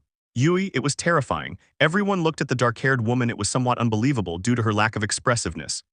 Anyway, did you find anything that tells us why that thing flies away from here? Nimuri, nothing. Did you find anything? Just feathers, but nothing else. Wow. It sounded in conjunction with the wolves who began to bark at the forest. Quickly, those present prepared themselves for whatever might come from this, only to see a pony running, carrying on its head what appeared to be an egg covered in pieces of meat and blood. Pony, run. No sooner had she said this than the girls saw their other classmates and the green-haired boy running with all their might, and behind them that same beast. MT Lady was preparing her way to drive the animal away, but once again the rabbit heroine showed her passion for fighting, where with a punch she made the griffin crash into a tree, breaking it from the force of its impact. The animal shook its head at the woman, who far from being angry or frustrated had a huge smile on her face, with blood that wasn't hers covering part of her body. Mirko, come back here, you're the monster, you don't run away, he shouted while maintaining that smile. As if witnessing a representation of fury, the animal took flight before the rabbit could strike it again. He was returning home when the creaking of some trees made him look back, finding the same rabbit leaping between the trees with a lunatic look, ready to catch him. Mirko, turn around and scare me. Everyone just watched the scene as they witnessed it slowly moving away until its trail was lost among the treetops. Nimuri, well, I see that you all settled in well down here and that everyone is doing well. Yes, are you all okay? Nimuri, of course. Uraraka, hey, Nimuri-sensei. The woman looked at the brunette who seemed to be pointing at her torso, and upon lowering her gaze she found that she had a horizontal scar in the belly area which was drawing some blood. Nimuri, oh, so that was it. I could swear that twinge was just a muscle adjusting. Come on, old lady, we need to disinfect that thing. Momo, I'll prepare some first aid. Midoriya, I'll help them, later. The woman was being looked after by the green-haired boy on the shore of the lake, who was carefully finishing cleaning the wounds on his sensei's arms, trying not to hurt her or lose sight of her for a second. Nimuri, thank you very much, Midoriya. Midoriya, and nothing. Roman 2 was told that you took care of my health when I had that incident. I suppose it's only fair that I return the thanks. Nimuri, oh, it's not necessary. It's my responsibility to be in charge of you. Midoriya, and we love you. The woman looked at the boy for a few moments. It was interesting to see how he could go from a saddened and fearful face to affirming what he dictated as true with such determination, leaving fear behind. Midoriya, don't misunderstand me. It's not that you might be irresponsible or anything like that, it's just Roman 2. Nimuri, hee, okay kid, I understand. Mirko, sigh. The rabbit woman simply let out a breath as she entered the water, cleaning the dried blood and mud from her body. Mirko, not a bad day, isn't it? Nimuri, so roomy, what do you plan to do with that bird's egg? Mirko, nah, I don't know, maybe we could cook it or something. Kendo, hey, look at this. The redhead's voice caught everyone's attention, and without wasting any time, they ran to see what all the commotion was about. Inside the cave, everyone witnessed the shell seeming to break, implying only one thing. Mirko, damn goodbye protein, he said sarcastically. For a moment, everyone's eyes were focused on the egg, which finally broke, revealing a small hatchling, or rather, little. Girls, Act XXIX advances. The brown-haired scientist and personal hero to all science lovers, Dave Shield, was creating what had been the school's greatest challenge, even greater than the villain attack alongside that Namu, recreating one of Hatsum's inventions. A few moments ago. Power loader, here it is, doctor, it's that girl's tablet. Dave, do you have the password? The man received nothing, having to look up at the tutor who had a rather tired face, his red eyes a clear sign of if I had it, I wouldn't be here, sir. Dave, okay, I guess not. Sai, well, I guess I'll have to use one of these. The man said as he pulled what appeared to be a metal insect from his pocket. Power loader, excuse me, but what is that? Dave, on my way here I noticed you have your entire engineering department trying to crack the password. I reckon each student is getting about 25 passwords per minute. That's 1,500 passwords per hour, and since it all started 6 hours ago, that's a total of 9,000 passwords. This little guy raising his hand will do that in a few minutes. Student, how come nobody thought of that? Power loader, relax kid, you don't have to be ashamed, you lost to the best. The American then took the tablet and placing the support device on it, it connected, entering passwords per millisecond. This caught the attention of the support heroes around him. Dave, this will run simulations, and when it detects the password it will inject it and allow us to access the information. Power loader, will it take long? Dave, on a standard device the response is immediate. But seeing as this girl is a prodigy, perhaps she's finally found a challenge. Meanwhile, on the island with the young people, they had just witnessed a miracle of nature, one might say. Nimuri, so does anyone have any idea what to do with that newborn? Mirko, isn't it obvious? Eat it. Duh. More than one person disliked the idea of the rabbit because they thought it was different to kill an adult than to kill a baby, especially after observing how she barely tried to put one foot on top of the other without stumbling. Setsuna, isn't there another option? Ibara, one that doesn't involve killing him. Mirko, listen, one thing is taming dogs, but quite another is having to care for and feed a mythological creature. Mina, come on, it's just one. Mirko, girl, it's a dangerous animal. Mina, a small one. Some others just watched as the girls begged the heroine to take care of the little animal, while the rest just watched the puppy yawn and look around. It was curiously adorable. Mirko, girls, do what you want, but you won't change my mind. Several attempts later. Mirko, okay, shit, keep it, but if it rips off one of your hands, it's not my fault. Understood. Mina / Setsuna / Pony, yes. Mirko, just remember that keeping him here means getting more meat. I highly doubt he wants fruits or vegetables like we do. Nimuri, she's right, girls. Mirko, don't play innocent, you also supported them in keeping that thing. You're right, old woman, in the cave. Midoriya, meanwhile, was in the cave, noting down his discoveries and sketching the griffins they had just found in a notebook, both their adult form and their young. Midoriya, his wings extended to 3 times his size just like a bird to support his weight. His temperament was aggressive, and he was cunning enough to let his partner set a trap for us, the boy whispered. Uraraka, I see you're already taking notes, Deku-kun, the girl said, speaking behind the boy's back. Midoriya, Urarakasan, the boy shouted, startled by the sudden appearance. Uraraka, hee, sorry for scaring you, she said, hiding a smile at the funny reaction. Midoriya, okay, so what are you doing here? Have you decided what to do about the griffin yet? Uraraka, well, she said, heading to her bed. Miss Mirko is still insisting we let him go, but the girls, they. Then quick footsteps were heard heading towards the cave, only to see the group made up of the pink-skinned girl, the toothy green-haired girl, and the equine girl entering the cave with the cub. Mina, Izukun, say hello to the newest member of the family. She shouted, as cheerful as ever while trying to hold the animal in her arms. Uraraka, did you really convince Mirko? Momo, convince, I don't think that's the right word, said the raven-haired girl, entering the cave in the same way. Kendo, how do we say it without it sounding bad? Kyoka, to insist until we're fed up. Tsuyu, yawn, I think that's the right thing to do, Kiro, the amphibian said, waking up from the sleep she had been forced to take a few hours ago. Toru, Tsuyu-chan, you're already awake. Tsuyu, yes, is there any news I might have missed?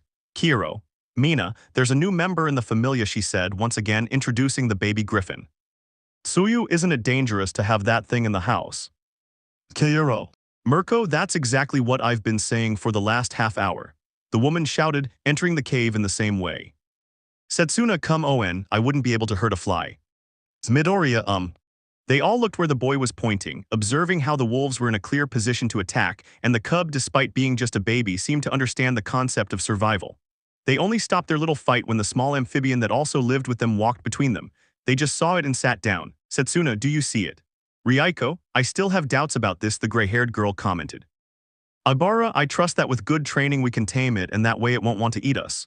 Yui, besides it's still just a kid. If something happens, we can handle it better than if it were an adult, the dark-haired girl said, drawing the attention of the others. Midoriya, I suppose it's possible. That was the last thing he said on the subject, only to refocus his attention on the notebook on his desk. Mei, what are you doing there, Midoriya? The engineer spoke after a long time, repairing one of her primitive babies. Midoriya, I was just noting down the most recent events and the new topography of the island on the map. As soon as I heard the boy, the +18 heroine approached the green-haired boy to see what he was saying and comment. Nimuri, this island is truly curious. The green-haired boy then turned his head and quickly raised it, for he had come face to face with a treasure that was quite tempting for any other teenager. Midoriya, why do you say that? Breathe, Chisa teacher. Nimuri, when we climbed the mountain, we could see how the whole earth was moving, not as abruptly as an earthquake but more uniformly as if the island knew what to do. May, like its programmed gasp.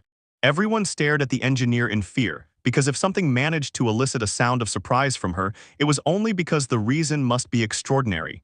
Midoriya, it happens when. May, I know what happened. Remember my baby, the simulator H. I think we're inside IT. This is fascinating, of course, also somewhat terrifying, but it's fascinating. My baby works wonderfully. Everyone was stunned by the vast amount of information they were receiving, the result of the inventor's work, and as if a treasure chest had been collectively opened in their minds, they all began to remember. Melissa, I remember now. Uncle Might called me to help them repair HATSUMES machine, but... Momo, should I drag you along too? And the American woman nodded. Kendo, but why did he do it? May, I'm sure I configured the controls and specifications correctly. Komori, an island with monsters isn't exactly good, the little brunette shouted, waving her hands in protest. Pony, true, the pony shouted, also imitating her little friend. Midoriya, anyway, May, do you have any idea how to get us out of here? May, of course. This caused those present to put a smile on their faces, only to have it demolished by the girl's clarifications. May, but I'll need lots of lead, an energy source equivalent to plutonium or more powerful. Mina, that's easy, you can create them, right, Mo? She was about to name her friend, but far from agreeing, she was terrified. If she tried to create any of those elements, she would have to manually create the atoms, degrading her own cells just to create the plutonium and lead rods. It would be suicide. Mina, oh right, radiation and toxicity, sorry. She said, embarrassed that she had suggested her friend create such materials. May, it would probably just be a random means of escape.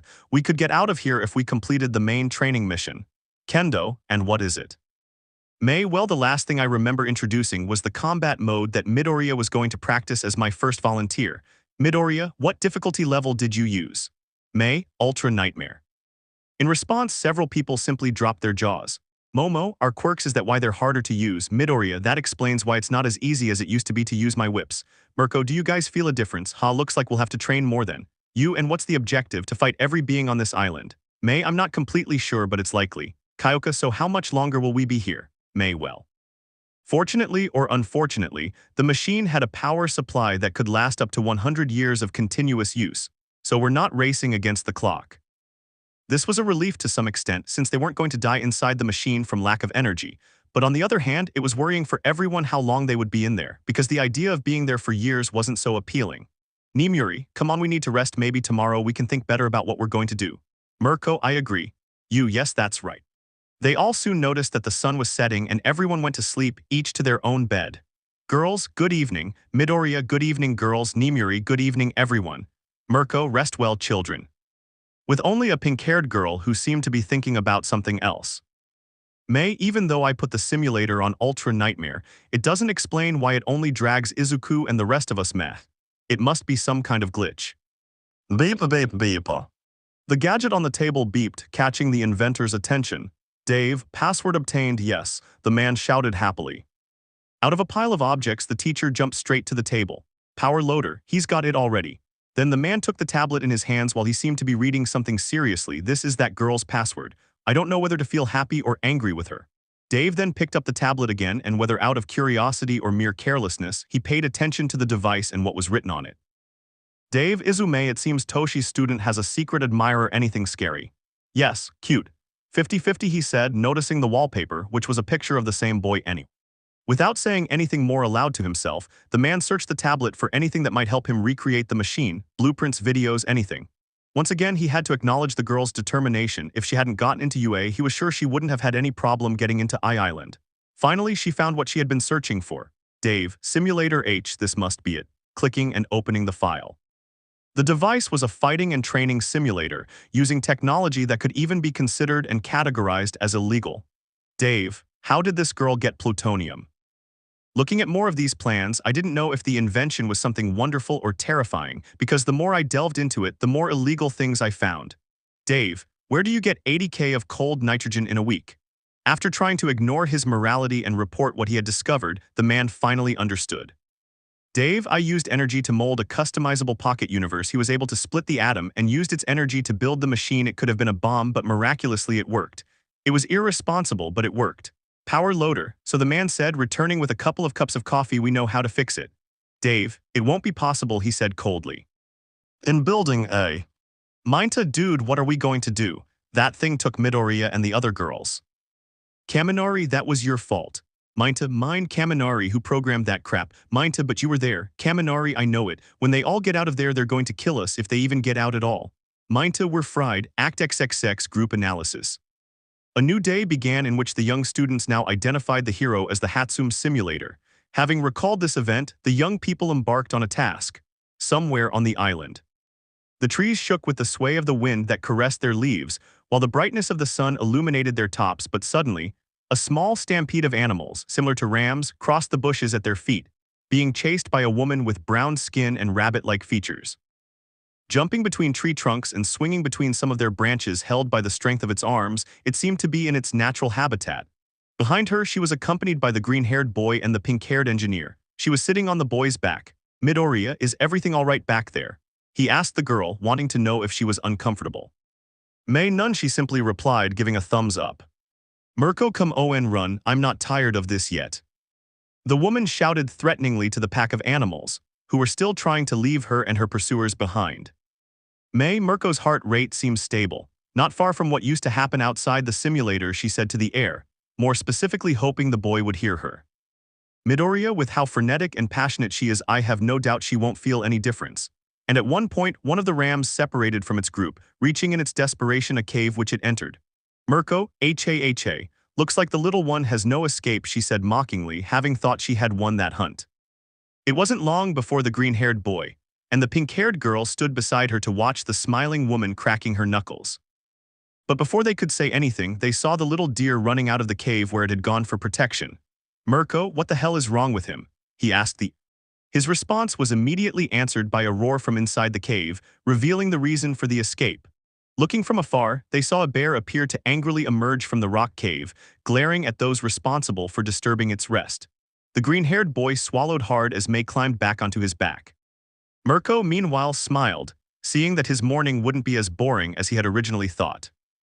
Mirko, come and get me, he said to the animal, as he squatted down to evade any attack. Later in Eden's.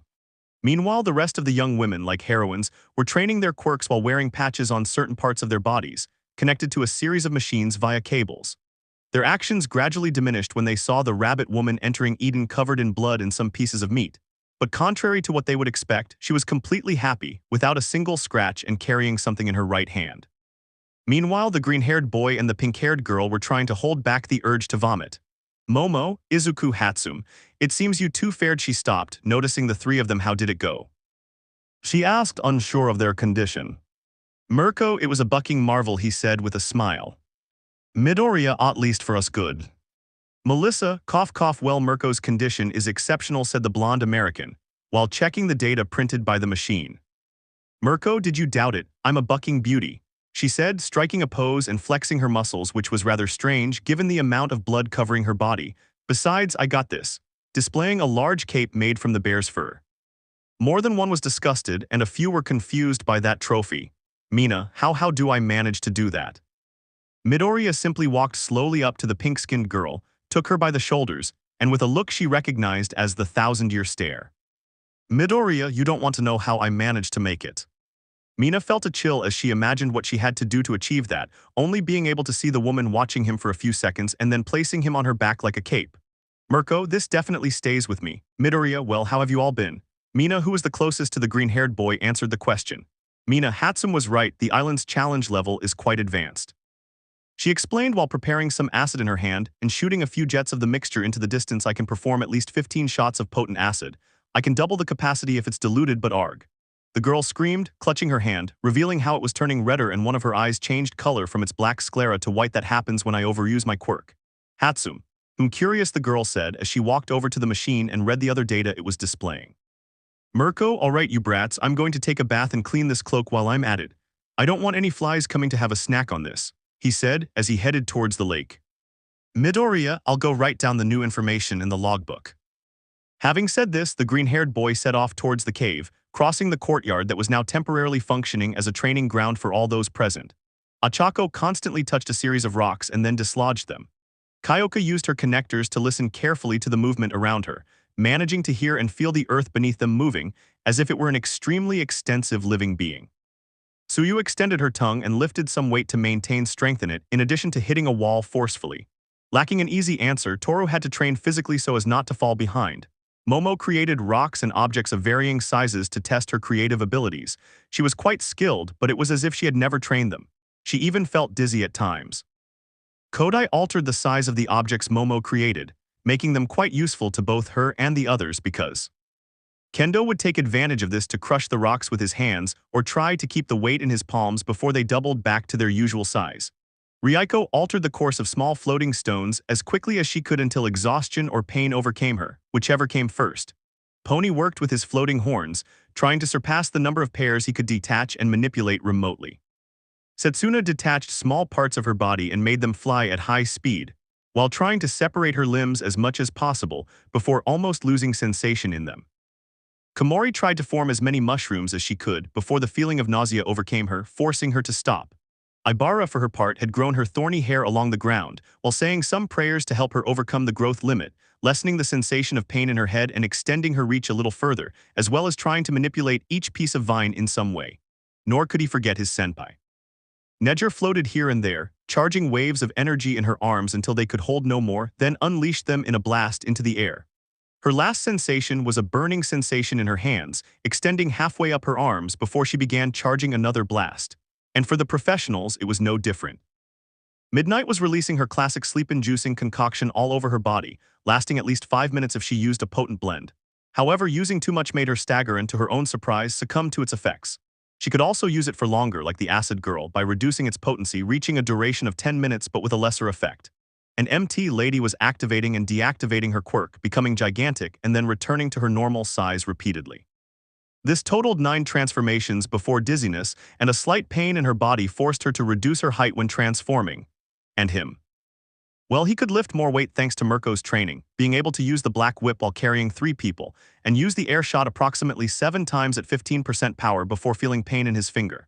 It was frustrating not being able to use more, but remember, he was the first one Hatsum suggested to use the machine. He was surprisingly grateful too. Whether the girl chose him as a guinea pig or as a way to make him better, he was happy to try. Of course, I didn't expect the events of the last few days to have happened, but I knew that it hadn't been intentional. The boy then turned his head to the pink-haired girl, who, to his surprise, was staring at him, only to become embarrassed when she realized it and turned her gaze back to the data sheet she was holding. This was sweet and adorable, so much so that the boy would be the one to take the lead this time in order to do something. Later, all the girls were extremely exhausted, so much so that some lay down in the places where they had been practicing all morning and didn't get up. Mina groaned, "Does anyone feel anything?" "Setsuna girl, I can't feel my legs," she said, while they were still 2 meters away from her, separated by her quirk. "Kendo, it's understandable from you, but I can't feel my hands," said the mother of Class B, also lying on the grass looking at the sky. "Midoriya, it looks like they'll need help," the boy said, arriving and observing everyone's condition. "Uraraka, please Deku-kun," he asked for the machi. Then more and more cries for help sounded, including 1 or 2 from the professionals. "Midoriya, okay, I'll help you." Laughing a little, the boy approached the first girl he would help. Ochako was the closest. Taking her by the legs and her back, the boy lifted her up like a princess, almost embarrassing her with his unusual manner. But she was as surprised as could be. "And that's how I take her to the cave and gently lay her on her bed's mattress, only to return for the others." Thus, one by one the girls were taken away, including Neger, who at that moment was already asleep and unconsciously crossed her arms around the boy's neck, which made it a little difficult for him to let go when he placed her on his bed. It was adorable, though somewhat embarrassing, especially when I called him Mr. Marshmallow in my sleep and he snuggled comfortably against my chest. In Midnight's case, the boy was clearly more embarrassed because it wouldn't be one of his friends who would be carrying him this time but his sensei, and not just anyone but Miss Nimuri. From the moment he placed his first hand on her, she looked away, seemingly ashamed. I couldn't quite explain whether that was a sound of embarrassment or if he was simply playing with it like on past occasions. But not wanting to be indifferent, the boy simply replied, "Midoriya, if she feels uncomfortable, I. Nimuri, relax, I'm just teasing you." She replied, looking at the boy with a smile and playfully touching the tip of his nose. The boy then turned red and began to walk to the cave with the woman in his arms.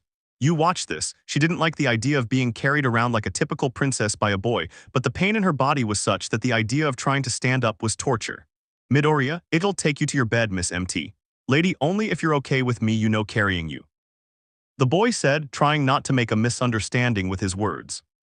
You, damn it, they're fine, but if you let go of me and I fall to the floor, I swear I'll sue you when we get out of here. I threatened. The boy swallowed hard to bend down and repeated the same procedure. Placing one of the heroine's hands behind her head, holding her neck, the boy lifted her slightly and carefully enough to place one of his hands on her back and the other behind her legs, and with the same care raised her so that both she and he were in a comfortable position. The woman honestly expected something more clumsy from him. A headbutt, maybe he would accidentally let go of her or simply couldn't handle her. But no, there he was, carrying her as if she were no burden at all to him. Even after the perverted little grape-haired boy's internship at his agency, he expected him to do something similar, like stare at his body or try to take advantage of the situation to do something more and justify himself. But no, the boy tried to be as respectful as possible and stared intently at the road. She felt like, damn, she really felt like a princess, not just because of the position, but because of how the boy was treating her at that moment. There wasn't a single look the boy gave her that was morbid or full of desire, but rather one of concern. Midoriya, does it still hurt? The woman then raised her eyebrows slightly at the question. Just a little, I'll be fine. She replied, looking at the cave and how they were entering it. The boy quickly placed her on her bed, in the same way he had lifted her outside, with care and utmost gentleness. But contrary to what she had expected, she felt strange now that she was in the comfort of the mattress. It was sad, having come down from the boy's arms. What the hell are you thinking? And the boy went for the last two girls who were missing. May, any ideas? Melissa, perhaps we could ask Yaoyorozu to make some machine parts. Maybe that would help boost her physical performance. May, that's right, I know some assembly plans and maybe I can adapt them for Quirk use. Midoriya, hey girls, any updates? May, of course. Melissa, are they all in the cave yet? Midoriya, not yet. With that, the green-haired boy walked on. And it was strange. Melissa thought Miss Yu had been the last one, but she was surprised when she was lifted off the ground along with May, who was trying to keep her surprise to herself. Midoriya, you two were missing. May, this is fun, but I have to go back. There's still some analysis to do, the girl said. Midoriya, first they must eat. May, but I'm not hungry. She pouted, wanting to get back to work. Midoriya, nope, you're hungry. The girl already knew that game, the one in which no matter how much she begged for mercy, the boy wasn't going to back down. She remembered the time Power Loader called him, and he used that same game to convince her. May, okay, I'm hungry, she admitted, resting her arms on his green-haired head. Melissa might have been a genius, but she also knew about romantic matters, and in this case she only had to see the look the girl had with the boy to know that she was crazy about him. I had only known Hatsum for a short time, but that look was enough to tell her everything. Because it's the same silly face she couldn't avoid when she had the chance to be with him. Act XXXI, taking care of all. Night dominated the sky over the island, where a certain green-haired boy began to open his eyes earlier than usual. It was strange. It was the first time he'd woken up so early for no reason, but he decided to use that time to train his body. As he got out of bed and stood up, the boy noticed that the pets were also awake, and not only that, but they were looking directly from the entrance of the cave, from the little axolotl to its new anthropomorphic offspring. Midoriya, aren't they asleep? A good morning, he said, only to receive a yawn from one of the wolves. Ignoring how strange that impression was, the boy went outside and after a brief but good stretching session began to train. Lifting weights, doing push-ups, and taking short breaks was how the boy trained his physique. He also wanted to surpass the power of his quirk, but he knew that if he used it, he could awaken the other residents. Looking around to take in their surroundings, the boy realized they had actually worked quite hard. Heading back to the cave, he noticed that even though they were asleep, they still looked tired. That sparked a desire to help in his mind and set his brain to work. They worked very hard. What could I do to commend their dedication? Then his brain thought of something. And heading back to the common area of Eden, the boy began to look for various things. A short time later, a pink-haired girl was sleeping peacefully, dreaming of receiving a Nobel Prize and thanking herself and her parents for such an achievement. But to her unpleasant surprise, a strange smell outside the dream forced her to wake up. Upon opening his eyes and rubbing them slightly, he could make out some food. Getting up from his seat and looking more closely, he could detect a faint smell similar to cooked vegetables, as well as some meat, and what seemed clearly to be orange juice and freshly baked bread. And she wasn't the only one who woke up thanks to this, as at the same time more and more of the girls were getting up after smelling that blessed scent. And after turning their gaze to the source of it all, they could observe how the green-haired man was serving the last plate of breakfast, and with the help of the black whip tidying everything up. After turning around, he could see how the young engineer along with some of the girls seemed to be waking up. Midoriya, oh good morning girls. Momo Izuku-kun are yous. Midoriya, well I thought that after yesterday's efforts I should do something, and I decided to make them breakfast. Toru, Midori I would run to you and hug you tightly if I weren't in so much pain, he said, somewhat saddened by his inability to express his gratitude. More than one also began to want to get up to try what the boy had prepared, but a series of moans in chorus began to sound in all directions. Midoriya, I figured that out too, so using Black Whip, the boy took several plates that already had their food served and brought them closer to the girls. I'll help you eat. The boy started walking until he sat on the edge of the bed of the iridescent girl, who seemed the most physically tired. Taking the spoon, she began to feed the girl, who, without resistance, started to eat. This movement was followed by the extensions of the whip as they all accepted the gesture well, all except one. Mirko, boy no I'm a girl I can eat tusk by myself, she groaned as she tried to stand up, wincing in pain. Finally the woman gave up and leaning against the wall began to receive the food the boy offered her, frowning at having lost. The rest of them enjoyed the attention the boy gave them. If they took the plate of food, the whips, as if they had a conscience of their own, would move away only to offer them a glass of juice or a loaf of bread. Midnight, you cook wonderfully, boy, he said, stretching to let the little Val groan. This is torture. Then the woman felt something lightly run down her back. Looking behind her, she noticed how the boy's whip seemed to be asking for something. Midnight, what's wrong? She asked curiously. Then one of the whips gently grasped the woman's hand and as best they could asked her to lie down, and slowly they began to give small taps and movements on his back, bringing him some relief. Midnight, sigh, this is better than any massage therapist I've ever been to, she said calmly. The boy smiled at the compliment, for he appreciated that the whips had another use, besides giving him agility and some speed in combat and being useful in simpler areas. Kendo, hey, when have we ever had this kind of bread? He said, observing that both its texture and decoration were different from those they had made previously in the competition a few days ago. Midoriya, I did it today, he replied with a smile. Komori, Midoriya-kun, do you know how to cook? Midoriya, to be honest, this is the 12th loaf of bread I've tried to make, the boy admitted, scratching his head. I only saw this recipe online and tried to replicate it until I got it right. Pony, it's delicious, he said, taking the bread in his hands. Ibara, father, bless the food we are about to eat, the girl prayed with both hands together. Setsuna, hey man, you cook wonderfully. That had been the least daring comment the girl had thought of saying. She felt good. She felt happy that they liked her food. Setsuna, you wouldn't mind if I married you so I could enjoy more dishes like this. And there was the girl's joking comment, leaving the red-haired boy with that proposal, coupled with the smiling and humorous face of the girl, who couldn't help but play a trick on the boy and see his blushing face. Setsuna, hee, it's a game, man, but if you want, it's not a game, she said, making her move. The boy was trembling, not knowing what to say. But she didn't know that those around her were imagining a similar scenario with the same boy, planting a seed of hope in their minds.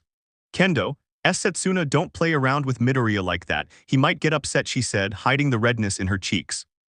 Setsuna, what? I'm not bothering you, am I, buddy? I'm just complimenting your food. She excused herself innocently. The boy was mentally performing various tasks to control his thoughts, failing to notice how a blonde horse stood up and approached him. Pony, thank you, green friend, he said, only to approach the boy's face and quickly kiss his cheek before walking away. As if he had broken a spell, the boy blinked rapidly and looked at the girl, who was just walking back to her bed to start drawing as if nothing had happened. And he wasn't the only one who had his eyes on the girl, as the entire A class and part of the B class were looking at the blonde with surprise. Setsuna, hee, I didn't think Pony was the first. Following that, a small brunette approached the boy and with a smile and taking advantage of the fact that he was using his bangs to hide his embarrassment, addressed the boy. Komori, thank you for breakfast. And standing on tiptoe, he also gave her a kiss on the other cheek. The boy just stood there motionless while receiving one kiss and another when he realized he had received kisses from almost all the girls except for one or two and the professionals.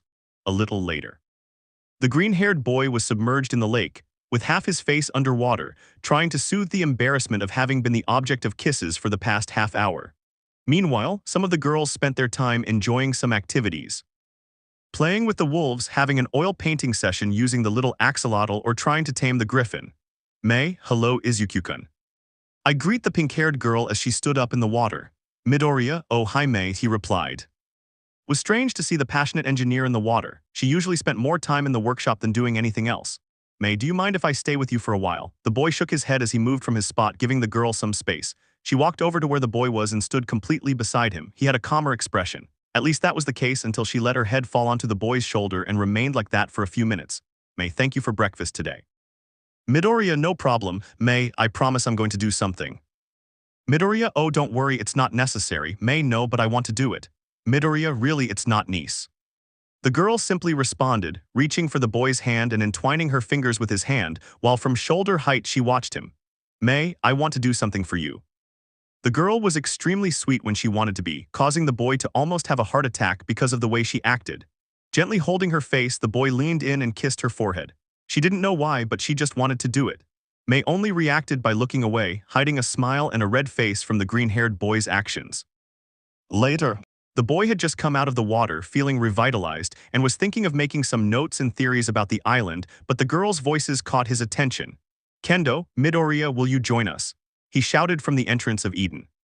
Setsuna will go explore the surroundings, see what we find. The boy thought about this. It had been days since he had done any research on the island, and if he went with someone they might discover something new, and if they were lucky, some peace and quiet. Midoriya, oh sure, I'll just go get a few things. The girls watched the green-haired boy run to the cave, and one of them seemed to notice something about the other. Setsuna, and that smile. Kendo, huh? Setsuna, did you really enjoy kissing him a little while ago? Kendo felt his head heat up at the question because he still couldn't stop thinking about what he had done. She approached the boy and gently cupped his face in her hands, and out of fear and nervousness she accidentally kissed him twice. One kiss was rather awkward, touching part of his lips and cheek, and the other was directly on his cheek to avoid misinterpretation. Afterward she ran to her bed and pretended to be doing something else. The girl remembered this with regret. She hadn't expected to look so ridiculous doing something like that. In fact, she couldn't even picture herself doing it. But being honest with herself, she didn't mind having done it. In fact, she wouldn't mind doing it again. Kendo, I don't think I have anything to say. That was all he said before crossing his arms and looking away. Setsuna, Kendo is in love, she sang it in her friend's face. Kendo, of course not, he said, feigning annoyance. Setsuna, come on, no one will judge you if you admit it. Kendo kept looking around when he soon came across the green-haired man who was arranging what appeared to be a leather bag containing various items with a smile. The mere sight of him in the distance made her heart beat faster, yet with a curious gentleness.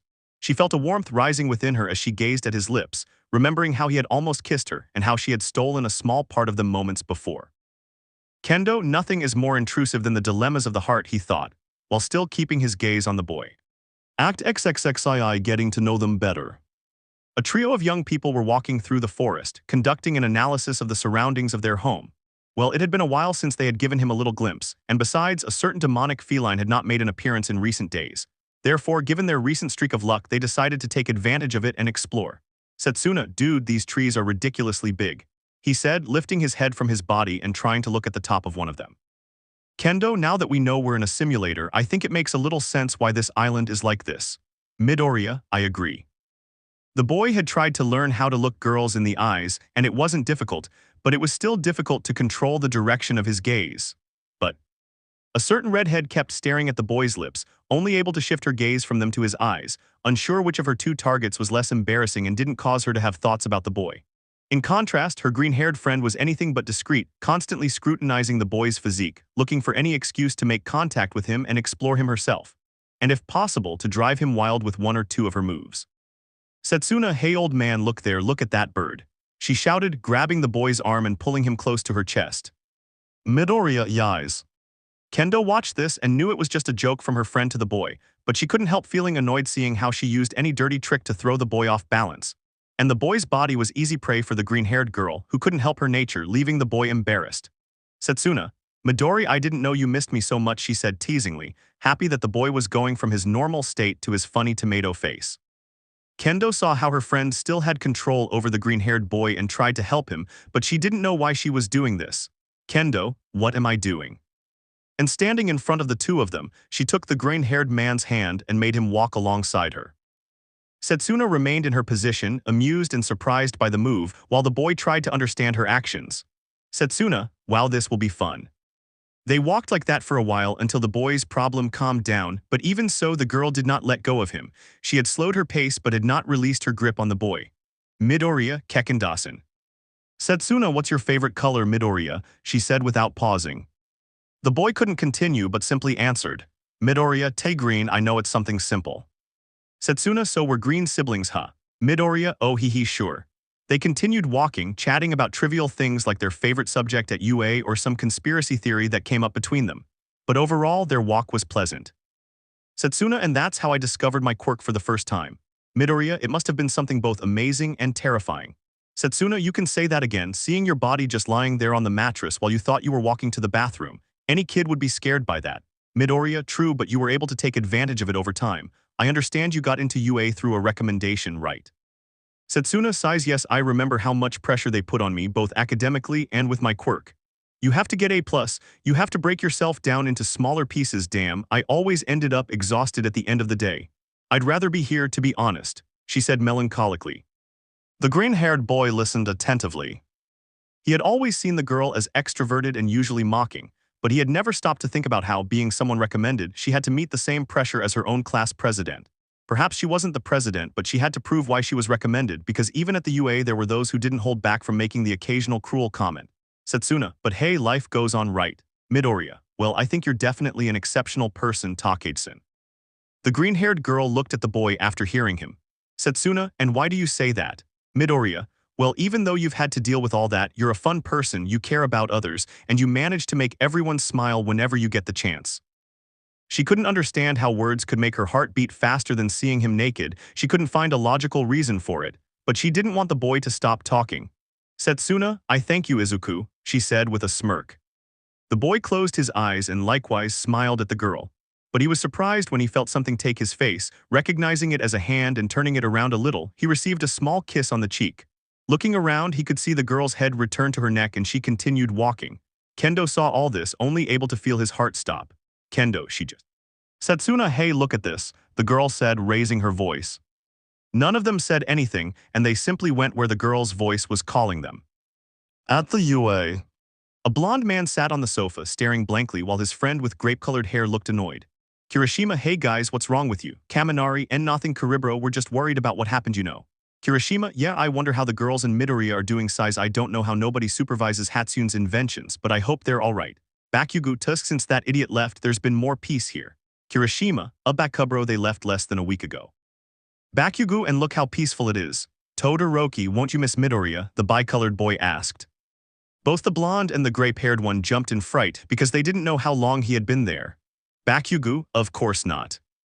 Todoroki, but Midoriya was your rival and he won't be here anymore. Who are you going to want to surpass then? The ash-haired man was about to make a hurtful comment, but no matter how much he wanted to deny it, it was true.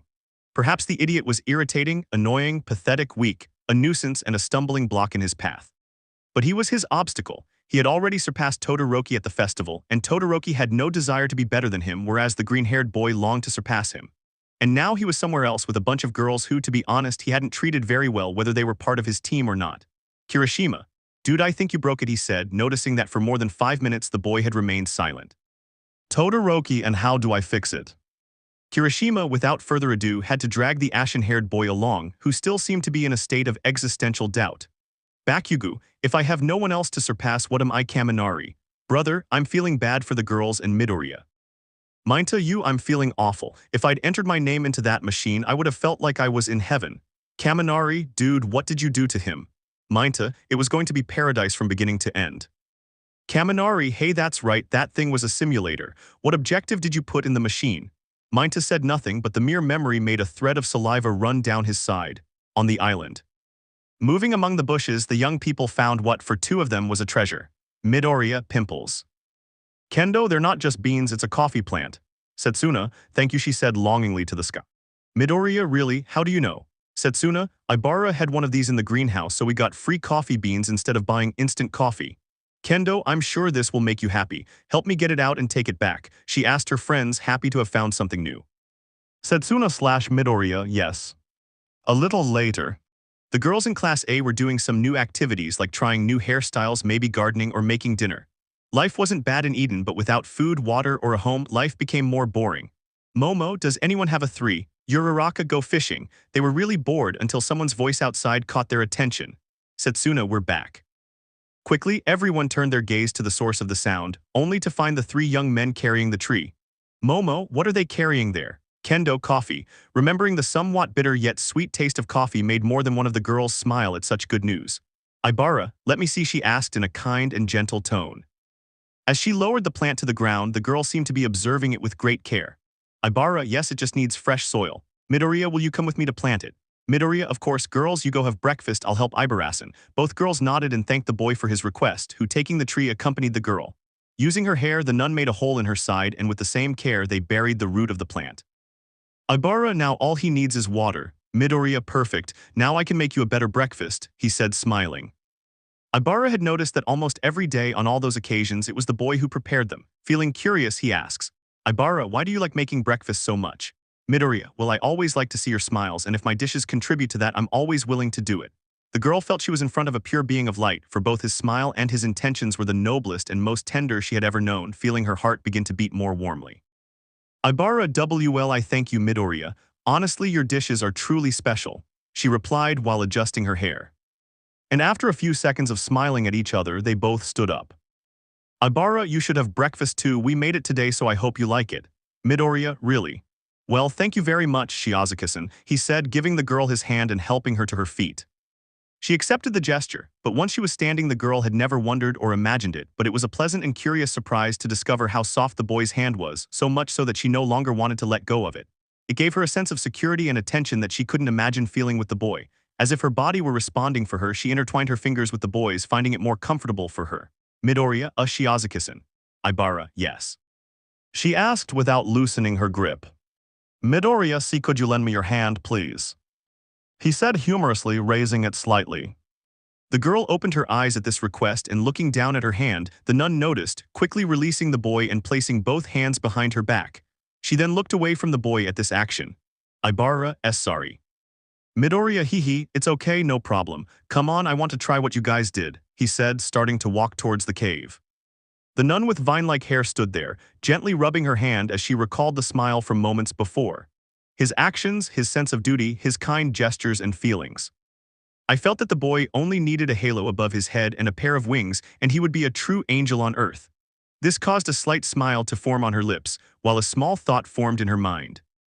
Ibara, Shiozaki, what are you thinking? In the cave. A green-haired boy was finishing the last thing he had served on his plate, while a few girls were eager to hear his opinion.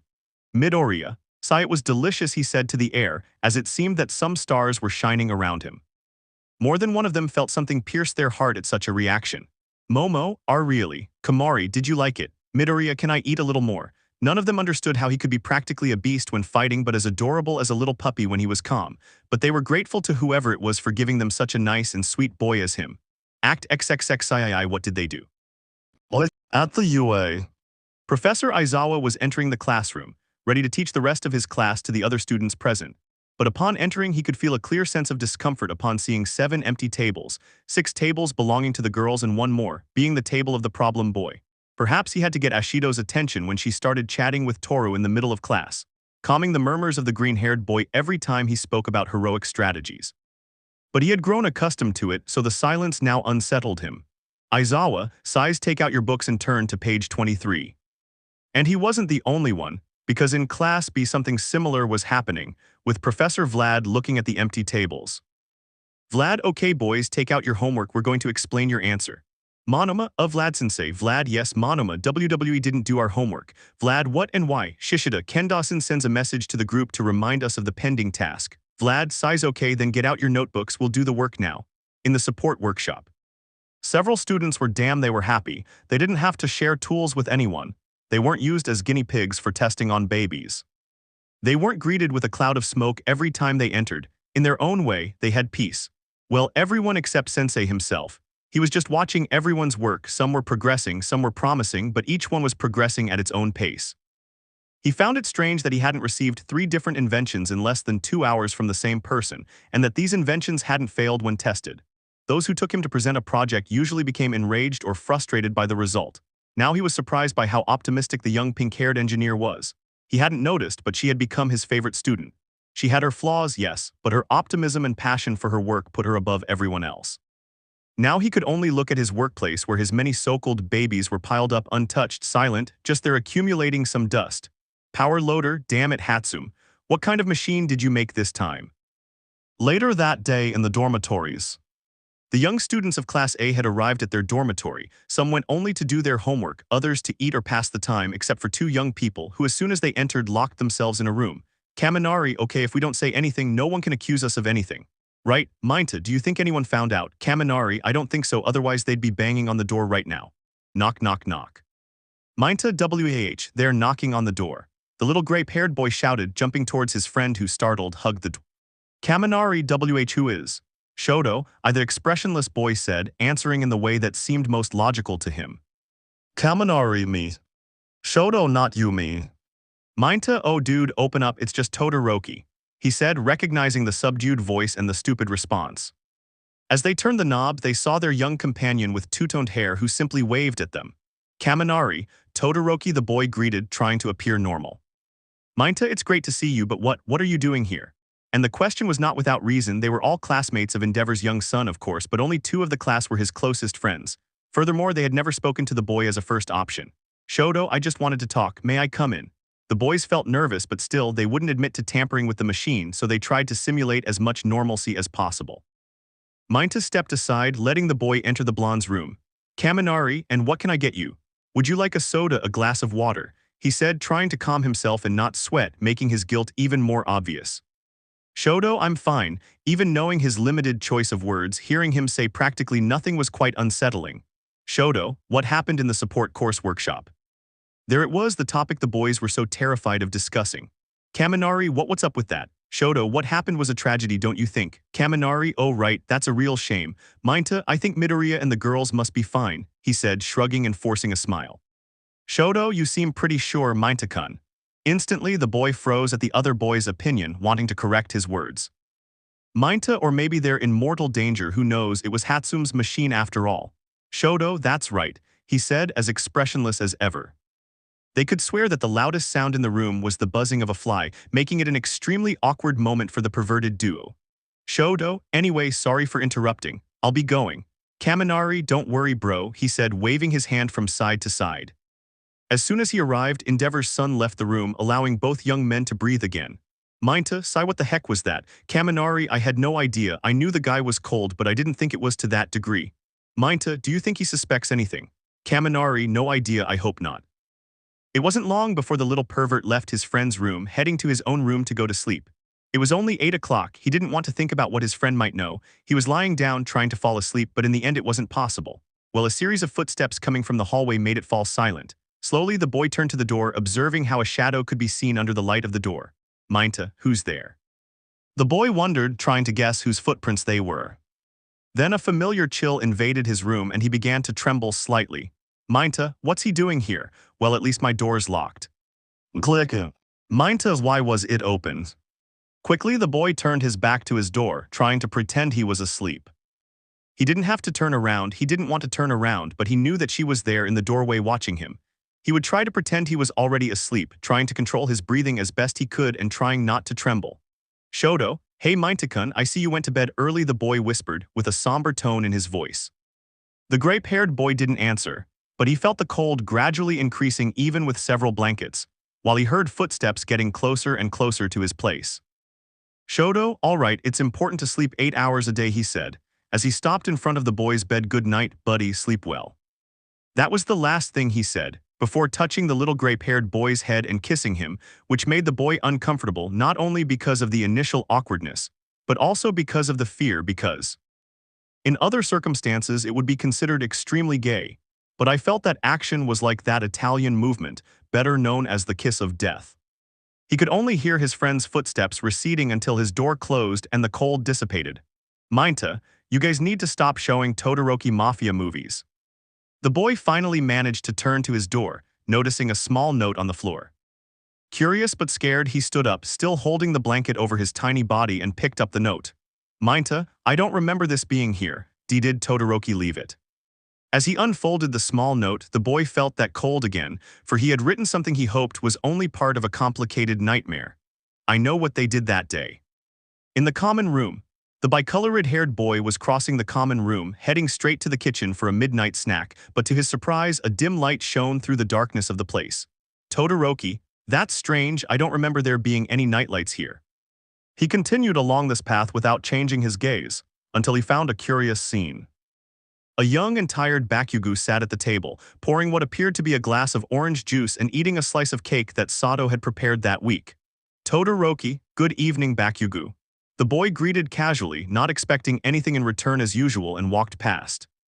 Bakugo half and half, he replied. He had been surprised by his father countless times during his rigorous training. He had been taken by surprise by Izuku when he fought him at the sports festival, but never would he have such a big surprise in his life as when Bakugo Katsuki approached him and greeted him. Todoroki, what? Bakugo, sighs, there are no good days anymore, it's just days. He replied, finishing his glass of juice and immediately pouring himself another. Todoroki, is it because of what we said about Midoriya? Bakugo groaned. Todoroki, was that a yes? Bakugo louder groan. Todoroki, I see. Bakugo, I hate to say it, but seeing that idiot trying to surpass me was a reason why I wanted to be better, he said, before taking a sip of his juice. Todoroki, I'm sure the professionals will be able to repair the machine and bring everyone back. Then you can fight Midoriya again and see who's better, he said, placing his hand on the ash-haired boy's shoulder. He just stared at him with an expressionless gaze. Todoroki, too much? He asked, withdrawing his hand. Well, I'm going back to sleep. Try to rest. Drinking so much juice is affecting your health too. Bakugo, what do I care about my health if I have no one to compete against? He said to the air. He knew he had broken the Ashen One, but he didn't think it was to the point of seeing him depressed by the absence of his friend or not friend. Leaving the boy, the bicolored-haired man walked to his room to rest, waiting for news about the machine and his friend's location. The next day, the blonde boy was in class, paying as much attention as he could, but he was constantly distracted by seeing his gray-haired friend nodding off and seemingly sleeping at times, being abruptly awakened by a shout from Ida or a blow from his sensei's bandages. As soon as class ended, the boy approached his friend to check on him. Kaminari, dude, are you okay? You look like you didn't sleep a wink. Minta, no, I didn't sleep at all because I found this, he said through gritted teeth as he pulled the note out of his pocket. Upon opening it and seeing its contents, the blonde man opened his eyes while feeling a drop of sweat run down the side of his face. Kaminari, who? Minta, Todoroki, I'm going into my room and putting her on the floor. Kaminari, what was he doing in your room? Minta, how should I know? I wasn't going to ask him. Kaminari, do you think he told anyone else? Minta, I don't think so, otherwise the teachers and the other kids would be all over us right now, he said, trembling slightly at the thought of punishment from his sensei, or the beating the pros would give him. The rest of the day was like any other, except for Bakugo's attitude, who hadn't been insulting his other classmates as he usually did, without making any hurtful comments or discrediting their actions, just staring into nothingness without any expression. It was scary. Kirishima, hey Bakugo, would you like to go to the movies and see an action film? I bought tickets for Mina and me, but well, you know, because of what happened.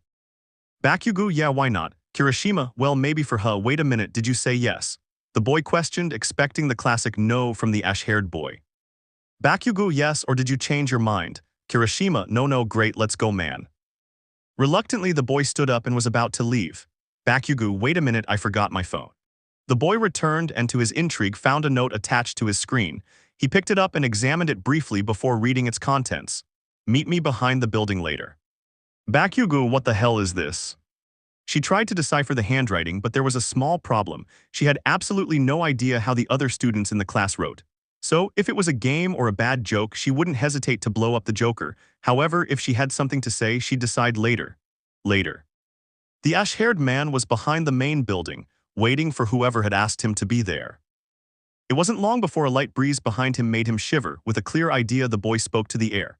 Bakugo, what do you want? Half and half. And when he turned around, there was the bicolored-haired boy with his serious gaze and maintaining a fixed contact with the boy. Shoto, how was your day, Bakugo? Bakugo, that doesn't matter. Why did you summon me here? Shoto, okay, let's get to the point. I think I know who caused the accident with Hatsume's machine, he said bluntly. The words caused a small frustration inside the boy to erupt. Bakugo, who? Shoto, first of all, you can't kill them. Only they know what they did and how they programmed the machine. If the professionals manage to repair it, they'll need to know where and how to get everyone out of there. Bakugo, so it was two idiots, he deduced. Shoto, I need your word that you won't do anything, okay? Bakugo, do you really want me to calm down? Shoto, that's right. Bakugo hoped that this micro-threat would scare the boy, but he forgot that he was stupidly honest about what he wanted, which didn't work. Bakugo, tusk, fine, I won't kill them. Shoto, good, Bakugo, for now. Shoto, that's fine by me, you see. Days ago, the young people were in the support course workshop, viewing the various support projects of their fellow heroes. Young Todoroki was looking at a suit inspired by his quirk, which used tools to channel his power and imbue them with fire or ice, respectively. As his gaze explored the place, he noticed how both the little gray-haired boy and the blonde boy were typing one of the inventions, with big smiles and some murmurs between them. Shoto, is it right for them to do that? He wondered. But upon seeing his delegate, he noticed how he was being surrounded by several members wanting to test their creations on the brother of the great speedster hero Ingenium. Shoto, it seems so. Then I noticed the pink-haired girl activate her machine, and it typically began to malfunction, starting to drag all the women along who tried to resist the machine's grip. Members of Class A and B and a few other exceptions were forcibly pulled into the machine before it malfunctioned and exploded, leaving everyone bewildered, and with no sign of his friend. Act XXXIV Friordo. The young survivors on the island were sleeping peacefully, nothing different from a casual day on the island, but in their dreams they felt a breeze envelop their bodies, causing a tremor to invade them all, feeling their skin freeze and the warmth of the cave gradually decrease. The hours passed, and between dreams they tried to ignore the cold, but a series of strange sounds made them open their eyes. The first to arrive was Yui Kodai, who, blinking a few times, realized that it was already daytime, and yet the cold persisted. She got out of bed and went towards where that sound was coming from. The closer she got to the entrance, the cold intensified. Her body trembling, the girl glanced around and, "Yui snow," she said in her typical low voice, taking one of her hands out to feel the small snowflake falling from the sky. Looking around Eden, the girl realized that it wasn't just Eden, but everywhere she looked there was a thick layer of snow covering the ground. As he continued to observe the place, he saw something he recognized as brown fur moving through the snow. Taking a stand, the girl prepared for an attack or a sudden movement. Ouch. I heard it was unexpected, but upon closer inspection and recognizing the voice, the girl calmed down. Yui, Midoriya. The aforementioned turned to see the entrance of the cave and notice Azabash. Midoriya, oh hi Kodason, I'm sorry for waking you up, he said, putting on an apologetic smile. Yui's the cold really woke me up, she replied curtly. Midoriya, oh I see, what a surprise, huh? I decided to go get some more firewood for the campfire to keep the cave warm. Yui then noticed the pile of wooden pieces the boy was carrying on his side. Midoriya, but I tried going without anything, bad idea. I felt like I'd freeze to death covered in snow. Then I remembered that bearskin we got here. I figured it would come in handy sooner or later, but to be honest, I didn't imagine it would be so soon. The boy was going to pick up some pieces of firewood he had dropped, but they were taken by the girl who had come over to help the boy. Yui, let me help you with this. Midoriya, oh thank you, I appreciate it, Yui. Taking the rest of the wood, the boy returned to the cave, where he soon fed the fire and warmed that small home. Looking at the other women, the boy focused his gaze on one. Suyu was worried that it was going into hibernation, assuming that it hadn't yet. Taking the blanket from his own bed, the boy placed it over the girl, trying to give her more warmth. Uraraka, yon good brrr, the girl said, waking up in her bed only to quickly feel the cold and pull the covers back over her head. Midoriya, good morning Achako. Uraraka, why is it so cold, she asked, covering half of her face. Midoriya, well it's snowing, he replied. The girl opened her eyes and, covering herself with her blanket, got up and approached the entrance, seeing that same view. Uraraka, how? But he only received a shrug. Uraraka, of course, magical island. Mina, hey, can you turn off the air conditioning? She said in a tone that made it clear she was still a little sleepy. Toru achu. As time passed, the girls woke up only to share that same feeling of cold that, even with the campfire, affected them all. It wasn't until Azabash woke up that they were able to alleviate the feeling a little. Using her quirk, the black-haired girl created a series of thicker, more thermal blankets capable of reducing the cold. Meanwhile, the green-haired boy had to go back out and get some food for breakfast. Kendo had placed a kettle on the fire to heat while Momo looked after those who appeared to have fallen ill. Momo, how are you feeling? Toro Badachu, he answered wearily. Momo just frowned in concern, only able to tuck the iridescent girl in better and turn to her friend Punk, who was still in bed. Kyoka, just what we needed, sniff a snowfall that makes us sick. Sniff. Momo, the tea will be ready soon, please cover yourself or you could get worse, she asked, creating another blanket to be placed on her friend's shoulders. Kyoka and Green, Momo, she went out to look for breakfast. Just seconds after the president of Class A said this, I saw the punk girl trying to stand up, looking somewhat tired.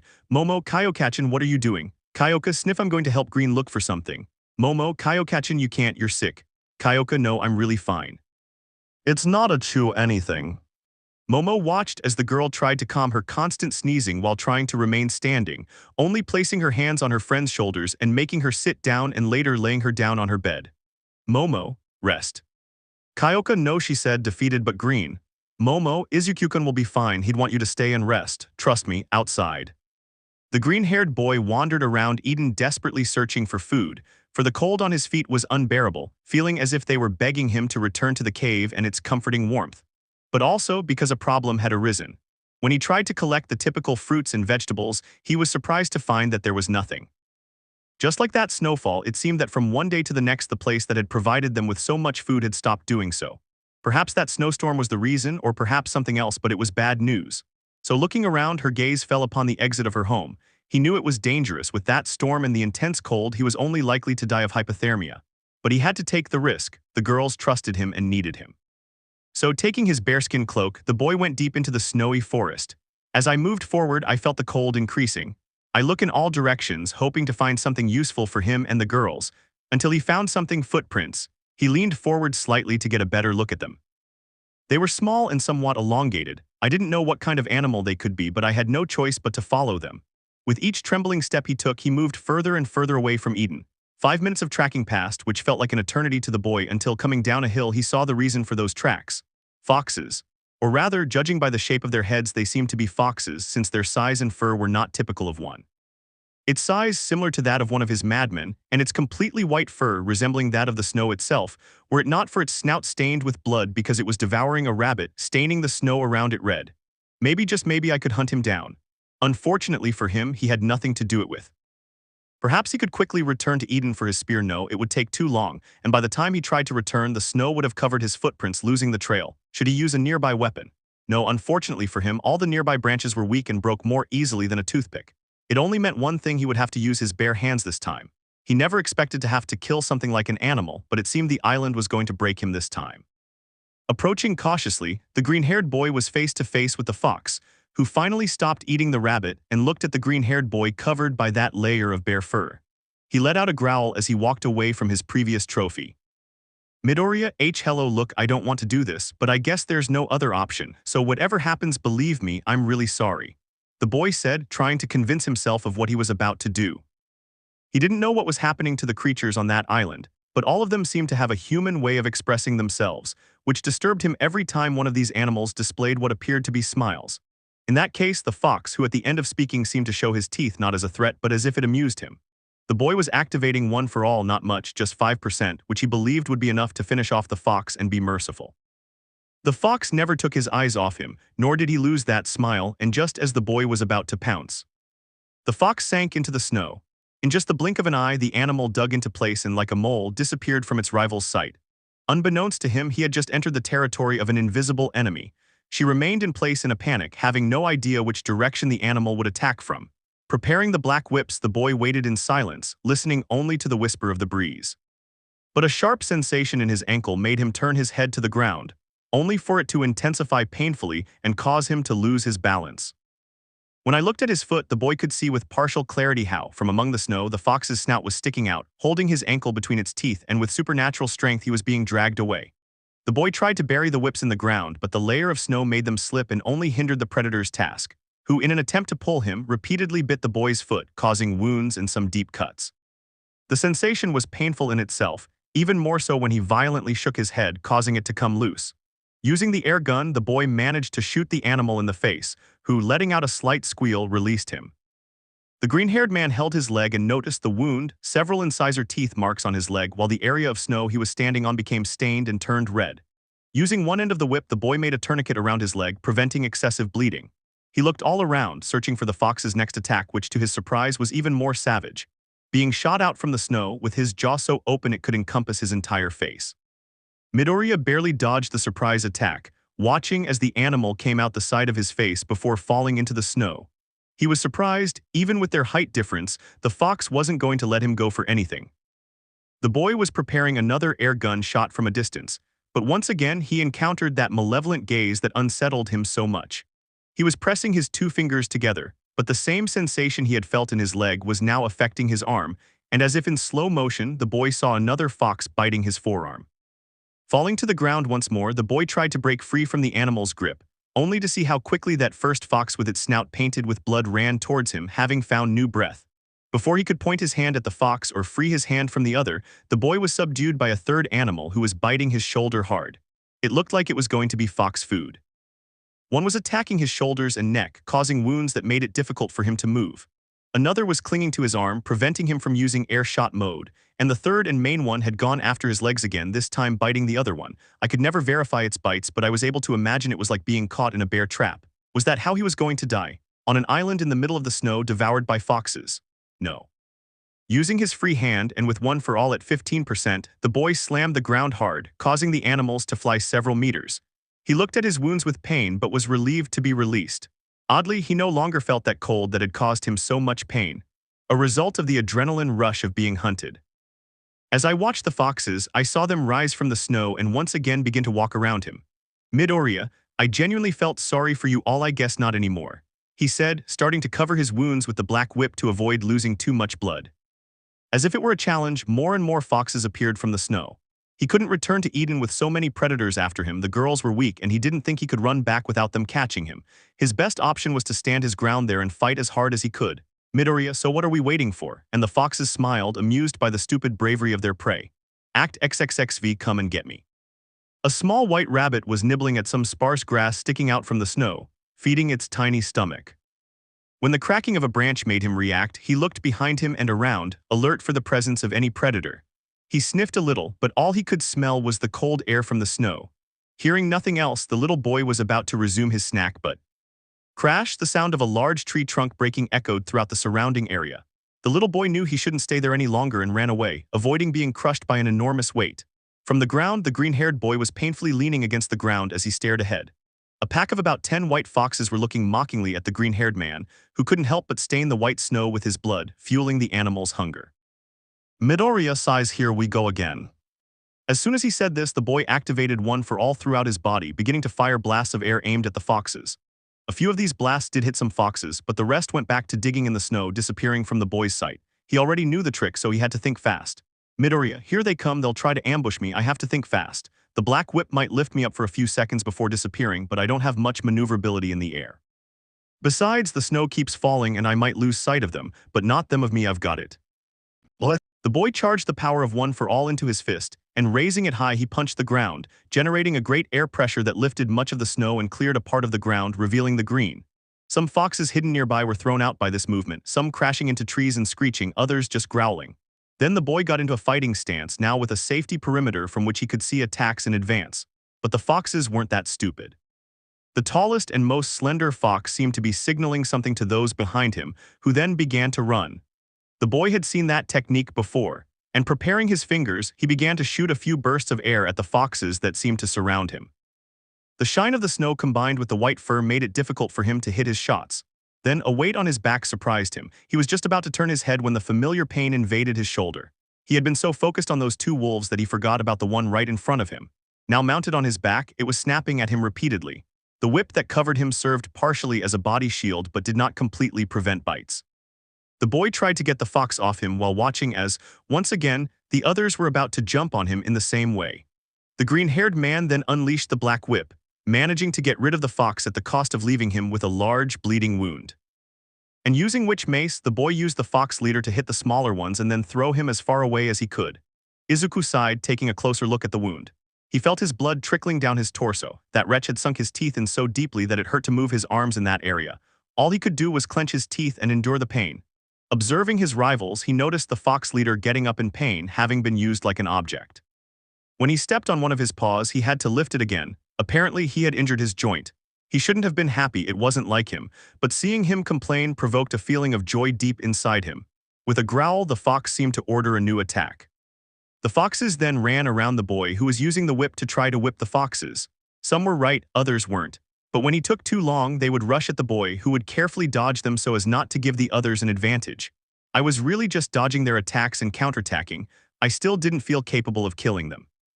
But that thought would soon change, when in a double attack the boy knocked one of the foxes down in the air, but the second one managed to reach him, catching his hand and knocking him to the ground. The boy quickly wrapped his fist around the black whip and pressed it against the fox's face, who was smiling maliciously.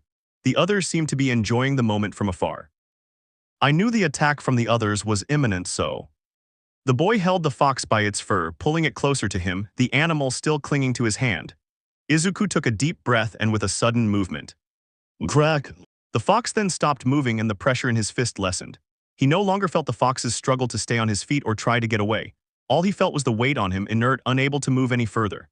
At that moment, Izuku realized what he had done. He had just broken the animal's neck. The other foxes watched this as they took a few steps back, baring their teeth in fury.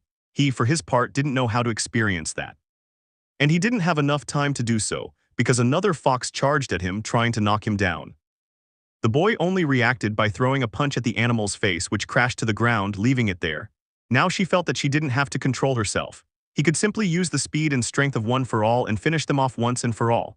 And he looked at the foxes with a serious expression, letting them know that this time he meant business. In Eden, Momo and Kendo were watching their companions still lying down. Yui seemed to be especially concerned about her friend Pony, who was trembling considerably. They were impatient.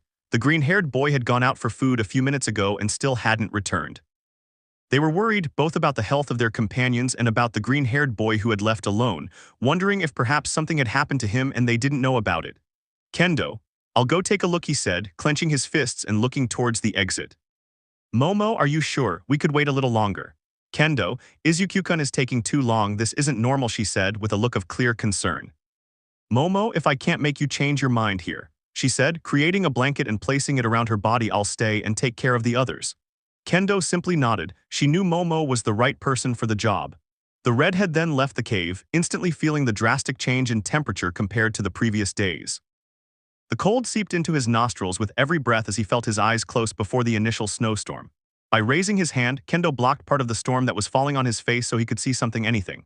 In the distance, he could see a bulky figure dragging something along while walking slowly. Taking the initiative, Kendo approached the distant figure and, seeing with a little more clarity, noticed that it had green curls, which quickly told him who it was.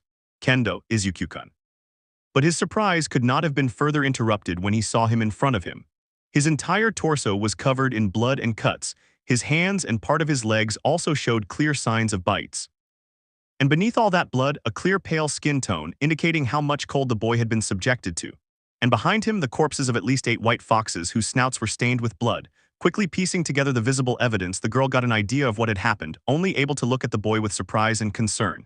Midoriya just stared at the orange-haired girl and with weariness in his voice spoke. "Midoriya, hello Itsukasen." Outside at the UA, little Minta was scared, unable to take his eyes off his two-toned-haired friend except when the latter seemed to be watching him for a few seconds, causing him to look at his table. Kaminari was aware of this, but unlike his little friend, he wasn't even able to look at the boy. Unbeknownst to them, they were being observed by a third party who was planning from his location. Bakugo, half said not to kill them, but he never said anything about making their lives a living hell. Later, it was lunchtime. Everyone was heading to the cafeteria, while a dark-haired man watched his short friend. "Zero, hey Minta." But as if he had seen a ghost, Minta ran away, surprising some of his classmates. "Zero, what's wrong with him?" Kirishima, "When there's a need must be the call of nature. Come on bro, we'll find him in the cafeteria, we have to get a table." And why had he run?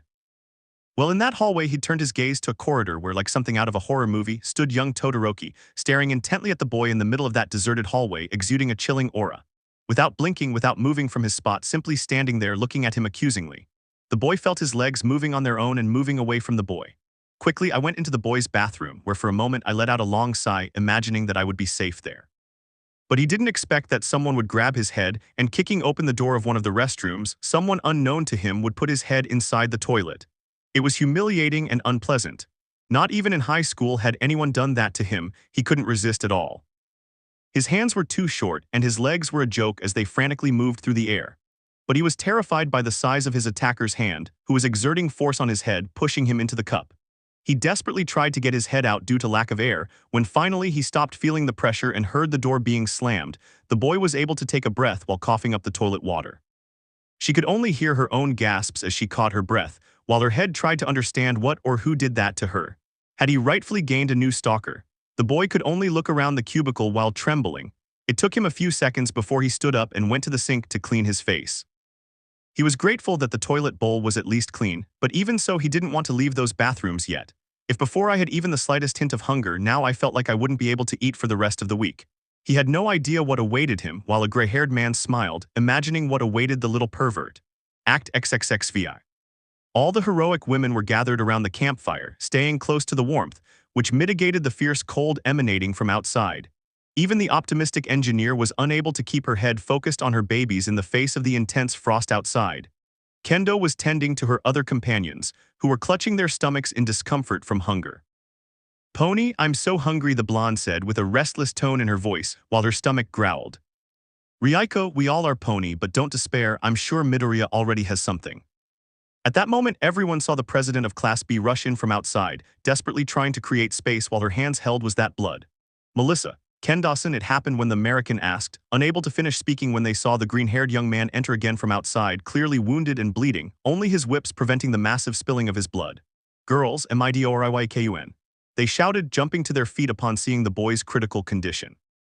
"Midoriya, good morning everyone. Tusk, sorry I'm late, I went hunting for breakfast," he said, lifting a piece of the whip and revealing the foxes he had killed to take home. No sooner had he finished saying this than, as if someone had flipped the switch on the boy, then he fell to the ground, while the black whip dissipated from his wounds, leaving them visible to all of them. Quickly, Momo, Melissa, and Kendo approached the boy, lifting him up as best they could with the help of the professional heroines. "Nimuri, quick girls, we need to lay him down and take care of him," the heroine said, arranging one of the nearby mattresses. In a hurry, the girls approached before they could be astonished. He had been seen injured countless times, from the sports festival until now on the island, but never in such a serious condition as that. Some could only stare in stunned silence at the unconscious boy. "Nimuri, Mamachan, I need some bandages, gauze, thread, and a needle, could you make them?" "Momo, SSI, Nimuri, I need some water and a cloth." "Melissa, right away." He needed to keep the girls busy so they wouldn't panic or act out of desperation about the boy's situation. Soon the black-haired girl had handed over what her sensei had requested, and he began to examine the boy's wounds more closely. "Nimuri, what the hell happened to you, boy?" "Mirko, damn it." The 18-plus heroine looked to where her professional colleague was speaking, noticing how she seemed to be observing what the boy had brought with him. "Mirko, breakfast didn't kill the boy." Some were curious about what she was saying, only for the rabbit to take one of the foxes and, opening its mouth, reveal its rows of teeth as big as a pen and claws that were the same size as a pocket knife, although much sharper. These being a shiny black color covered by a thin layer of fresh blood around them. Soon, the medical team was handed over to the woman who would soon heal the boy's wounds. The boy had barely touched the outside of one of his wounds with the damp handkerchief when he squirmed in place. "Nimuri, girls, I need you to hold him," the woman requested. Quickly, some of the girls approached and held the green-haired boy by his legs, arms, and torso, trying to prevent him from moving and hurting himself further. It was difficult for the young women to watch the boy grimace and writhe while his sensei cleaned his wounds. Some of them seemed nervous and others frightened by the green-haired boy's condition. Nimuri was carefully stitching the boy's cuts, while Setsuna used her quirk to wipe away some drops of sweat from the woman's forehead. "Nimuri," and done, she said before cutting part of the thread and ending it. The girls let out a collective sigh before seeing the boy. He looked exhausted and in pain, and with good reason. He had just fought to the death to bring 7 foxes into the cave, who left his body in such a wounded state that the mere thought of imagining his pain was overwhelming. The closest of the girls at that moment positioned herself at the edge of the bed just to touch one of her curls. "Nimuri, we should let him rest, he's had a bad day." "Nejir, oh yes," she said, moving away from the boy and letting her hair fall loose. "Kendo, I'll go prepare lunch." "Komori, I'll go with you." They all looked dull. It wasn't easy to see a friend like the green-haired boy return looking like that. Sometimes, some of the girls would walk past the boy's bed to check on his condition, which was the same for all of them. Complete rest. Finally, they all had a plate with the food, but none of them were able to take a bite. The rabbit heroine was staring at her plate, surprisingly without appetite, because every time she looked at the green-haired boy and saw him making some sleepy faces, it made her hunger disappear. She looked around, seeing how the others were in the same situation, until her gaze focused on the injured green-haired boy and how he seemed to be feeling uncomfortable in his sleep. "Mirko, Saitama," he said softly. After saying this, the woman put the plate down next to her bed and walked over to where the boy was, drawing the attention of some of those present until they saw her sit down next to the boy, only to remain still for a few seconds. "Mirko, am I really going to do this?" A heavy sigh. And so, the woman carefully took the green-haired man's head and gently lifted it, only to lay him down on her thighs and with a face full of shame for what she was doing began to stroke his hair. "Mirko, sleep, sleep," motherly gesture, he thought, trying to make the situation less awkward for her. Nobody believed what they saw, Rumi being kind. It was something unusual and something that professional heroines wouldn't expect from her. Rumi simply ignored the surprised looks as much as possible, spontaneously focusing on the boy. He had seen the claws of those animals and the wounds they caused, but not so close up. She had been injured in the past by the occasional criminal who managed to take her by surprise, but she never received more than a cut or a blow at worst, but that boy he almost died. Mirko, damn kid, how messed up is your desire to hurt yourself? He said in an annoyed but worried tone. As if the boy could hear her, he only seemed to murmur in his sleep. Midoriya, I'm sorry. Rumi partially raised her eyebrows upon hearing this, only letting out a sigh as she patted the boy's head lightly. Rumi. Okay, it's nothing, she replied, not wanting the boy to wake up. At least you didn't come empty-handed and those bastards didn't get away with it. I comment, observing the fox furs now functioning as rugs. Then I went to see the boy. It was clear that he would now have more scars, quite a few in fact. I had to admit it, the boy had courage and determination, quite a lot for a boy his age. And I would be lying if I said I didn't feel bad seeing her condition, only able to frown at having allowed something like that to happen. His train of thought had to stop when he saw that the boy was now calm, seemingly having calmed down. Rumi, rest, brat. You need rest if you want to heal quickly, or who else am I going to train? She said, the last part being a small joke, trying to cheer the boy up, even though he was asleep. The boy could only manage a slight smile, which in turn provoked a smile from the woman. Kamari, and what will we do now? The others looked at the little girl who was observing the outside of the cave. Kamari, it seems this storm isn't going to stop. Momo, Hatsum, it seems the weather system works well, it shouldn't change so abruptly nor should it be so intense. Outside. The American inventor was looking at his table, reviewing the machine's blueprints for the 100th time. He knew that the materials the young inventor used for that machine were difficult to obtain and above all illegal. The man sighed as he took a seat at a table beside him, observing the wreckage of said invention. Taking what looked like an old toy, the man shook it while thinking to himself. Dave, come on Dave, what can you do? What? After a slip of his hands, the object fell to the ground. He got up to pick it up when he read something inside. Sea bass. The man was surprised by this sentence. Was the desperation and worry for her little girl starting to get to her? Dave, steal them. No, I'm not a criminal, he said, turning his back on the object. He had to be honest because he had truly considered it. It wasn't morally right, but she was his daughter. Hesitating slightly, the man looked over his shoulder, only to pick up the object and shake it again. Dave, that's right, it would be a crime if I did nothing. So the man left the object on the table while he took out his phone and made some calls. Dave, Sam, hey, I need a favor. Back on the island, the young residents of the cave were trying to pass the time with some game or momentarily tending to the injured green-haired boy, the last of them so far being Ryuko, who was cleaning the cloth of the boy's blood. She admitted that she had never spoken to him, even while on the island. She could count on her fingers the number of times they had spoken and still have fingers left over. But that doesn't mean he wouldn't care about his current situation. I watched his face closely. He still looked pained even as he lay in that bed. I stared at her face, her expressions, her chest covered in bandages, rising and falling slowly as she breathed. She was never someone who liked physical contact, being more pragmatic and cold. But that boy, I felt a need, an inexplicable desire to touch him. So much so that without knowing it at the time, he had placed his hand on her chest, making one or two light caresses. It was soft and warm, like a pillow I had never tried before. With this comparison running through his head, he looked at where his other companions were, noticing how distracted they seemed, and taking advantage of this, the girl rested her head on him, receiving the warmth of his chest. She didn't understand what was happening to her. She had never done anything like that before, and now she was doing it with the boy in such an abrupt way. It didn't make sense, just like what was happening on the island, but just like with the island, I wasn't supposed to find an answer. Or was I? It was just a few seconds, barely a minute, when the girl felt someone move her shoulder. She frowned in annoyance. It was too comfortable to be in that position with the boy to have to separate and see what it was about. Opening one of her eyes, the white-haired girl looked to her side, seeing her third-year senpai. Nejir, hey, is it comfortable? The girl then looked back at the boy, only to quickly walk away and stand up as her face began to turn reddish. Nejir, hey, why are you so red? Ryuko, it's nothing, she answered softly, crossing her arms and looking away. Why had she done that? What gave her so much confidence to approach the boy and lie down on him? If Nejir-senpai hadn't interrupted her, what would have happened? These were questions that only worsened the girl's blushing and embarrassment. Her only response was to cover her face.